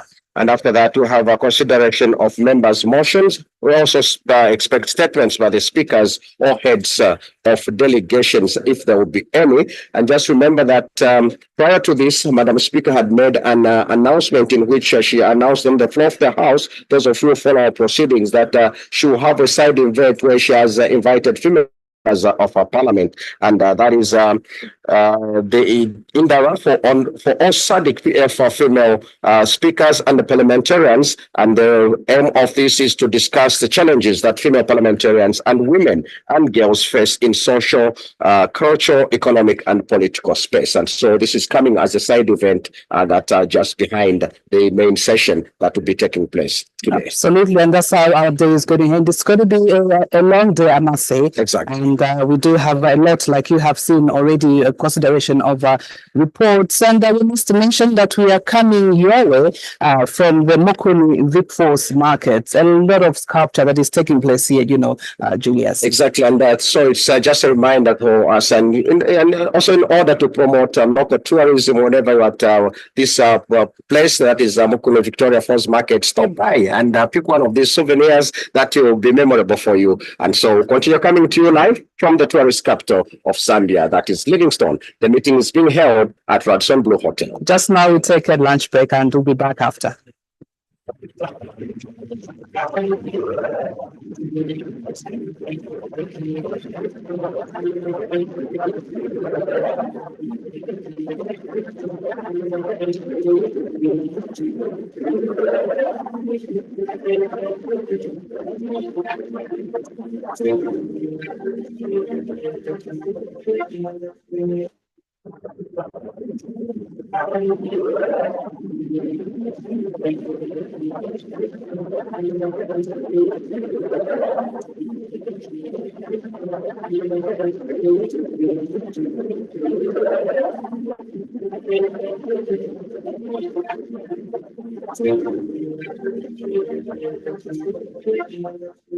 Good afternoon. There you have it. Delegates have now broken off for lunch as they continue to consider various reports, Julius. All right, and so the report coming up next is the consideration of the report of the Regional Parliamentary Model Rules Oversight Committee, RPMLOC, and this is following its statutory meeting held under the theme Enhancing the Role of the RPMLC in monitoring the domestication of Sadc model laws and implementation of related policies and laws through structured reporting frameworks and mechanisms. And this is a look at the domestication of the Sendai framework for disaster risk reduction. So those are the 5 reports that are going to be considered on the floor of the House today. And thereafter, we do expect our very own Right Honorable Speaker of the National Assembly of Zambia, Ms. Nelly Moti, State Council, to address the House on the 149th IP Assembly and other related meetings held from the 13th to the 17th of October 2024 in Geneva, Switzerland, pursuant to Rule 35 of the Rules of Procedure. And after that, we have a consideration of members' motions. We also expect statements by the speakers or heads of delegations, if there will be any. And just remember that prior to this, Madam Speaker had made an announcement in which she announced on the floor of the House, those of you who follow our proceedings, that she will have a side event where she has invited female members of our parliament. And that is the Indara for all Sadc PF female speakers and the parliamentarians. And the aim of this is to discuss the challenges that female parliamentarians and women and girls face in social, cultural, economic, and political space. And so this is coming as a side event that just behind the main session that will be taking place today. Absolutely, and that's how our day is going. And it's going to be a long day, I must say. Exactly. And we do have a lot, like you have seen already, a consideration of reports. And we must mention that we are coming your way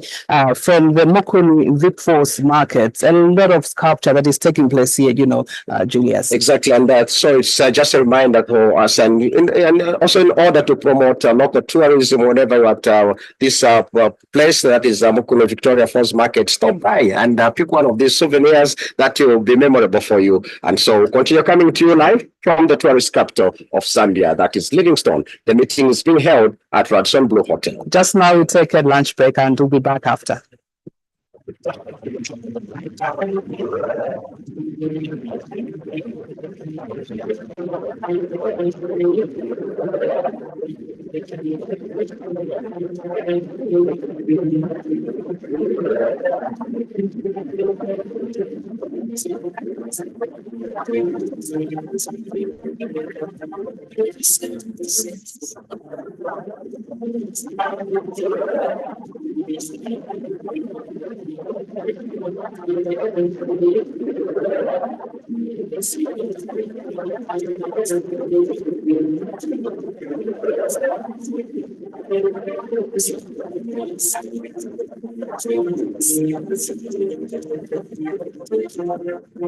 Perhaps there you have it, delegates have now broken out for lunch. I will continue to consider various reports.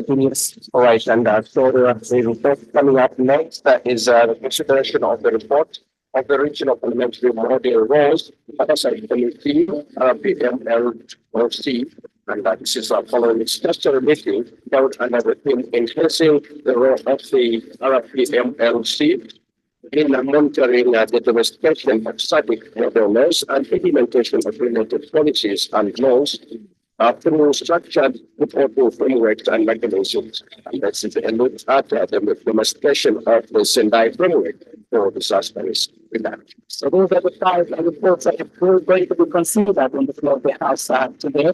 And thereafter, we will expect our very honorable speaker to that person of Zambia is Mary Multi-State Council to address the House. On the 149th IPS other meetings held from the 15th to the 17th of October 2020, we believe that Superland pursuant to Rule 35 of the use of a procedure. And after that, we have a consideration of members' motions. We also expect statements by the speakers or heads of delegations, if there will be any. And just remember that prior to this, Madam Speaker had made an announcement in which she announced on the floor of the House, those of you who follow our proceedings, that she will have a side event where she has invited female members of our Parliament, and that is the Indara for all Sadc for female speakers and the parliamentarians, and the aim of this is to discuss the challenges that female parliamentarians and women and girls face in social, economic, and political space. And so this is coming at a side event that just behind the main session that the taking place. Absolutely, and that's how things going on. It's going to be a long day, I must say. And we do have a lot, like you have seen already, a consideration of reports. And I will just mention that we are coming here from the Mukami Big Post market. And there is a couple that is taking place here, Julius. Exactly, and so it's just a reminder for us, and also in order to promote a lot of tourism whenever you are this place that is the Victoria Falls Market, stop by and one of these souvenirs that will be memorable for you. And so continue coming to you live from the tourist capital of Zambia, that is Livingstone. The meeting is being held at Radisson Blue Hotel. Just now we take a lunch break and we'll be back after.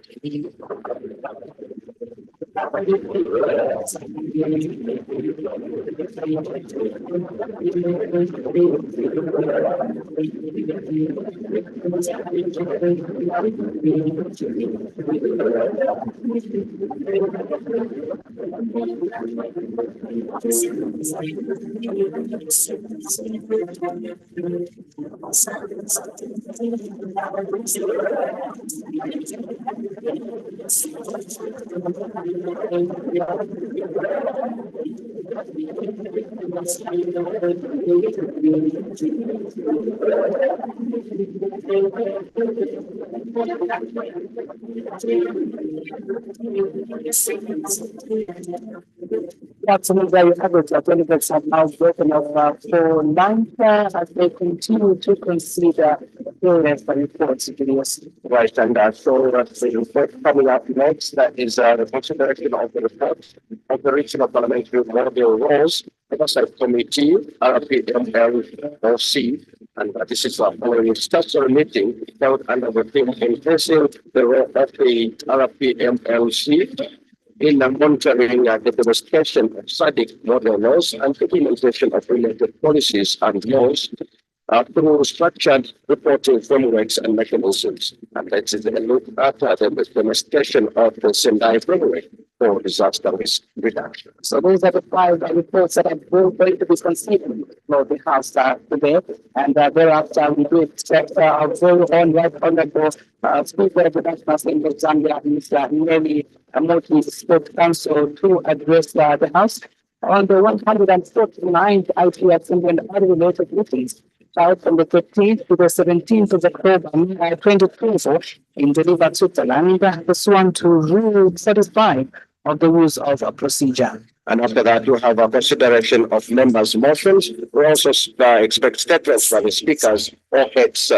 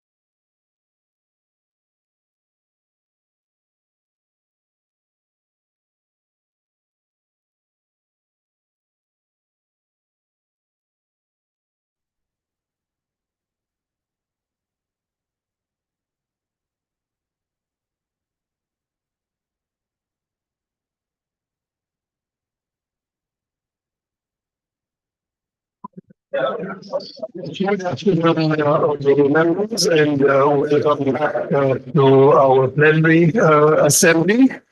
We are continuing on business for today, and I will ask the Secretary General to read the next order for us.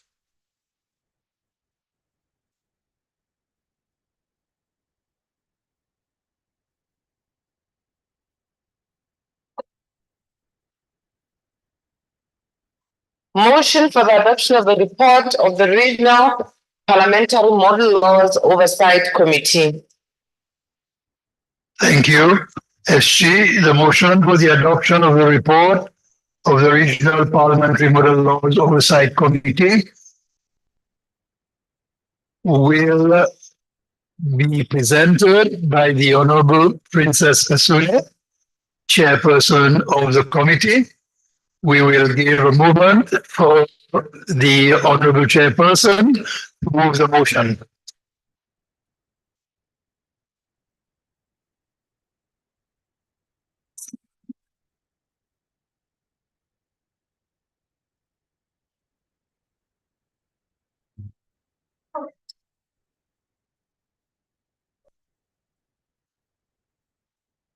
Sorry for that, Mr. President.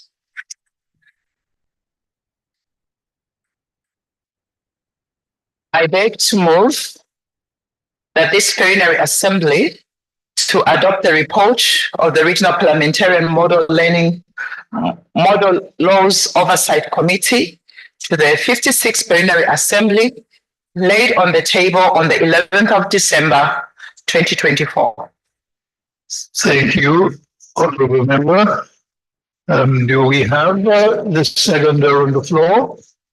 The Honorable Philippus Catambello, Vice Chairperson of the committee, will second it.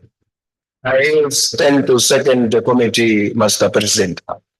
Thank you. With this, Honorable Chairperson, I am very pleased to ask you to address on your motion. Thank you, Mr. President. The Regional Parliamentary Model Laws Oversight Committee draws its mandate from Article 17(4) of the Constitution of the Sadc PF and Rule 2220, number 2 of the Rules of Procedure of the Forum. The committee convened in September 2024 under the theme Improving the Domestication and Implementation Processes and Outcomes, Striving for Effectiveness of Sadc Model Laws in the Southern Region. Mr. President, the meeting served as an orientation session for the newly elected chairpersons of the committees who constitute its membership. To this end, the meeting was designed to provide members with a comprehensive understanding of their roles and responsibility and the operational framework of the committee. The meeting was constructed in such a manner as to cover a range of topics and activities essential to the work of the committee, so as to ensure that the committee members were well informed and could effectively perform their legislative roles at a regional level, given that most of them were new chairpersons who may not have previously served on similar organ. Mr. President, the Assembly may wish to note that the meeting also enabled the committee to take stock of the progress made towards domestication and implementation of the Sadc model law on eliminating child marriage and protecting children already in marriage. Furthermore, during the meeting, the committee was appraised on the findings from the comparative analysis of the Sadc model law on public finance management and national public finance management laws, with specific reference to Malawi, Zambia, and Zimbabwe. Further, Mr. President, It must be noted that a number of resolutions have previously been adopted by the Plenary Assembly of the Sadc PF, which are relevant to the mandate of the Regional Parliamentary Model Laws Oversight Committee, in short, RAMRO. The meeting, therefore, served as an opportunity for the members to review progress made towards the implementation of these previous resolutions and to charter the way forward.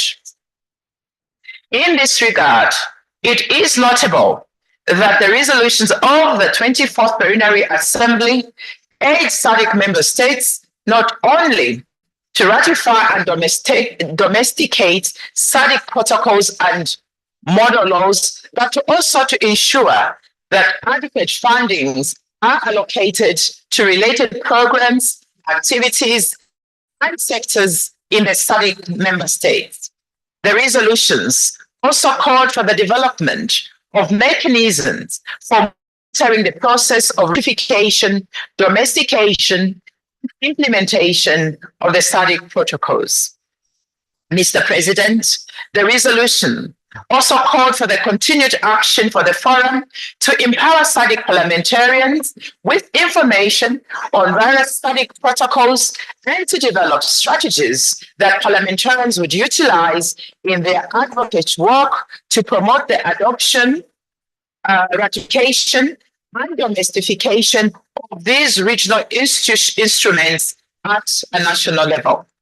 Furthermore, Mr. President, this Assembly will recall that the Forum's 55th Plenary also resolved to implore SADC parliaments to set up efforts and develop strategies on domestication initiative. The Plenary Assembly also called for the awareness raising on targeted laws as well as partnerships to facilitate the mobilization of funding support not only towards the domestication initiatives,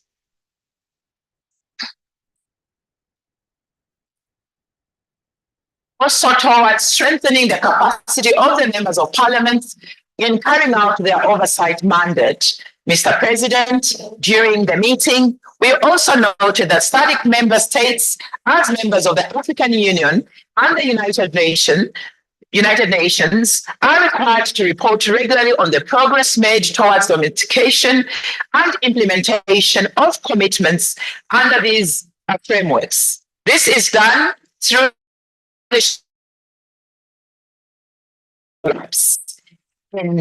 in reviewing the domestication efforts on the model law on child marriage. The committee noted that child marriage remains a major problem in Southern Africa, especially given that Malawi and Mozambique are among 10 countries in the world with the highest rate of child marriage, with over 50% of the children are married before the age or by the age of 18 years.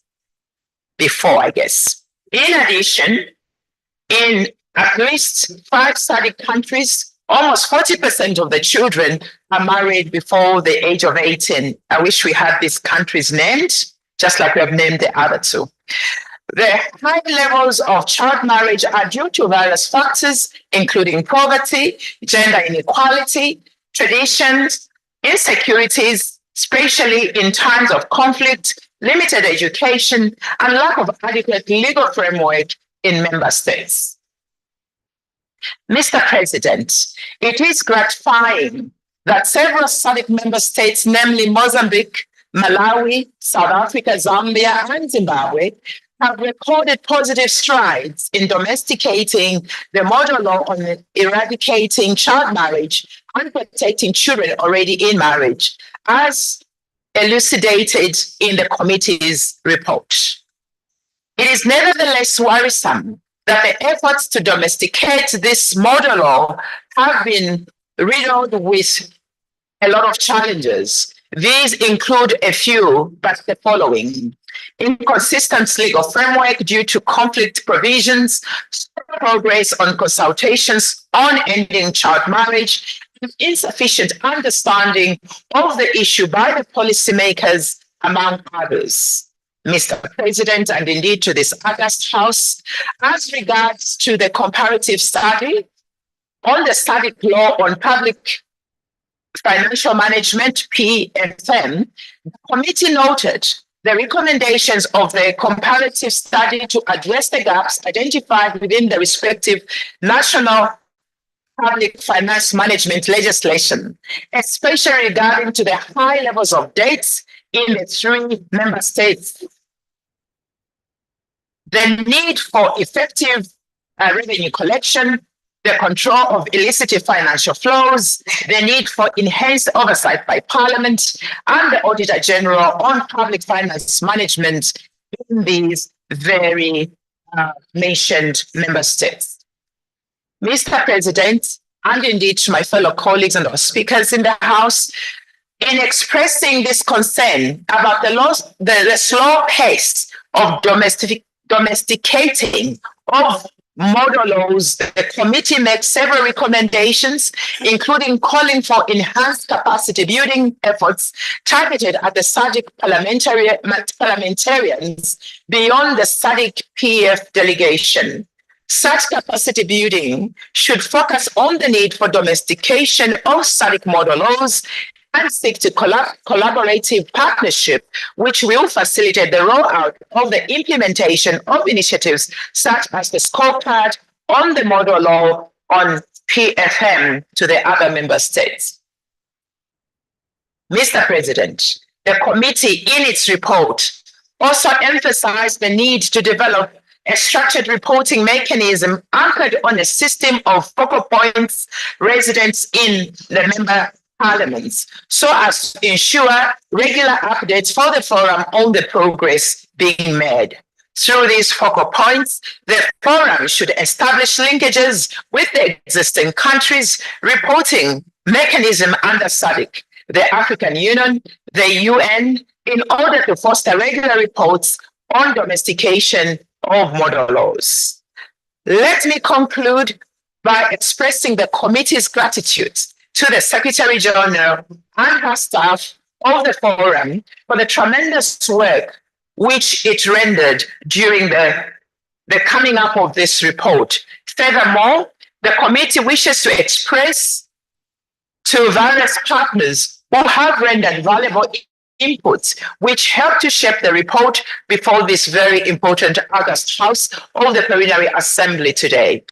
Allow me, therefore, Mr. President, to seize this moment to call upon the 56th Plenary Assembly to favorably consider the adoption of the report of the Regional Parliamentarian Oversight Model Law Committee, RAMROC, which I have presented before this Assembly today. I therefore, Mr. President, beg to move.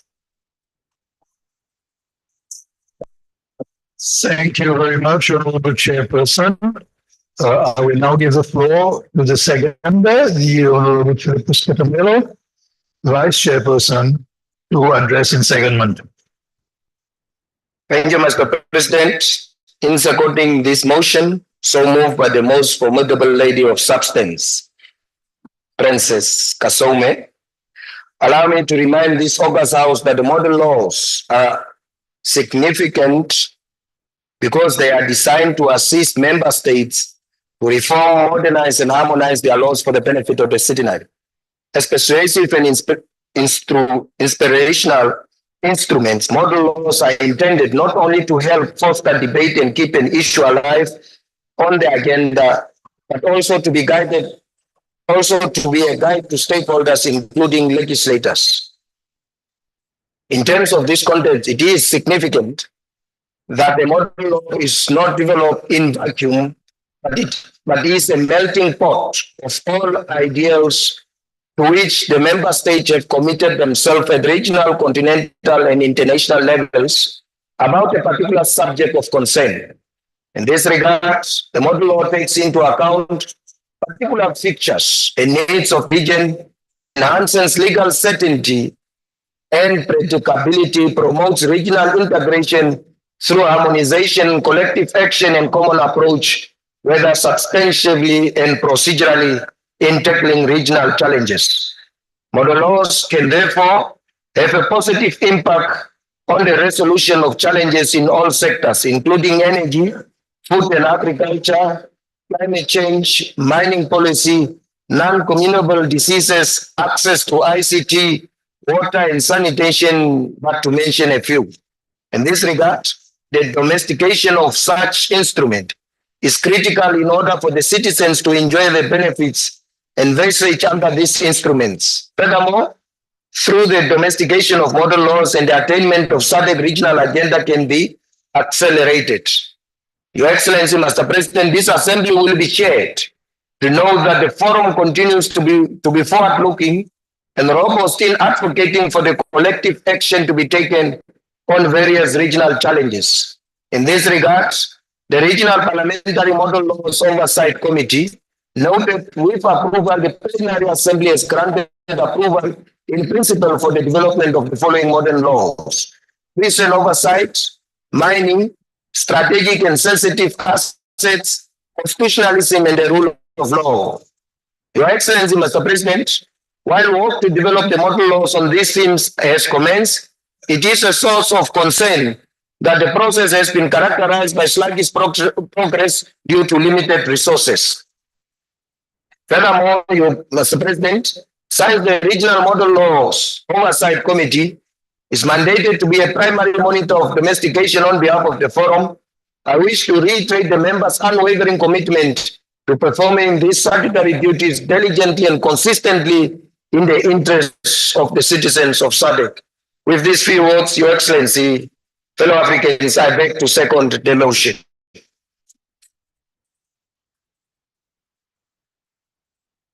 Thank you, Honourable Member, seconding the motion. The motion will now be open for debate on the floor, and I will ask members who wish to intervene, please raise your country name tag.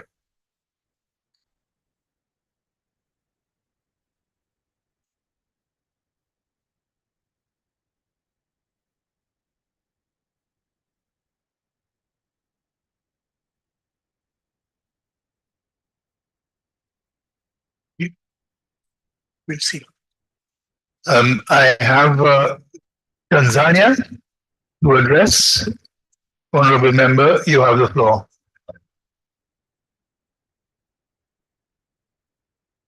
Thank you very much, Mr. President, for this opportunity to support this mission, which was so ably delivered by the chairperson, Honorable Princess Kasome, and who is the chair, supported by the vice.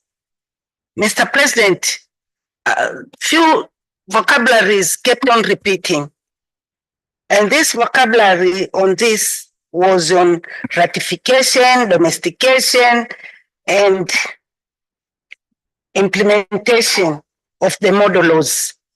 Before I proceed, may I commend the Secretariat for coming up with such model law, and the rest of the members for saying that it is important and we must now take this as our assignment to see our parliaments ratify them, domesticate them, and implement them.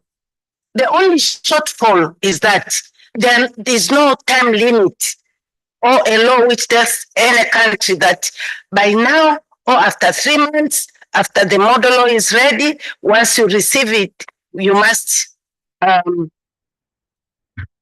domesticate it. So it's up to us members of SADC Parliamentary Forum to see that when we report home and to our parliaments, or if to the ministry on due consent, then we should make a follow-up. If there is no monitoring and evaluation, then it is just left into the shelves. Of course, of late, many things are not in shelves. They are just in the gadget. So we'll keep on repeating this again and again, and nothing is taking over. President, I'm very happy that this one of child marriage is now the story of the day. Mr. President, I think it's our duty to create awareness of the importance of this, to educate our people, of our children to get married when they are ripe enough or when they are mature enough. You see, with this today food, those children mature at the tender age. 9 months, the girl is already a woman. Now, nobody is caring if he or marry or maybe do whatever with him. But back home, we say that's the game of dad and mom. And that game of dad and mom has a certificate. That's why dad and mom go to church or go to mosque for marriage. And they get a government certificate that they are married. And so they start that game and bring up children. For those who just go doing this game without, we call it a social accident. They did not intend to. They are naughty children. So it's up to you. You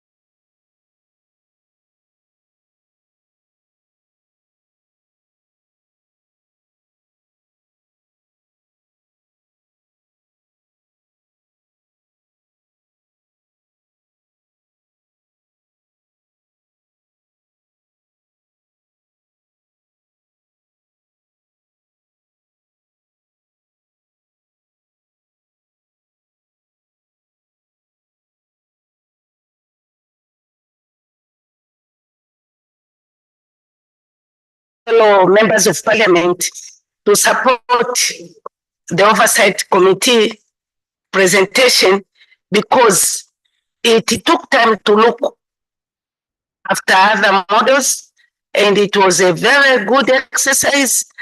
I should declare was one of those the members of that committee, and whatever my chair said, which was supported by the vice chair, I support it fully. Mr. President, I submit.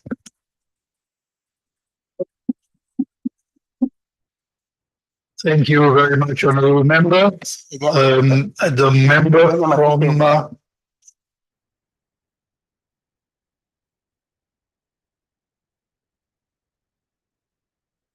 also from Tanzania, the member from Tanzania. Thank you. Thank you, Mr. President. I also wanted to put some recommendation regarding to this motion. As Madam Charles said, that sometimes we prepare and produce very good model laws, not necessarily this law on table, but we have been produced a lot of model laws, but some of them they end up into shelf without being domesticated in our countries. I know it will be somewhat difficult because Sadc Parliament is not yet a full parliament. I think when we become a full parliament now, those laws that we produce will be foreseeable in our country. But for meantime, what I will advise, I mean, between today and before we become a full parliament, when we produce that good model, and I will suggest when we look for the funding to prepare the models, I think we should extend the fund so that at least after prepare the model, to provide awareness in our particular countries so that every country will be aware that there is a model which has been produced by Sadc PF and they can be used in a various legislation process. So that is what I wanted to say. Before we become full parliament, before our model to be enforceable in our particular country, we should find a way to communicate what we have, produced in our Sadc PF. Thank you, Mr. President. Thank you, honorable member. Do we have other members to address? No, we don't. Therefore, we will conclude with debate and call on the mover of the motion to reply to the debate. Thank you, Mr. President. I want to first of all acknowledge all the chairpersons from the different committees because they are the one who constitute the Ramrock Committee, which is an oversight committee. To all the chairpersons of the different committees within Sadc PF, we say congratulations to your positions, but also job well done. I also just want to thank, of course, my vice chairperson, Philippes Catamelo, who seconded the motion very well and indeed took time to highlight some of the points or the emphasis on what was left out when moving the motion. For the two honorable members that have contributed, I want to appreciate Honorable Sherry Raymond of Tanzania for really challenging us and reminding all of us that as long as there's no time frame, when we talk about domestication, ramification, as well as the implementation of these model laws, it will forever take time. Someone actually did indicate that the model law on eradicate child marriage and protecting children already in these early child marriages was done in Lesotho. I stand to be corrected, which is about 10 years ago. And here we are today in Livingstone, the capital city, the tourism capital city here in Zambia. We are still talking about child marriage being very rampant in Southern Africa, especially in the Sadc region, but also we still don't have much progress. And so to those countries that have progressed or shown some strides, we say thank you. But again, the work still remains. Lastly, my other colleague from Tanzania as well, who talked about the importance of not only passing these model laws, but to ensure that there is some kind of funding as it relates to awareness raising in our different parliaments. And his concern, Mr. President, was that many of the times these model laws are passed, but they are not even well known to the public. And sometimes even within us as members of parliament, away from maybe those of us who may be members of the Sadc Parliamentarian Forum. I think that went on to enhance the report, which talked about having focal points within the regional the residential parliaments, so that those can be reporting on the progress to Sadc Parliamentary Forum. I think with those observations and appreciations from those that contributed, I want to say thank you so much for supporting this motion, which has been presented by myself on behalf of the Ramrock Committee, which is an oversight committee. I submit.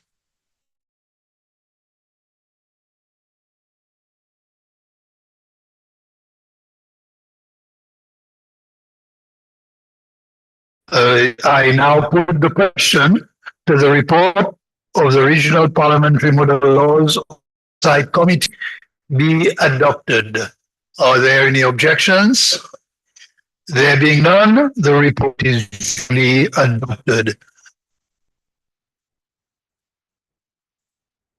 And I thank the committee, its chairperson, its vice chair, for their work on this subject and congratulate them on their report. Thank you.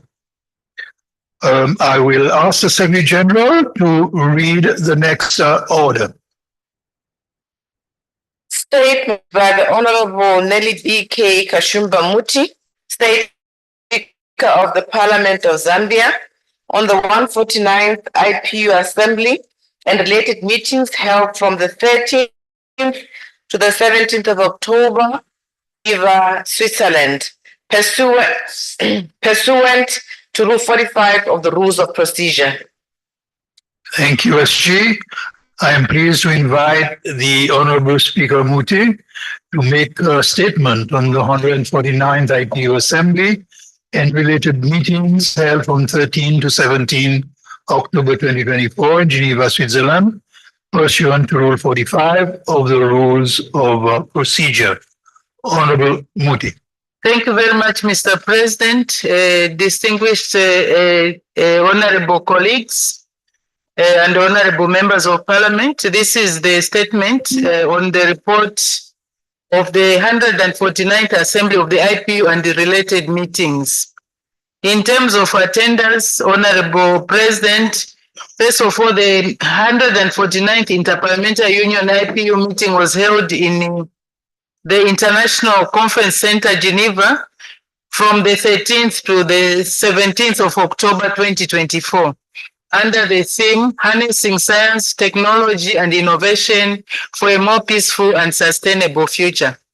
The assembly was attended by a total number of 1,267 delegates from 129 member countries, of which 631 were members of parliament, and including 16 from associate member delegations. Out of these, 53 presiding officers attended and 36 deputy presiding officers. Members of parliament delegation included 224 women MPs, which was 36.4%, and the young people constituted 53, which was 24.9%. There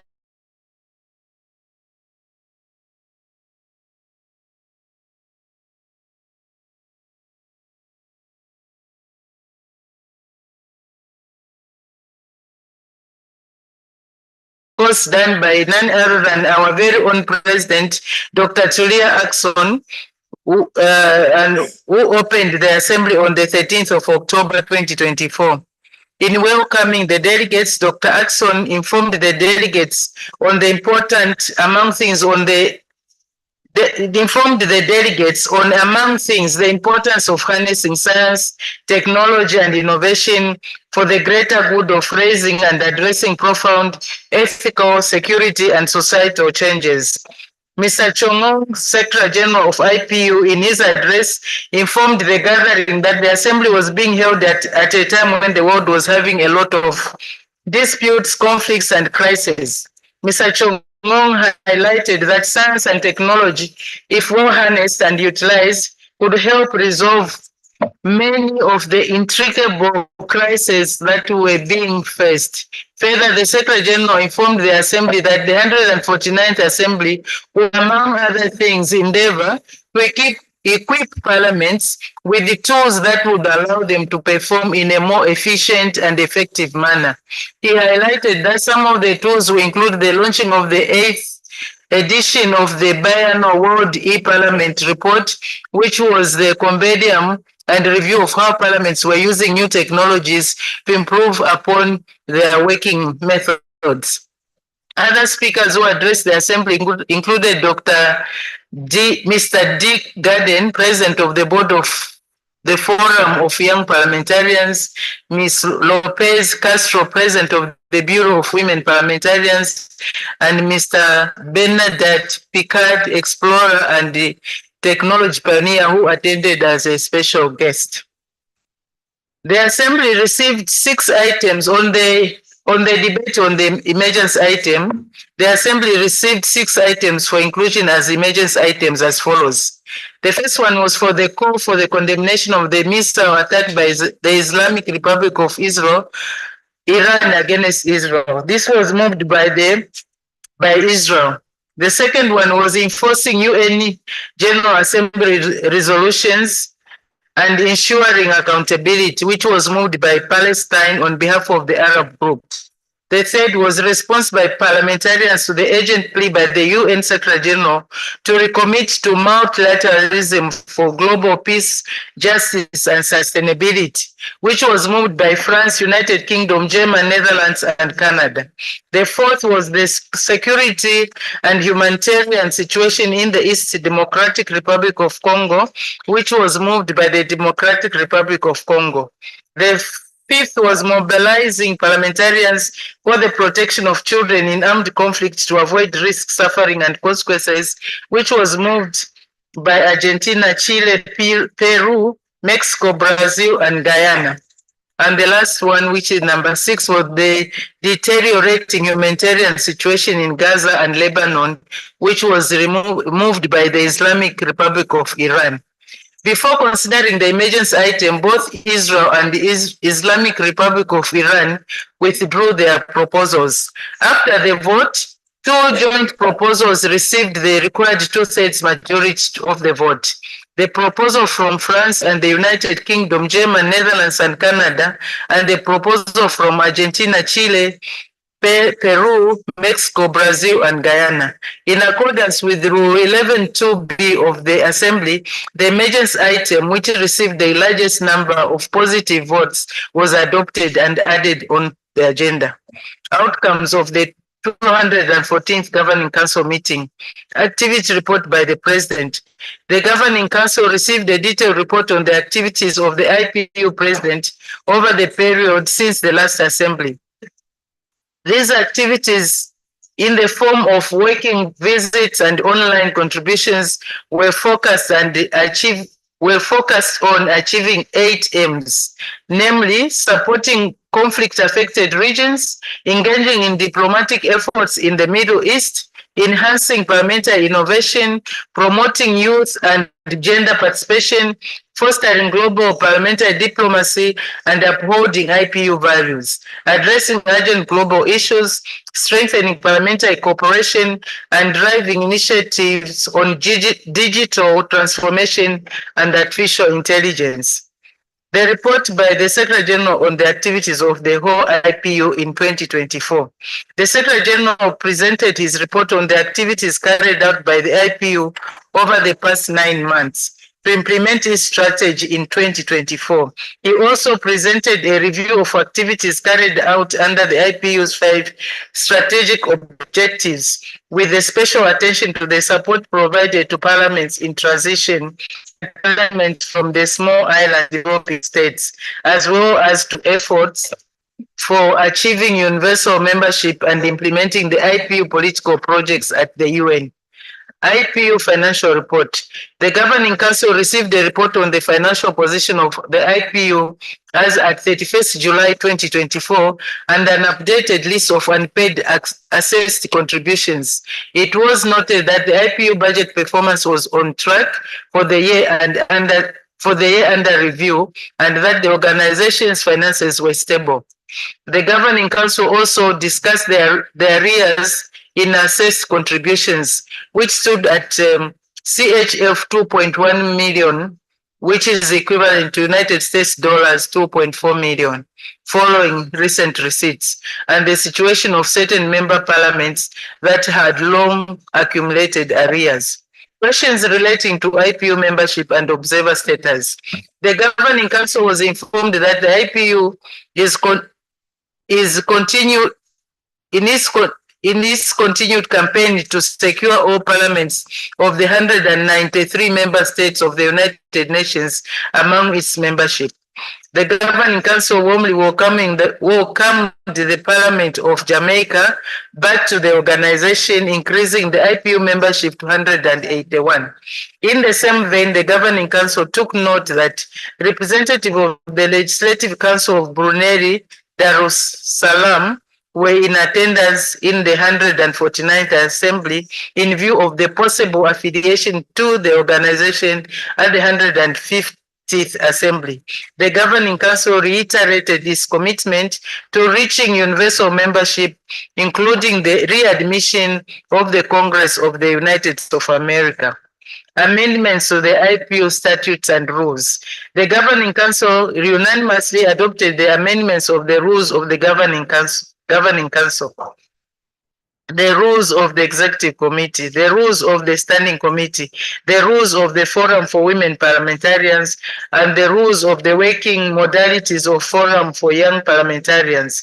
The Working Group on the revision of IPU statutes and rules will finalize its report on the remaining proposals for adoption during the 150th Assembly in April 2025.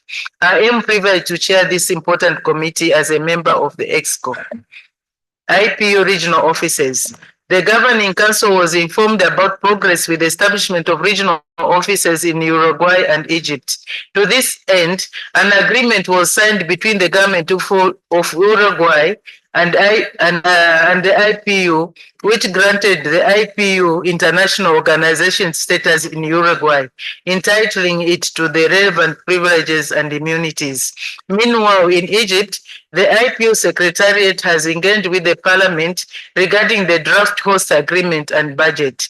It was heard that the Parliament was gathering examples of host agreements with other international organizations to expedite negotiations on the IPU agreement, focusing on immunities and privileges. Task Force on the Peaceful Resolution of the War in Ukraine. The Governing Council noted the report of the task force, which focused its deliberations on the cases of children who had been relocated from Ukraine to the Russian Federation. The task force was encouraged by the fact that parliamentarians from both countries underscored that any children who had been separated from their parents, siblings, legal guardians, and/or close relatives would be reunited with them, as well as their readiness to assist the task force in this process. Elections and appointments to the 149th Assembly. Several elections took place in various IPU bodies, and the positions were distributed according to all geographical groups of the IPU. Of particular interest to the African Geopolitical Group elected the following. A. Elections to the Committee on Human Rights and of Parliamentarians. The Governing Council elected the following 3 members for the 5-year term ending in October 2029. Ms. Eni Oduseren from Mongolia, Mr. M. Gruljic from Serbia, Ms. Eni Akora Ogoda from Uganda. B. Elections to the Committee to Promote Respect for International Humanitarian Law. The Governing Council elected the following members for a 4-year term ending in October 2028. The African Group, none other than our very own Ms. Ija Jailosi Jolovala from Malawi. IPU Crema Pasi Prize. The 2024 Crema Pasi Prize, the MP of the Year award, was awarded to Dr. Harun Kabadi, former president of the National Assembly of Chad, from 2011 to 2021, in recognition of his exceptional work in promoting peace and security. Future IPU meetings. 6th World Conference on Speakers of Parliament.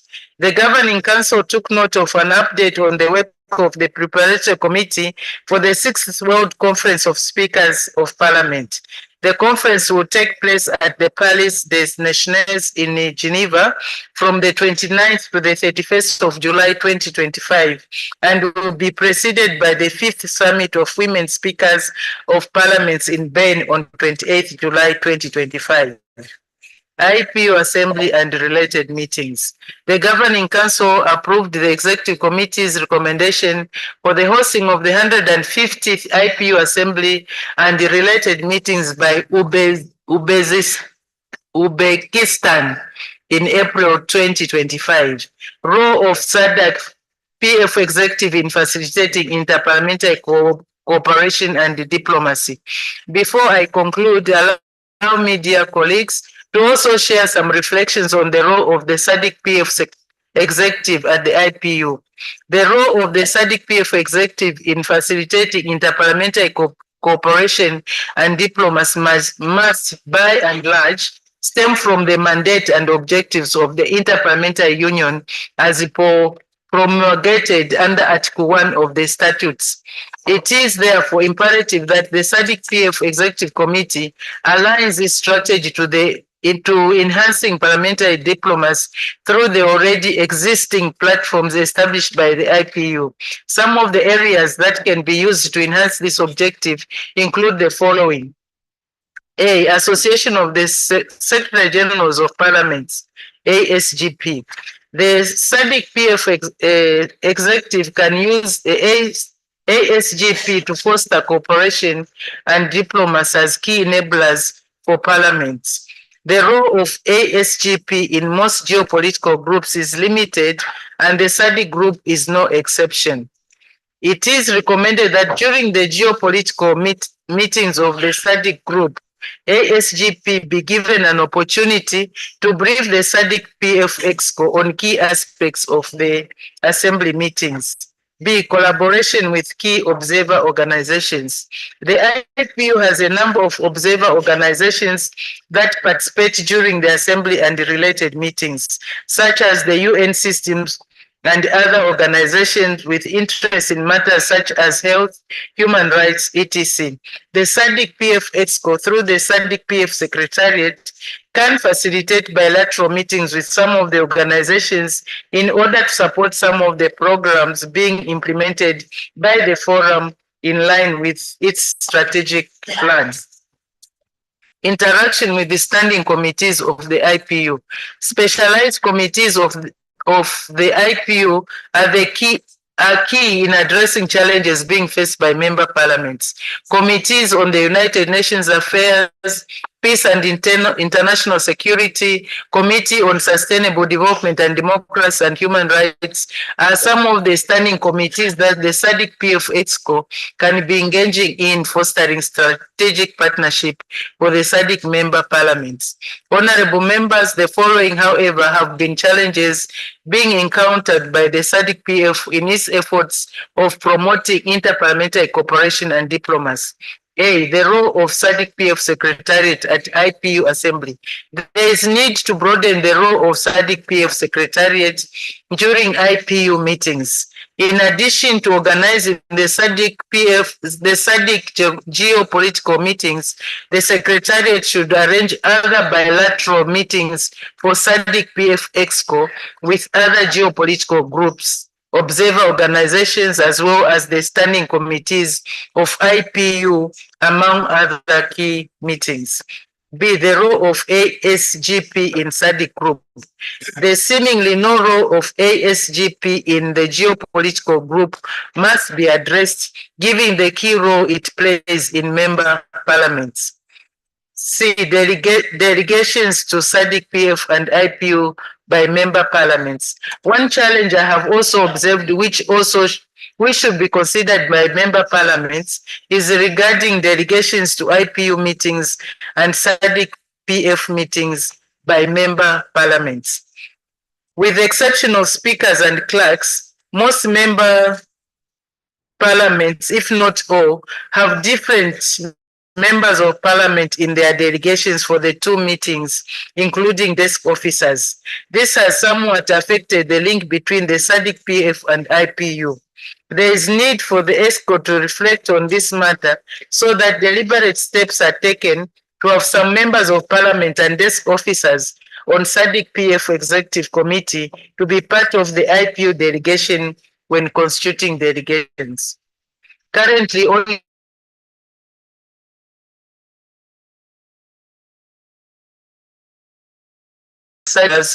who don't attend, while the rest of the EXCO members don't attend.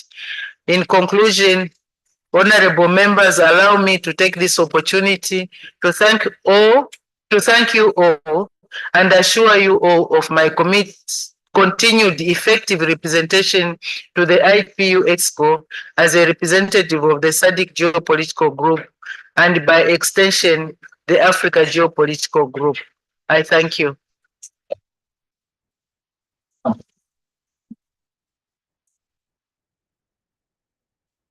Honorable Speaker Muti, I think I speak for all the members of our forum to thank you for the statement and for your representation of the forum in the IPU.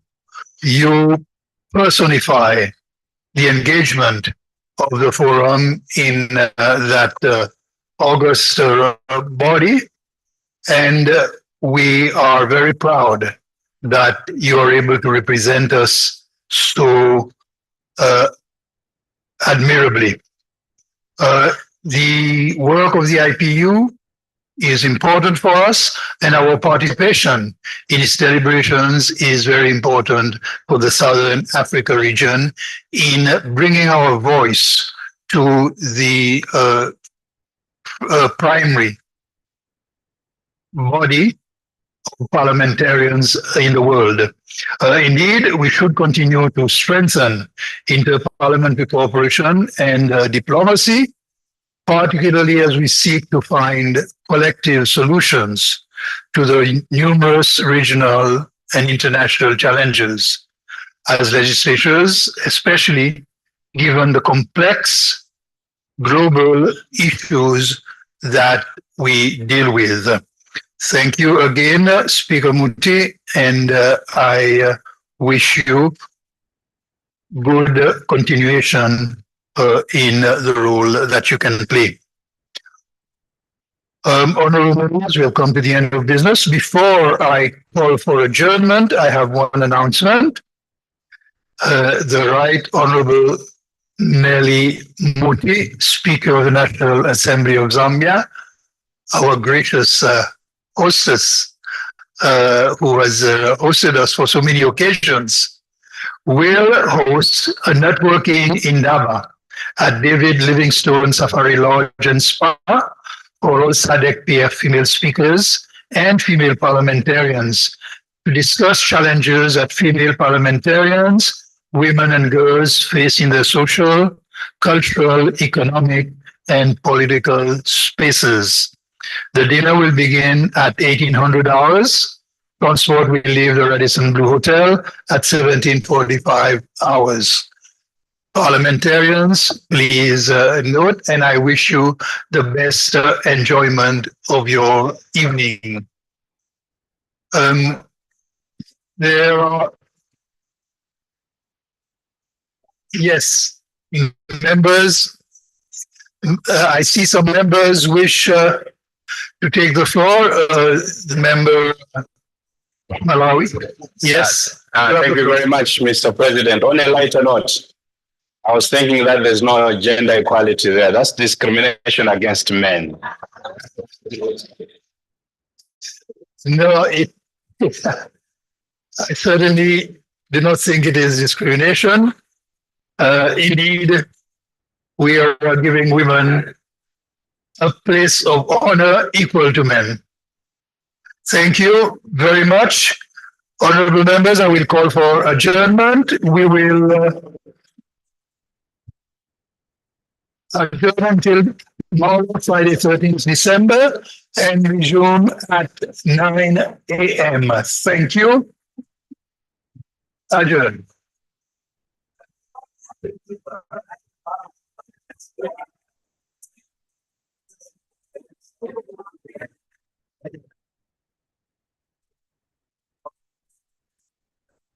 The broadcast program comes to an end after presentation of the last report by Speaker Mureli Kashumba Muti, State Council MP Fatra, and she just made that statement and conclude our today's business until tomorrow. Take a look at what on the program today. Have 5 reports that were presented. The first one was on the Standing Committee on Human and Social Development and Special Programs following its statutory public hearing session held under the theme The Role of Parliaments in Raising, Allocating and Spending Resources Necessary for Public Health and SRHR Financing. It was moved by Honorable